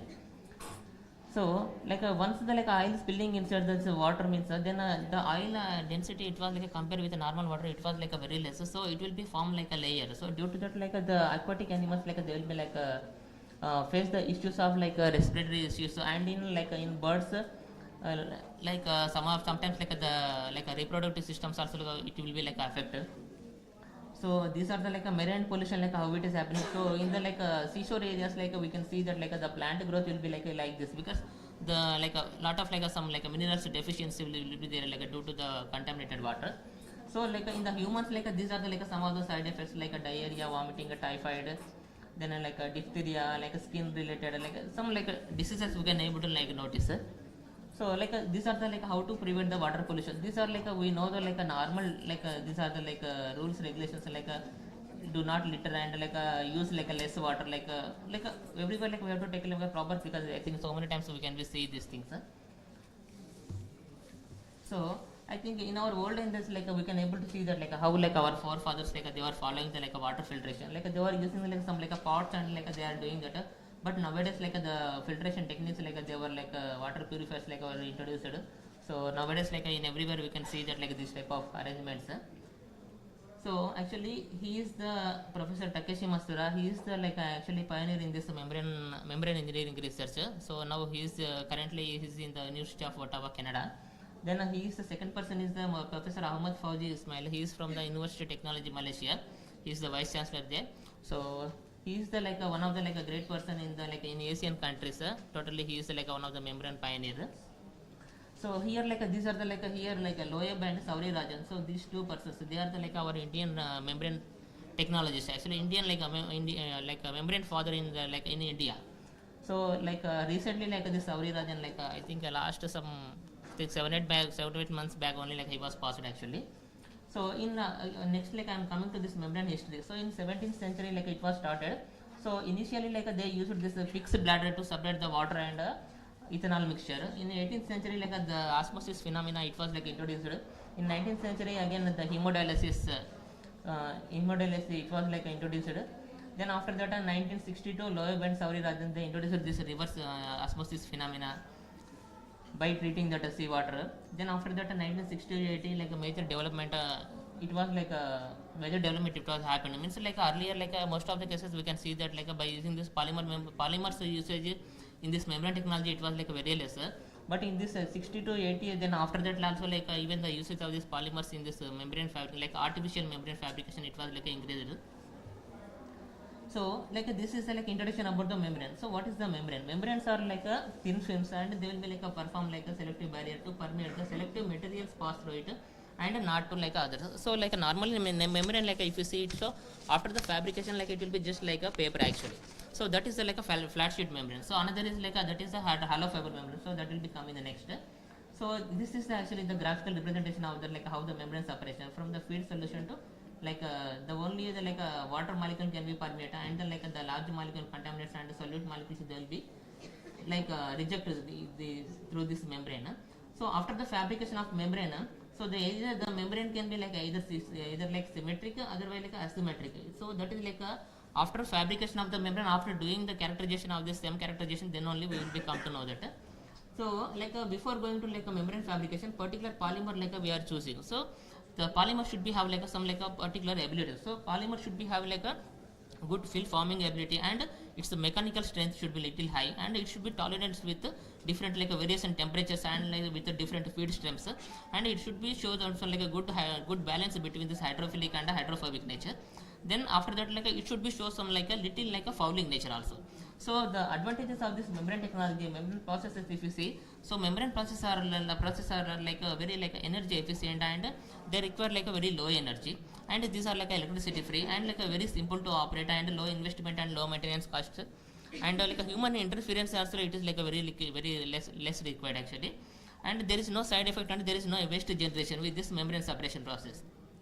But in this like the drawbacks are like a long term reliability like it is not proven till now, and the fouling is like one of the like a major drawback here, and the mechanical strength also. So here like totally based on the like driving forces, the membrane processes they were divided into like different types. So in the current work like mainly like I am focusing on this like a pressure driven membrane forces. So this pressure driven membrane forces they were divided into totally like 4 types. So based on like how much pressure is required to like to operate that particular filtration technique, as well as like in that like what is like a pore size. So based on that, like they were divided into totally 4 types. So they are microfiltration, ultrafiltration, nanofiltration, and reverse osmosis. So in that microfiltration, in that the pore size will be like a greater than 10 nanometers. So here like it is have the like ability to separate this suspended solids. So with ultrafiltration, when we are coming, the pore size is like within 5 to 10 nanometers. So it has the capability to separate this suspended solids as well as micromolecules. Then coming to this nanofiltration, the size is like a 1 to 5 nanometers. So it will be separate like a suspended solids, macro and multivalent ions like everyone. But if it is coming to this reverse osmosis, the pore size, the pore diameter is like less than 1 nanometer. So then it is have like a separation ability to separate like each and everything. And for each and everything, like what is like actually these are like a pressure driver membrane. So based on like how much pressure we are using. So in the microfiltration, it is like required like less than 1 millibar. So for ultrafiltration, it is like a 1 to 10 between that, and for nanofiltration ranges 10 to 30, and more than like a 30 to 60, 70 range it is coming. That is like a RO membrane. So this is also like a same related to that filtration technique only. So next, like I told you that about the like a membrane fouling actually. So membrane fouling actually. So while doing the filtration studies, what will happen, like the contaminants, they will be like a come and they will be deposited on the membrane surface itself. Due to that membrane surface, the pores like the blockage like it will be happen. So due to that, what will happen immediately, like it will be affect the like a permeability effect as well as like a rejection and separation, everything like it will be affected. So these are the like example, just like here, like this is actually this is one like a hollow fiber module actually it is. So this is like a before filtration how it is, then after the filtration, so due to the fouling effect, like it is like how it is.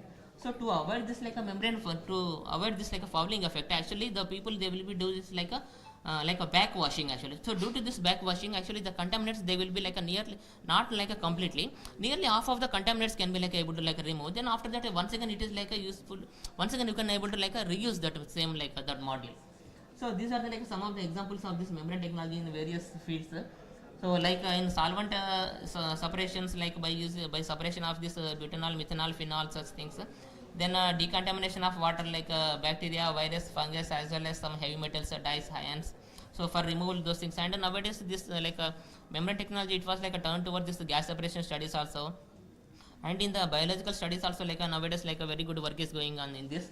So in our India, like if you see that in the biology side, in Trivandrum actually, Kerala Thiruvananthapuram, there this Sri Chitra Tirunala, that is one of the institute under Department of Science and Technology. So they are fabricating this by using this hollow fiber membranes. They are doing some like a membrane, the oxygenators like artificially they are fabricating. So this will be like a useful too.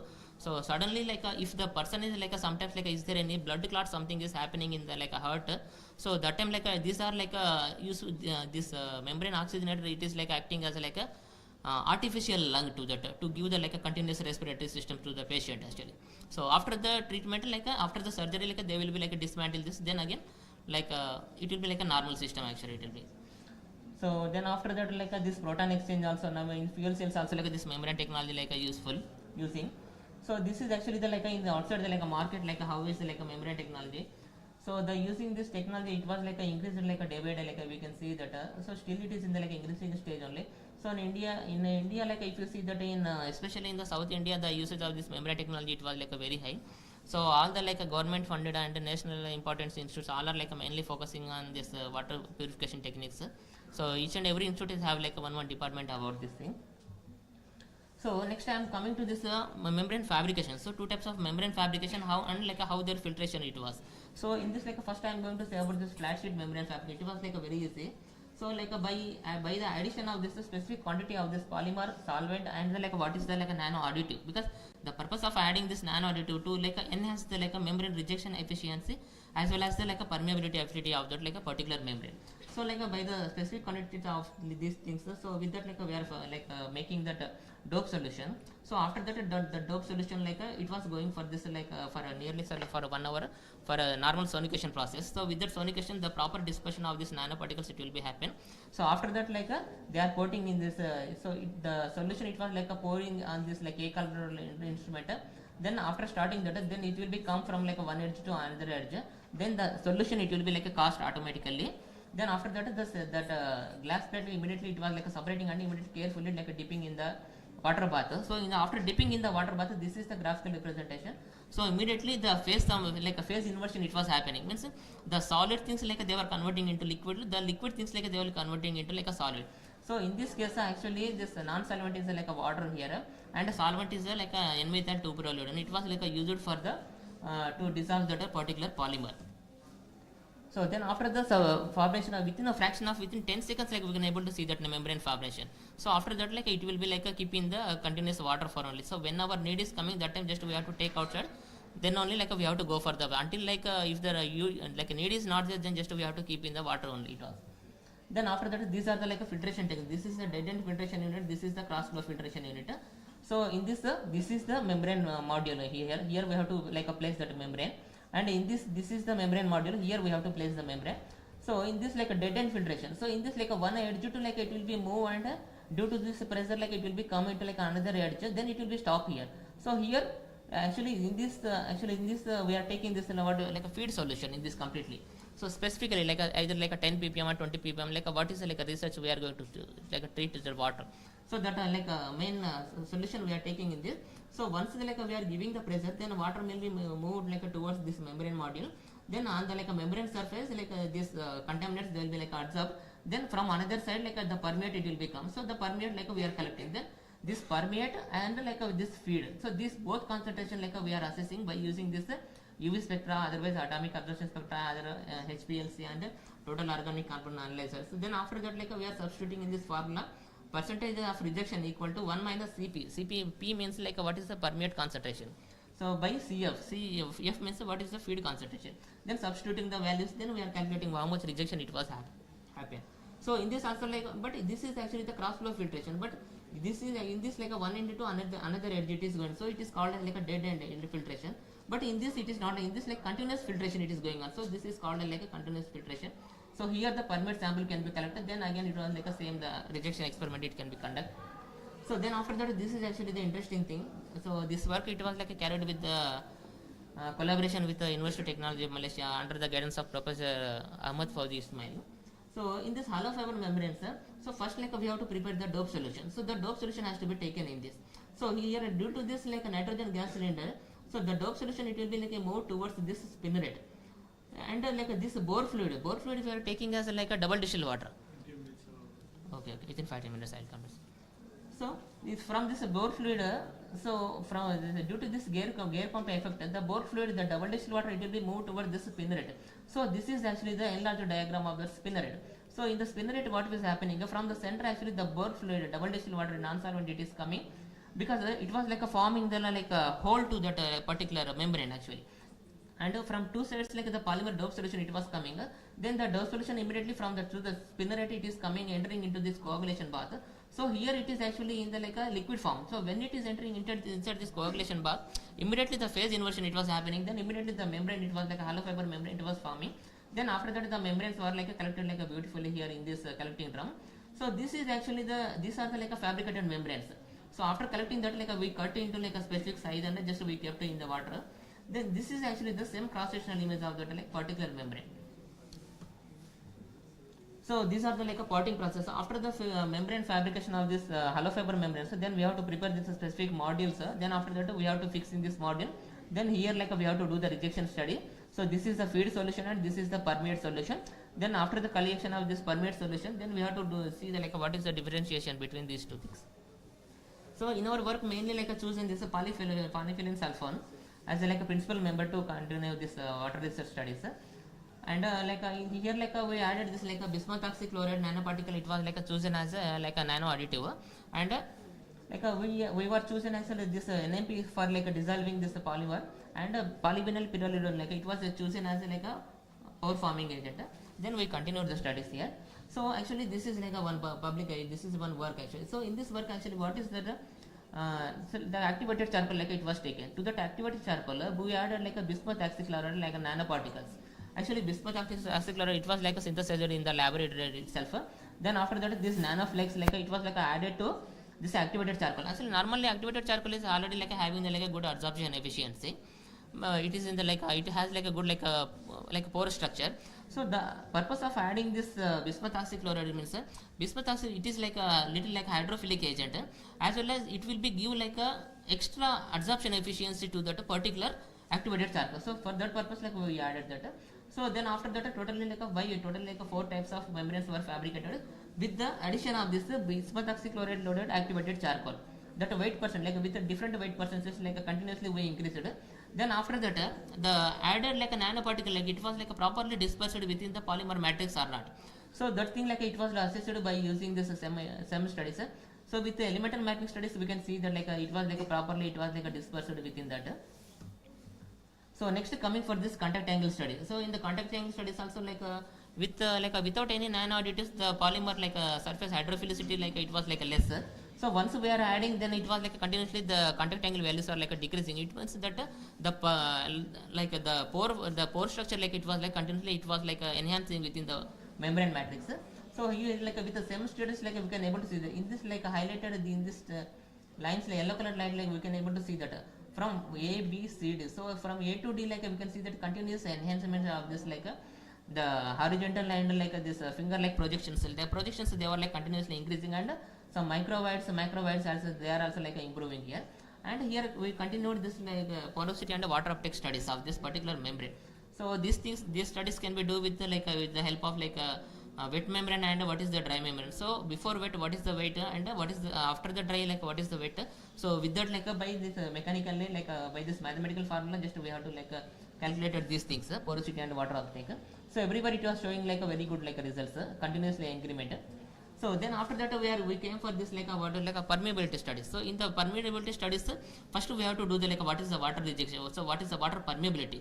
So after that like we have to come for this like what is the fouling nature of that particular membrane. Then after that then what is the, like a main application. So these are actually the first line, this is like complete like a water flux studies. So with this water flux study, with like a plain membrane, actually this is without any nano additive, this is actually within like a 175 liter per meter square per hour only. So with like a higher additive membrane, like with the 2% of membrane, with the 2% additive added membrane, so the permeability like it was like reached like up to like a 500 liter per meter square. So then after that we went for this with a BSC solution, bovine serum albumin. With that like we went for this protein studies, protein rejection studies. So while doing with this protein rejection studies, the protein molecules they will be like in the larger sizes. So once they are like passing through the membrane, immediately they will be block the membrane surface. So due to that like the permeability like it will be stop. Then the rejection will be like a very less. So here like we can see that like the permeability is like a very less actually. So after that like we went for this like the back washing of that particular membrane. So due to that like the permeability again like it was like increased. So these are the like what is the flux recovery. So this flux recovery ratio it will be indicate that what is the membrane like permeability ability of that particular properties.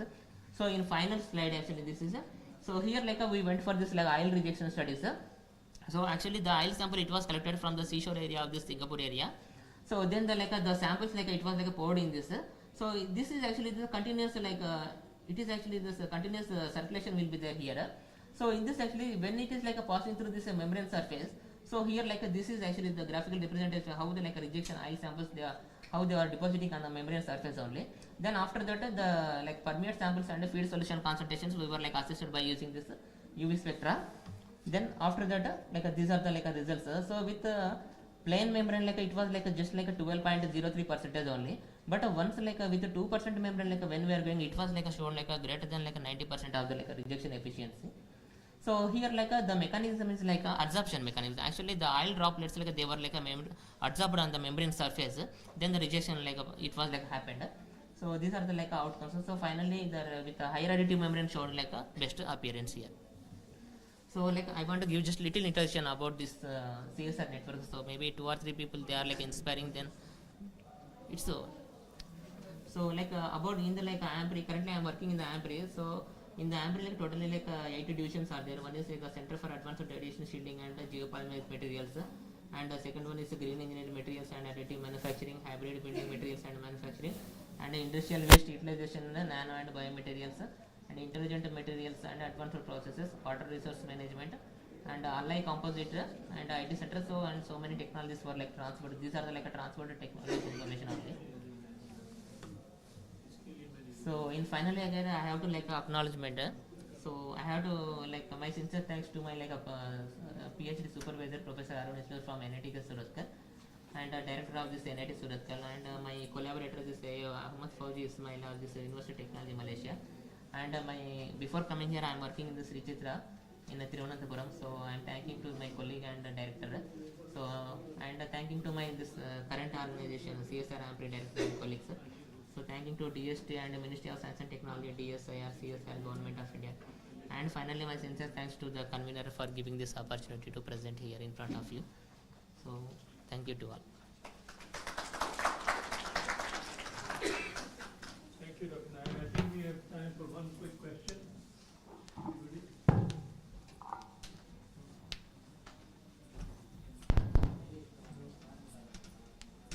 Okay, no questions. Thank you. Thank you, sir. Good talk. Thank you, sir. Once again, we thank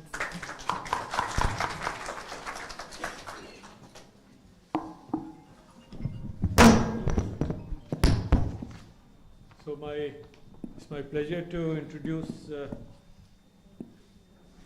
Dr. Meena Mishra, the next speaker,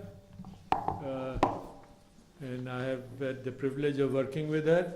She is a scientist, distinguished scientist H, and director of SSPL, Solid State Physics Laboratory, where she has worked since November 1989.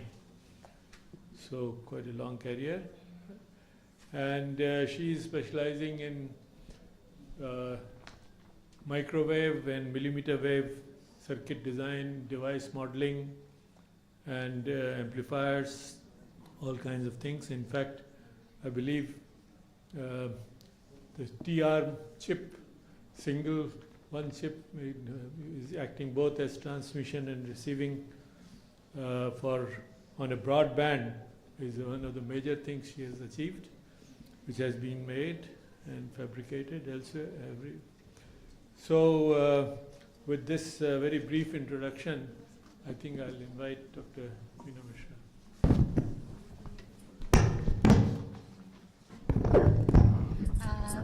Thank you so much, sir.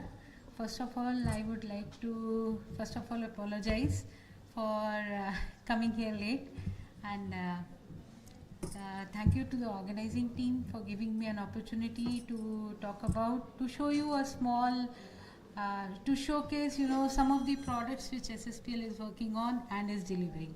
So the topic of my talk today is Advanced Semiconductor Technologies for Defense Applications. As you must have seen in past 1.5 years, that semiconductor technologies, everybody has understood that this small, tiny chips, which are hardly visible when you see from your eyes, how much difference does it make? After this Ukraine and Russia war, the large problem in the supply chain has taught us that this small, tiny chip can be very, very important. And so even big technological giants like USA is putting in a lot of money in their, so that they can bring back their foundries on their home front, which they initially they outsourced. So India is also working a lot of money is being pumped in this technology. And here I would like to put it on record that our seniors like Dr. Vikram Kumar, Dr. Atre had the vision to start the work on these technologies 20 years back. And they made it sure that we don't have the technologies, we also have the production centers, pilot production centers, where we can implement these technologies and can produce in small numbers. So I'll showcase some of the things which we are doing at SSPL. Not only this, if sir remembers, in 2009, sir, you had come to SSPL to deliver a talk. At that time, that was the first time I heard that, and at that time nobody was talking about it, how semiconductor technology is important for the economy of a country. I think most of you must have seen that by 2030, our semiconductor, consumption will be about $110 billion. And 95% of this we are importing. And to this, 60% of it is coming from China. So you can understand this semiconductor technology is not only hurting us economically but also geopolitically. So it is very, very important that young students like you should start thinking about working in semiconductor technology, and all those people who have got contacts, I'll request that they should connect the Indian industry with the people like us who have got the technology. I agree that this is a very you can say money intensive kind of front. A lot of money is required, ROI is not very high, but still I think our country needs it and we should work towards it.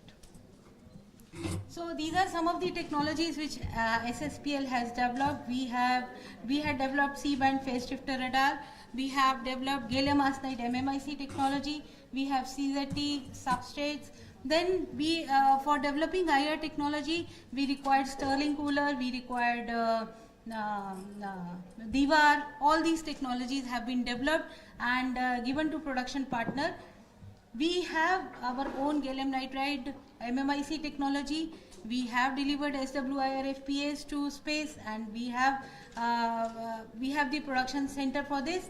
We have a laser technology. Then we have hydrophones, tea coolers.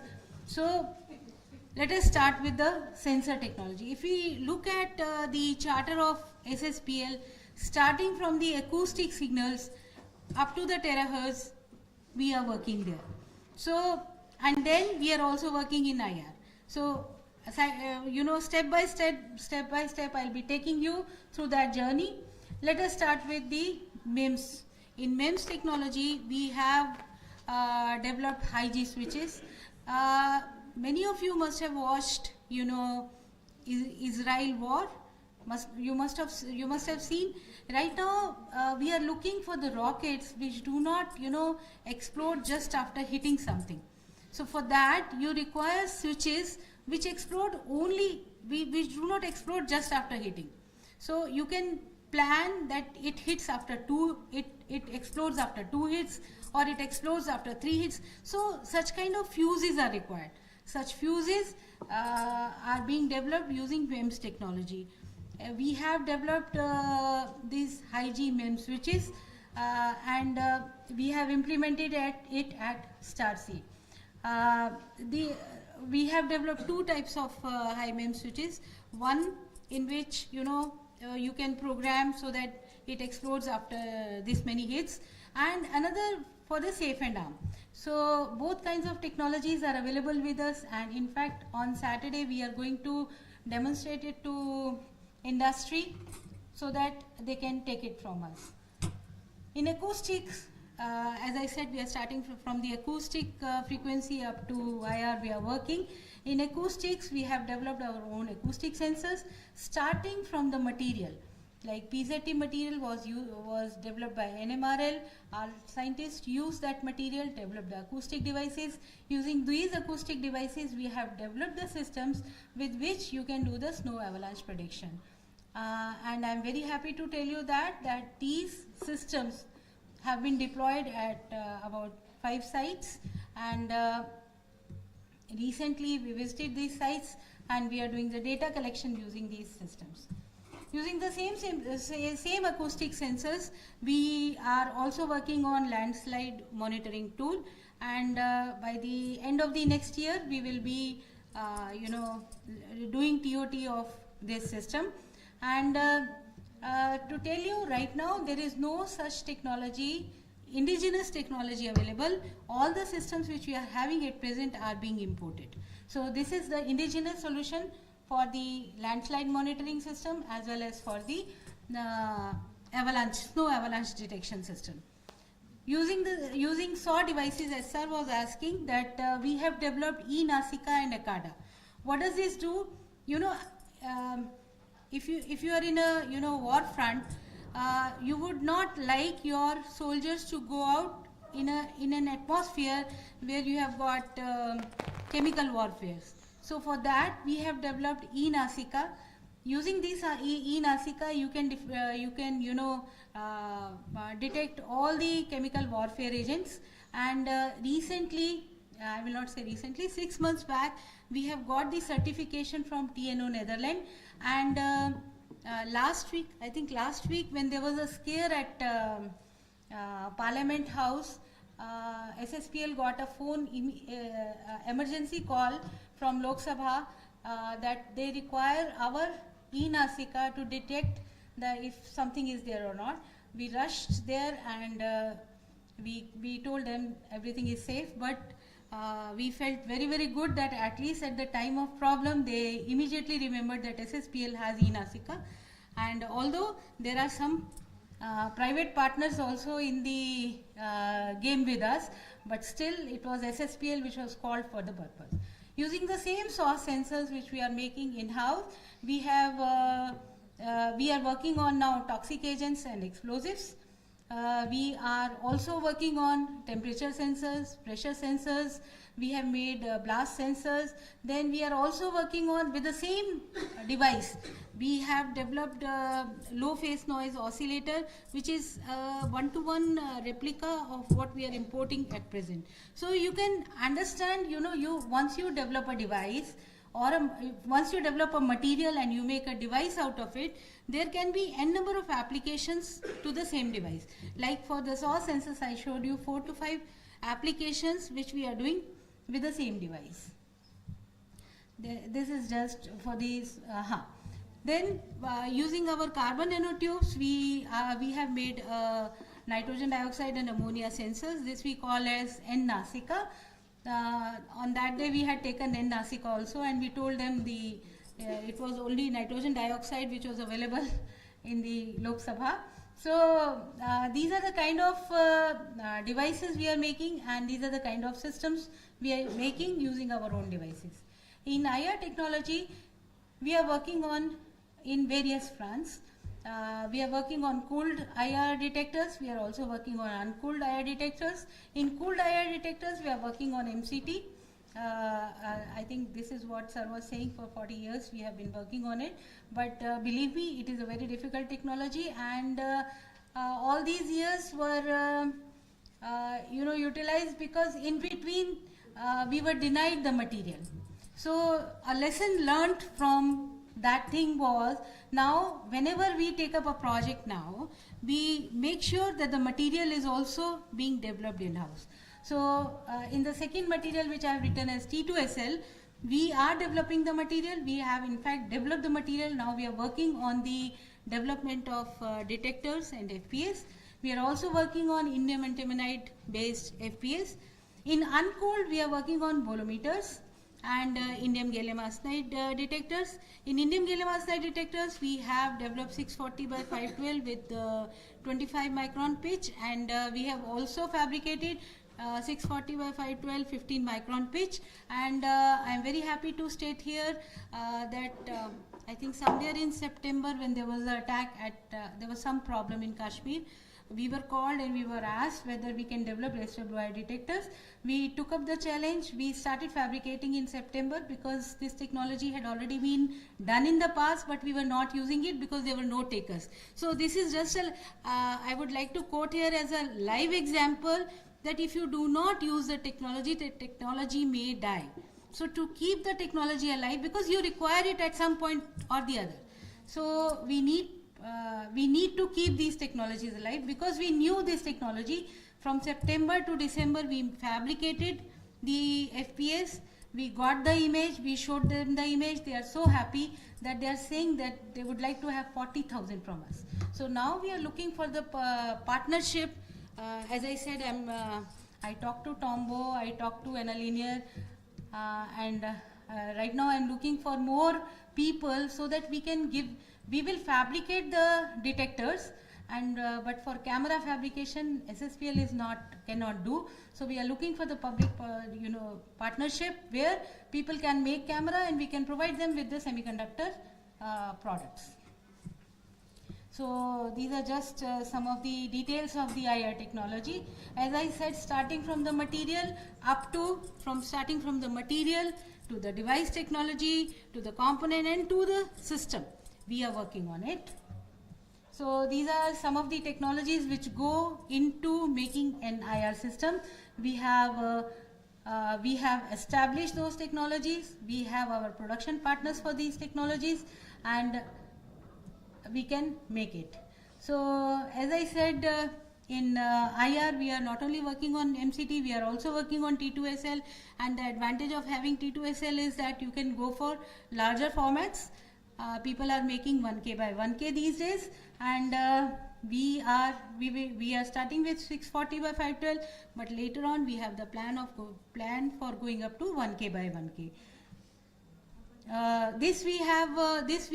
The material for this we are growing in-house using MBE, and we have got very good material with the indigenous grown material, T2SL material. Then for MCT we have got our crystal growth division, which is making cadmium telluride, and using LPE we are making MCT, and based on that MCT we are making on our IRFPS. Now, as I said, we are also working on laser diode technology. In laser diodes, are required for DUs, that is direct energy weapons. It is required for fencing. It is required for detonators, and definitely it is you require for laser dazzlers also. You must have seen on 15th August and 26th January, they have got a drone detection system. There also these laser diodes are required. So we are making 10 watt single emitter laser diode. This technology is indigenously developed, and we have made laser diodes up to 10 watt.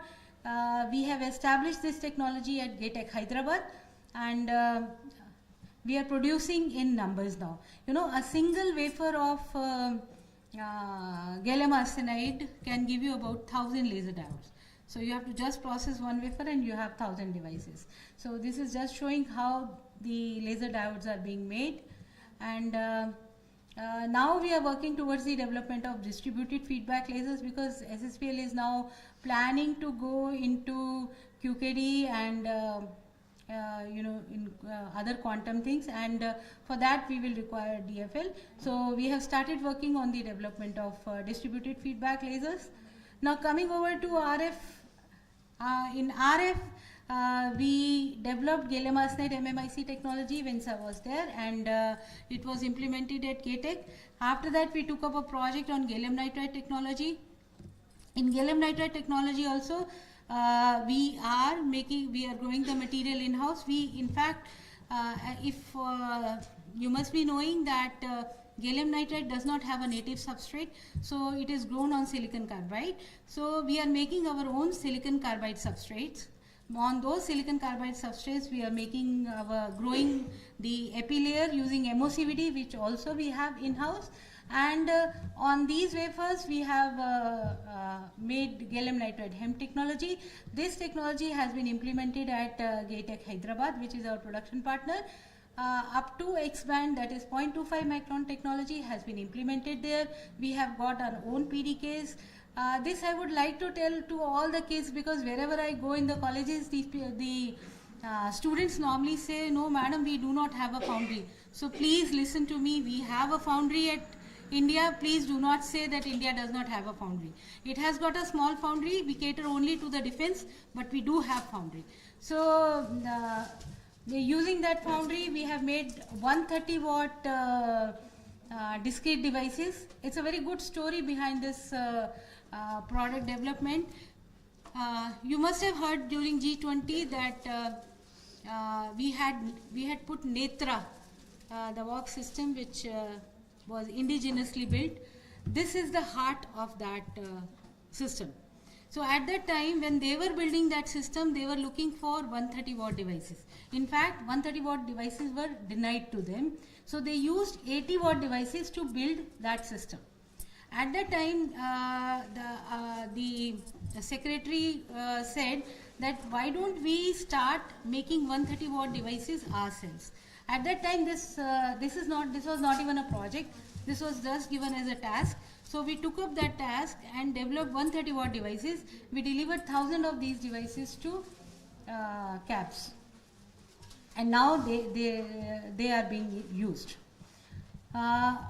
We not only develop the devices, we also make MMICs. I hope you understand MMICs. All of you must have heard about ICs. the things which go in your, laptop and all those things. But here these are the RF ICs. So these are MMICs using our own PDK.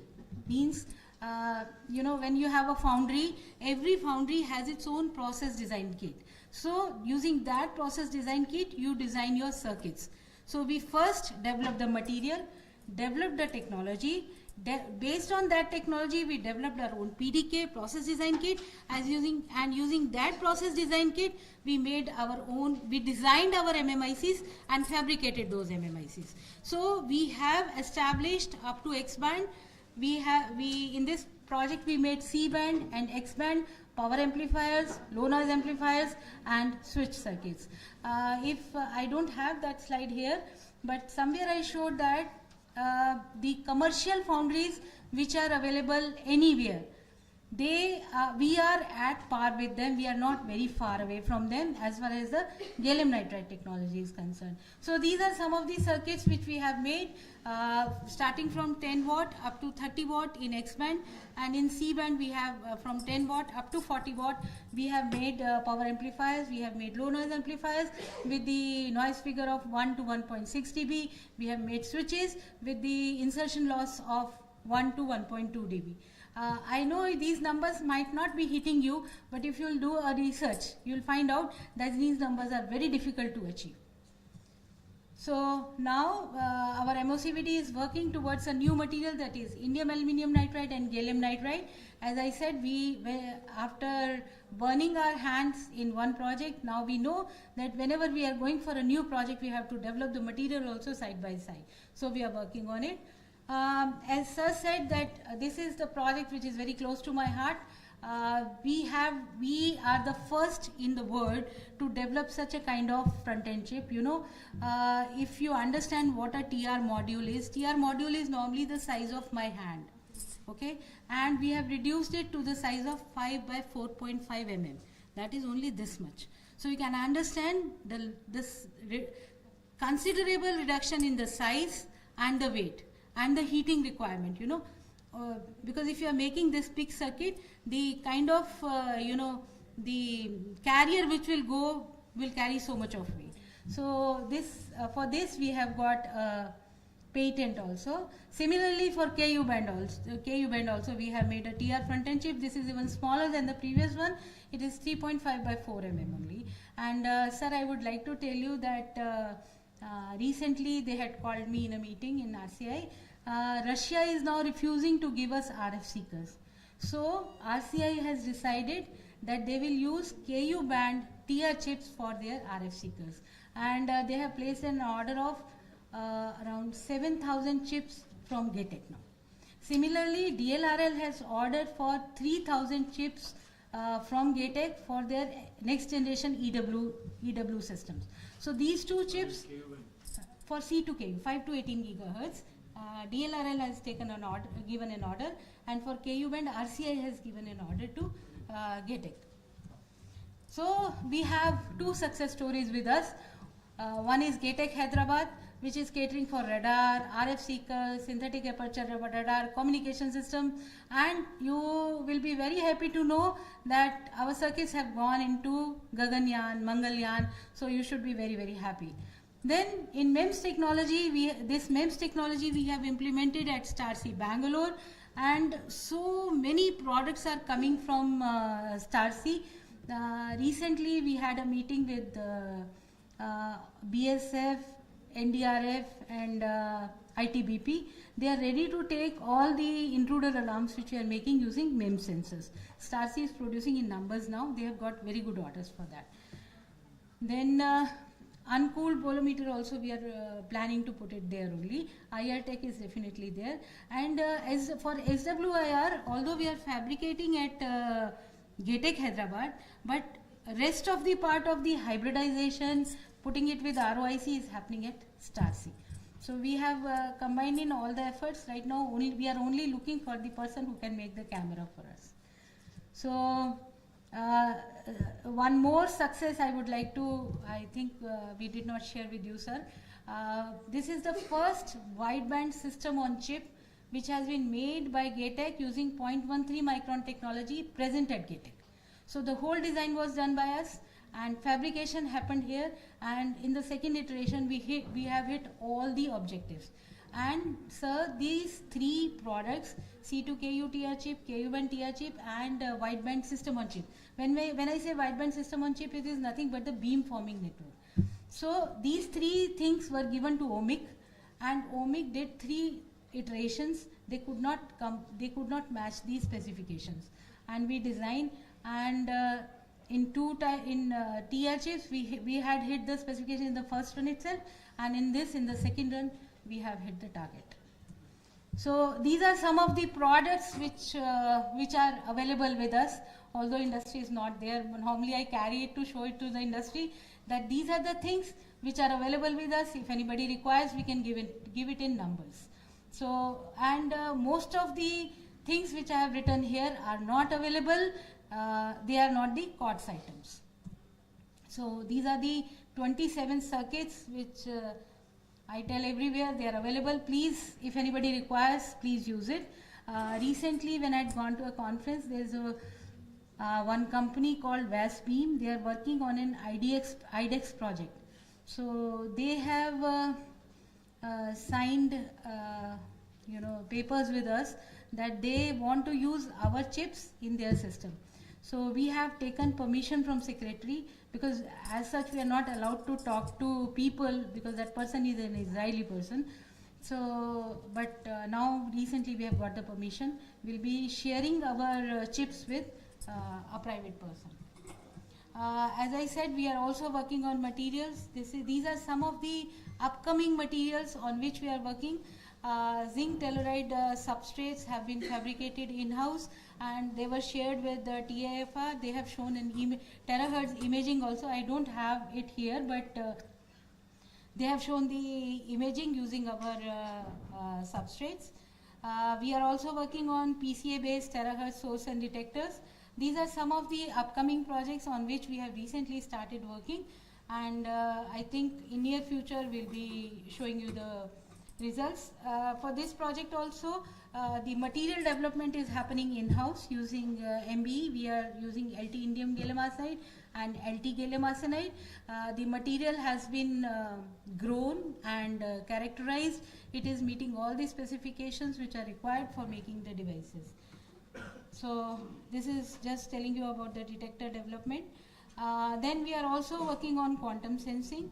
In quantum sensing, we are working on magnetometer, and we have just started working on it, so I will not speak much about it.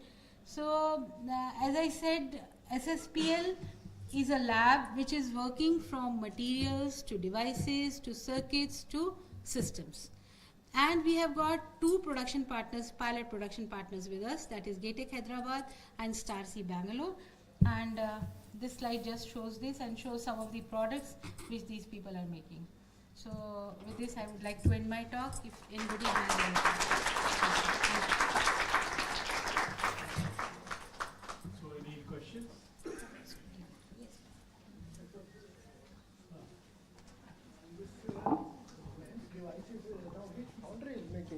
StarC. MEMS device. StarC Bangalore. And before I forget this, I would like to acknowledge our whole SSPL family, our seniors, and the new engineers who have joined, and all my colleagues for bringing all this on table. Thank you.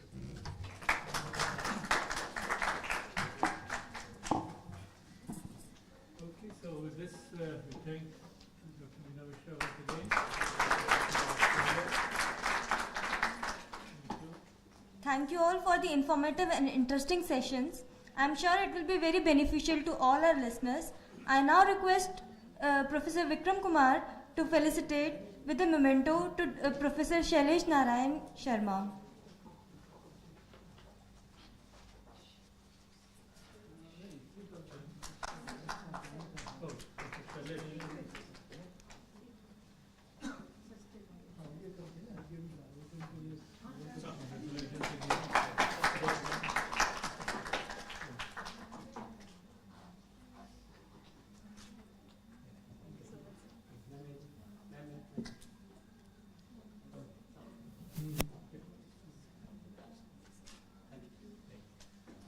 I now request Professor Vikram Kumar to felicitate Dr. M. Chandrasekhar Nayak with the memento.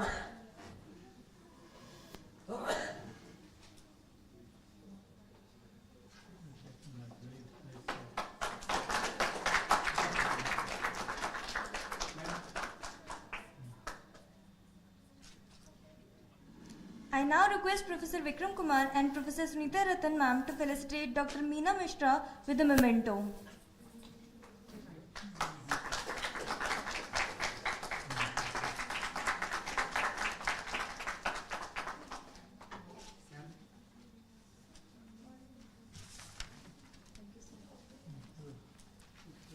I now request Dr. V.K. Jain and Professor Sunita Ratan ma'am to felicitate Professor Vikram Kumar with the memento.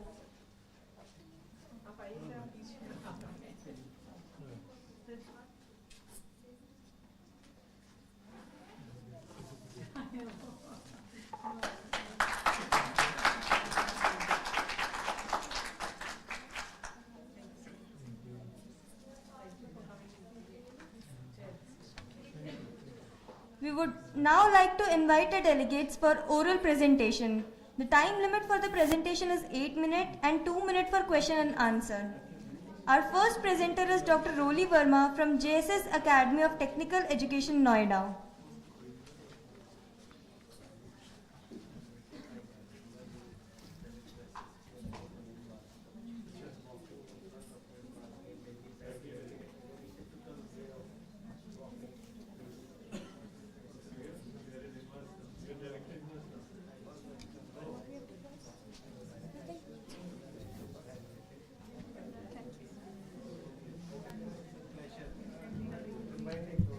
Hello, good afternoon to you all.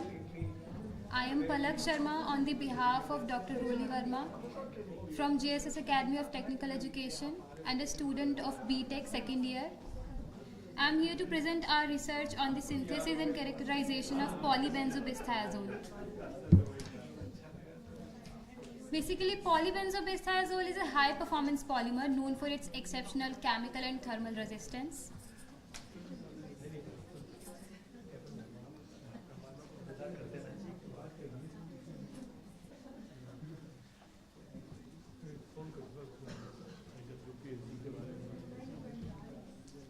It belongs to the class of aromatic heterocyclic polymers and it is derived from benzobisthiazole's monomers. The polymer has unique properties that make it suitable for a variety of demanding applications. Let's take a look on the key characteristics and features of polybenzobisthiazoles. The first feature of polybenzobisthiazole is that it is thermally stable, as it is stable up to 700 to 800 degrees centigrade. It is chemical resistant and it do not react with highly acidic or basic solutions. It is flame resistant, so it is used in making of clothes of firefighters. It has good mechanical properties as its strength is equivalent to Kevlar fibers. And it has low moisture absorption. It possesses insulating properties as it do not passes current. And the fiber foam, it is used in non-woven fiber, and since it is insoluble in conventional solvents, so the fiber is made from dry Jacquard spin method. Now let's take a look on the applications of PBZT. As I have told that it is a high performance polymer, so it is used in protective clothing and industrial textiles. It is used in aerospace due to its high temperature stability and its lightweight. It is used in making composites for aircrafts. Now, polybenzobisthiazoles that we have prepared in our labs contains flexible moiety of cyclohexane ring, and it is synthesized from the polycondensation of 2,5 diamino 1,4 benzene diethiol dihydrochloride with cyclohexane 1,4 dicarboxylic acid. And the inherent viscosity of cyclohexyl polybenzobisthiazole was measured in methane sulfonic acid and was found in the range of 1 to 1.39 deciliter per gram. The polymer structures were confirmed and were verified by the elemental analysis and the spectroscopic comparison of polymers with their appropriate model compound. And we analyzed that the cyclohexyl polybenzobenzodiazole was found less stable at elevated temperatures than the conventional PBZT. Here is the synthesis of model compound, polymer and copolymer. For model compound, we have taken 2:1 ratio of 2-amino-thiophenol and cyclohexane 1,4 dicarboxylic acid, and the reaction conditions are the reactants are taken in polyphosphoric acid in nitrogen atmosphere for 24 hours at 150 degrees centigrade, and the following compound was synthesized. For polymer, we have taken 2:1 ratio of dBdt.HCl and cyclohexane 1,4 dicarboxylic acid, and the reaction conditions were the reactants were taken in polyphosphoric acid in nitrogen atmosphere for 190 degrees centigrade, and the following polymer was synthesized. Here is the synthesis of copolymer. Here we have taken 1:n:1 minus n ratio of 2,5 diamino diethyl dihydrochloride and cyclohexane 1,4 dicarboxylic acid and terephthalic acid, and the copolymer, this polybenzobenzodiazole 6-polybenzodiazole phenyline, this copolymer was synthesized. Here is the table which shows the reaction conditions and the monomers taken for polymer and copolymer.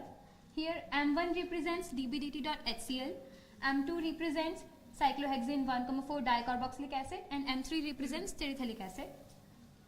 And here the number 1 is for polymer and number 2 is for copolymer. For polymer, we have taken 0.07 moles of dBdt.HCl and 0.007 moles for cyclohexane 1,4 dicarboxylic acid. Since we haven't used terephthalic acid in synthesis of polymers, so here it is taken as 0. We have found that the viscosity was found 1.39 deciliter per gram, and the reaction conditions, we have taken all the both the reactants for 120 degree for 1 hour, at 140 degree for 3 hours, at 160 degree for 12 hours, and 180 degree for 24 hours. Hence the total reaction time was 40 hours. For copolymer, we have taken 16.31 moles of dBdt.HCl, 4.08 moles of cyclohexane 1,4 dicarboxylic acid, and 12.236 moles of terephthalic acid. The viscosity was found 0.512 deciliter per gram, and the reaction conditions were that we have taken all the 3 reactants at 110 degree for 2 hours, at 140 degree for 5 hours, then 160 degree for 2 hours, and then 180 degree for 5 hours.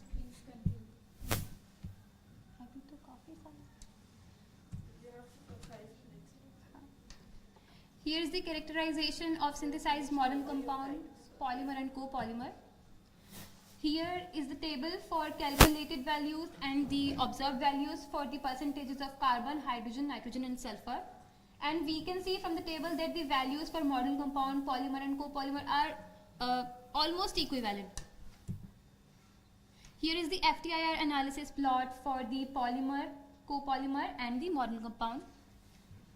Here we can see that if for model compound and polymer, there is a disappearance of NH group, SH group, C double bond O group, and the 4 new intense bands were formed at 1509 and 1439, 1069 and 958 centimeter inverse. For polymer also, we can see that the new intense band were formed at 1454, 1424, 1309 and 1093 centimeter inverse. But for copolymer, there is a stretching band of CH single bond at 3000 and 2800 centimeter inverse, and the new intense band were found at 1519, 1427, 1403 and 1096 centimeter inverse. Here is the solid state NMR of polymer, copolymer and model compound.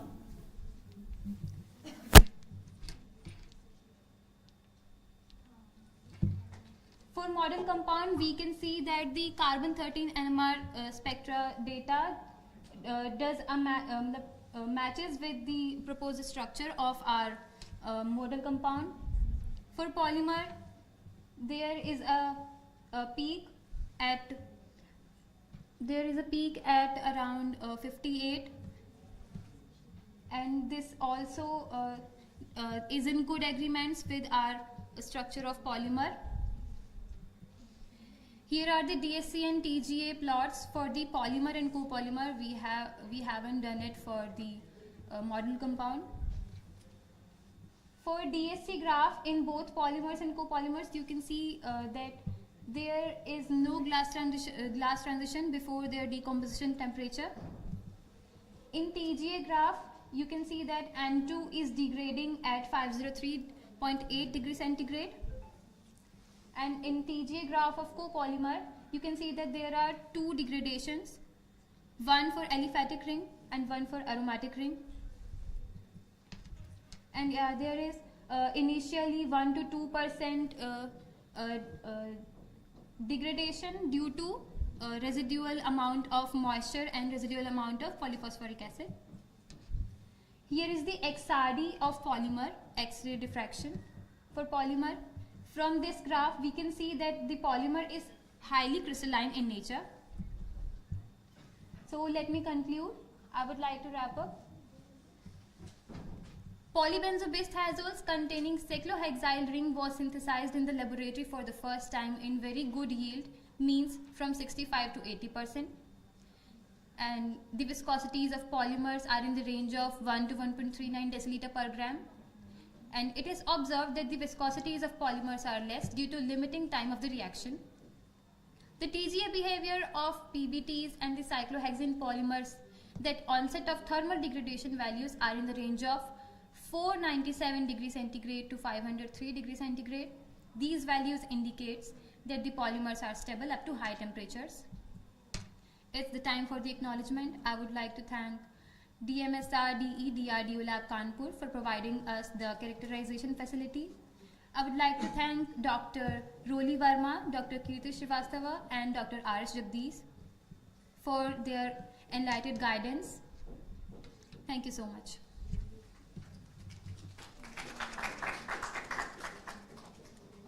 Thank you. It was a great presentation. Next presenter with us is Sunil Chauhan from Sharda University.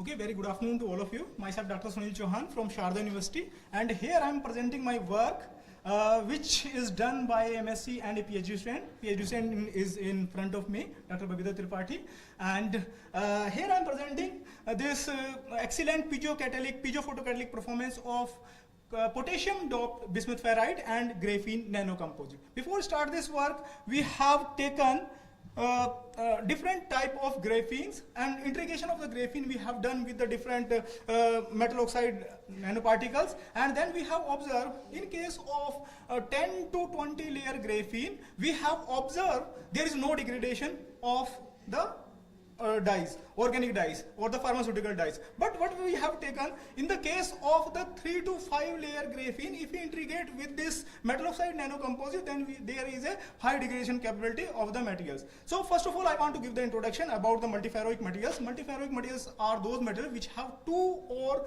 more than 2 ferroic properties. They like the ferroelectric and the ferromagnetic properties. Bismuth ferrite is a well-known multiferroic material which has ferroelectric and ferromagnetic properties well above the room temperature. Both the transition temperatures are well above the room temperature. But in the conventional application of the bismuth ferrite, we have taken the optical properties of this material, and in this case, the band gap of this material lies from 2.2 to 2.8 electron volt. So we can utilize this material for the optical application. There is a strong hybridization between the Fe3D and OP2P state. So there is a band gap of 2.2 electron volt in case of bismuth ferrite nanomaterials, and the band gap varies in case of thin films. In the case of the thin films, the band gap is around 2.7 electron volt, but in case of nanomaterials, the band gap is around 2.2 electron volt. So for the photocatalytic activity, what we require the band gap in the visible region, and there is a charge generation. So in this case, particularly if we go for the research and go for the photocatalytic activity of their different materials, what happens in this case, how we separate out these materials from the water. So this problem has been resolved by the different researchers. They have deposited these type of metal solid nanomaterials over the graphene sheet, over the stainless steel mesh, or they have embedded these nanostructured material inside the polymer. So we can easily take out these materials from the water. So there is a concern about how we can separate out the material. This can be solved by these two techniques. So our main aim in this case, what we have done, we have synthesized the bismuth ferrite nanoparticles by using the sol gel method, and then we have taken the 3 to 5 layer graphene and we have made the nanocomposite by the sonochemical method or by the ultrasonication method. This is the flow chart. This is given in the slide. Okay, what we have done after completing the synthesis process, we have done the structural, vibration and the morphological studies of this material, and we have also tested these materials for the photocatalytic and the piezophotocatalytic material properties of these materials. So this first figure shows the XRD curve of the potassium doped bismuth ferrite nanoparticles with graphene nanocomposite. So these all peaks from 0 to this is the content from 0.002 to 0.006. This is the potassium content in the bismuth ferrite, and in this case you can see there is a pure phase formation of the bismuth ferrite. This shows the R3C rhombohedral structure, and here if we plot the log intensity, then we observe a small hump around 26 degrees Celsius. This clearly represents there is a graphene inside the material, or this is graphene is spherical particles are uniformly distributed over the graphene nanosheet. So for the morphological studies, we have done the efficient and the TEM of these samples. Then you can clearly, from here you can clearly see this is there is a two-dimensional structure of the graphene, and the spherical nanoparticles are just taking a shaping over there, or there is a wrapping of the graphene over the nanoparticles. In the second TEM images, from the TEM images we have confirmed there is a 3 to 5 layer graphene. We have taken the high resolution TEM image of the edge of the graphene, and then we have tested. This is the 3 to 5 layer graphene, and the SAD pattern also show there is a phase formation of R3C and the graphene. Then we have also tested we have also done the Raman spectroscopy result. We want to see there is a D and G band present in the sample, and here you can see there is a clear picture of the graphene inside the samples. Then we have also go for the UV visible spectroscopy of these samples, and then we have plotted the absorbance versus the wavelength curve, and we have also done the top plot, and from the top plot we get the information about the band gap of this material. And here in the case of the graphene interrogation, the band gap is slightly reduced from 2.2 to 2.2 electron volt to 1.95 electron volt, and then with the potassium doping, the band gap reduced from 1.95 electron volt to 1.8 electron volt. So this we can utilize for the photocatalytic application. Now after that, what we have done the piezochromatic activity of these materials, and from here we can see in the presence of light as well as vibration, this one sample shows the high degradation ability, 0.02% sample shows the high degradation ability, and in this case the rate constant is 58 into 10 to the power minus 3 per minute inverse or the minute inverse, and in the other case this is slightly less. So we have tested this sample for the different for light only, for vibration only, and light plus vibration only, and in this case you can see there is a very high rate constant in case of light plus vibration of these samples. Then we have also tested the sample for the different dyes, and we have also taken one pharmaceutical dye or the antibiotics CIP, and in all the cases you can see here this shows the degradation ability. Actually this shows for the cationic and we have tested for both the cationic and anionic dyes. In one case this shows the high degradation ability, and in one other case this shows the low degradation ability. So this is the overall summary of the work what we have done. And for this work I want to thank the SERB for giving the fund for this project, and then to MSc and our BSc student who have completed this work here. Thank you. Fine.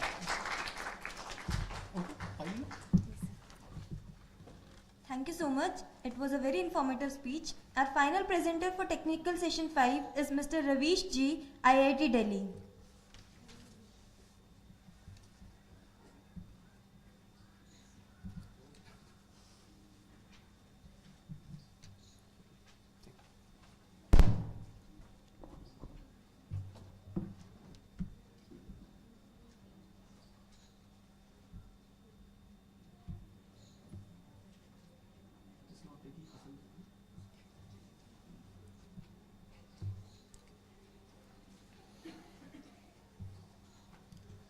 So good afternoon all. Myself Ravish. I'm a PhD student at Department of Energy Science and Engineering, IIT Delhi, under the supervision of Professor S.K. Tyagi and Professor Rahul Goyal. So today I'm going to present a part of my PhD research topic. My research interest is on atmospheric water harvesting. So these are the brief overview of my today's presentation. So a little bit adding to the point which already discussed by the experts today. So water scarcity is one of the potentially pressing global issue.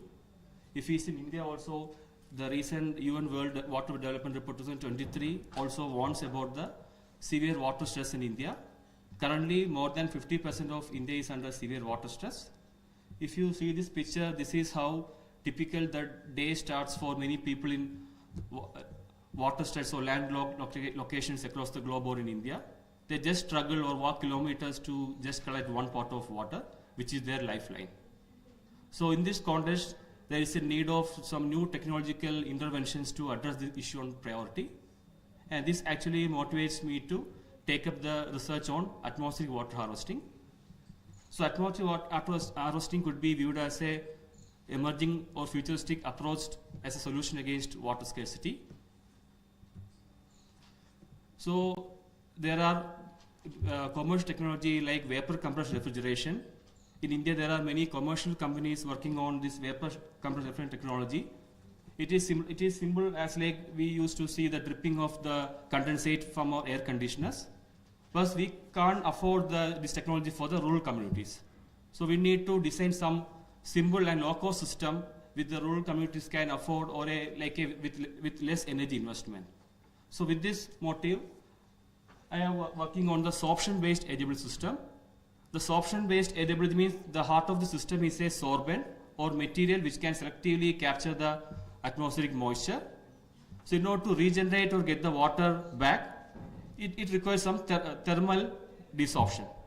So there is no need of any refrigerant or cooling. At atmospheric condition, it can regenerate and release the water.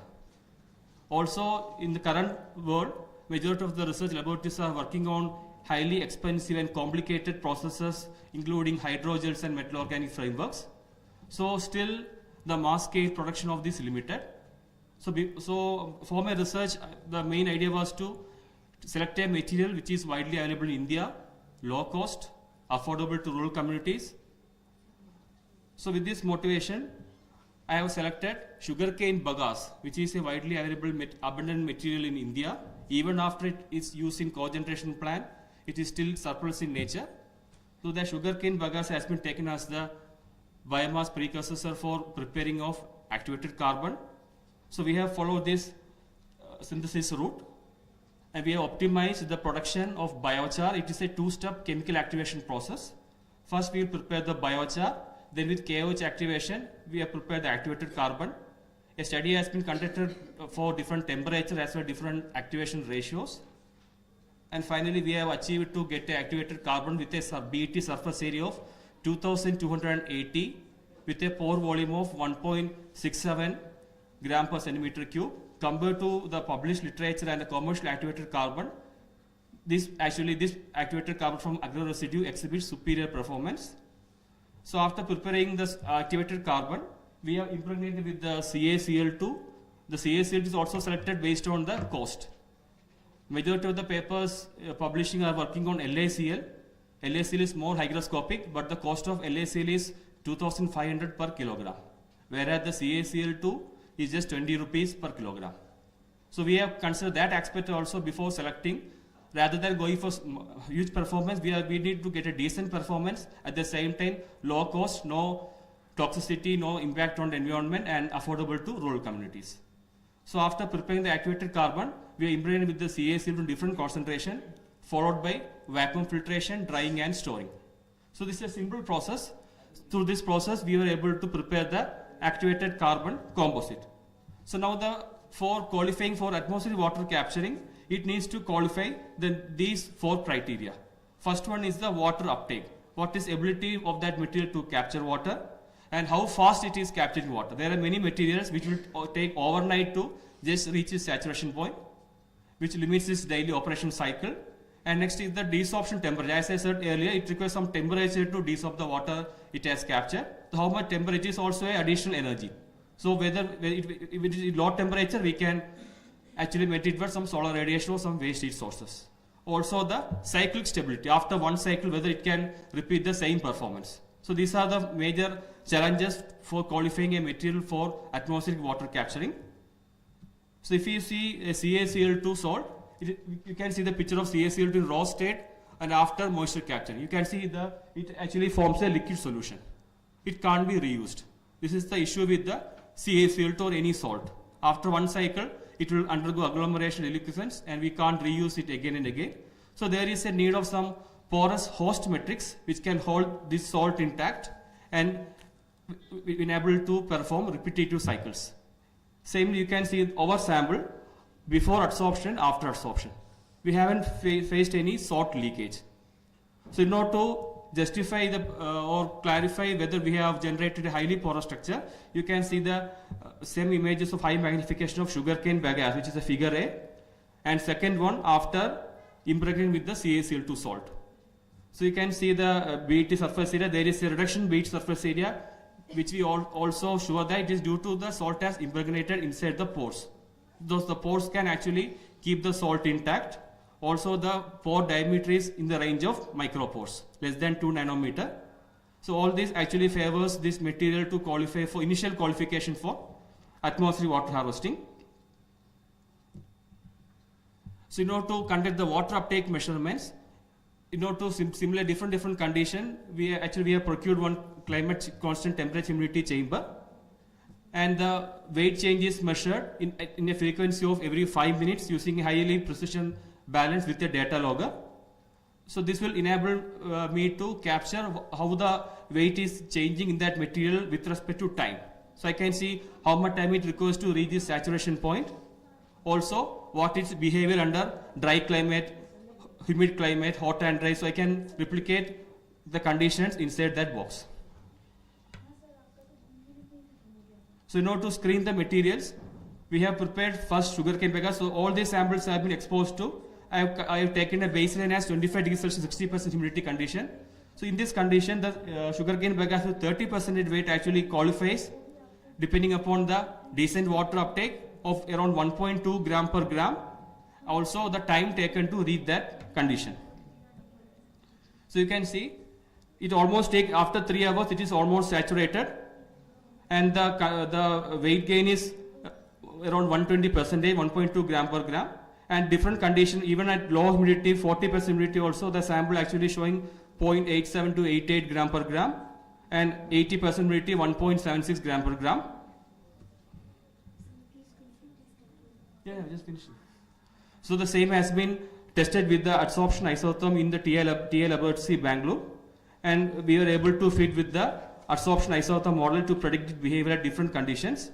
This shows the cyclic stability of this material. Same sample have been tested 10 times, adsorption, desorption, and we have proved it is showing good cycle stability. And you check the desorption temperature, It has been kept over a hot plate made in 40 degrees Celsius, and it was able to desoak around more than 90% of its gained weight within the time of 30 minutes. So this figure shows actually the visualization of the water condensation.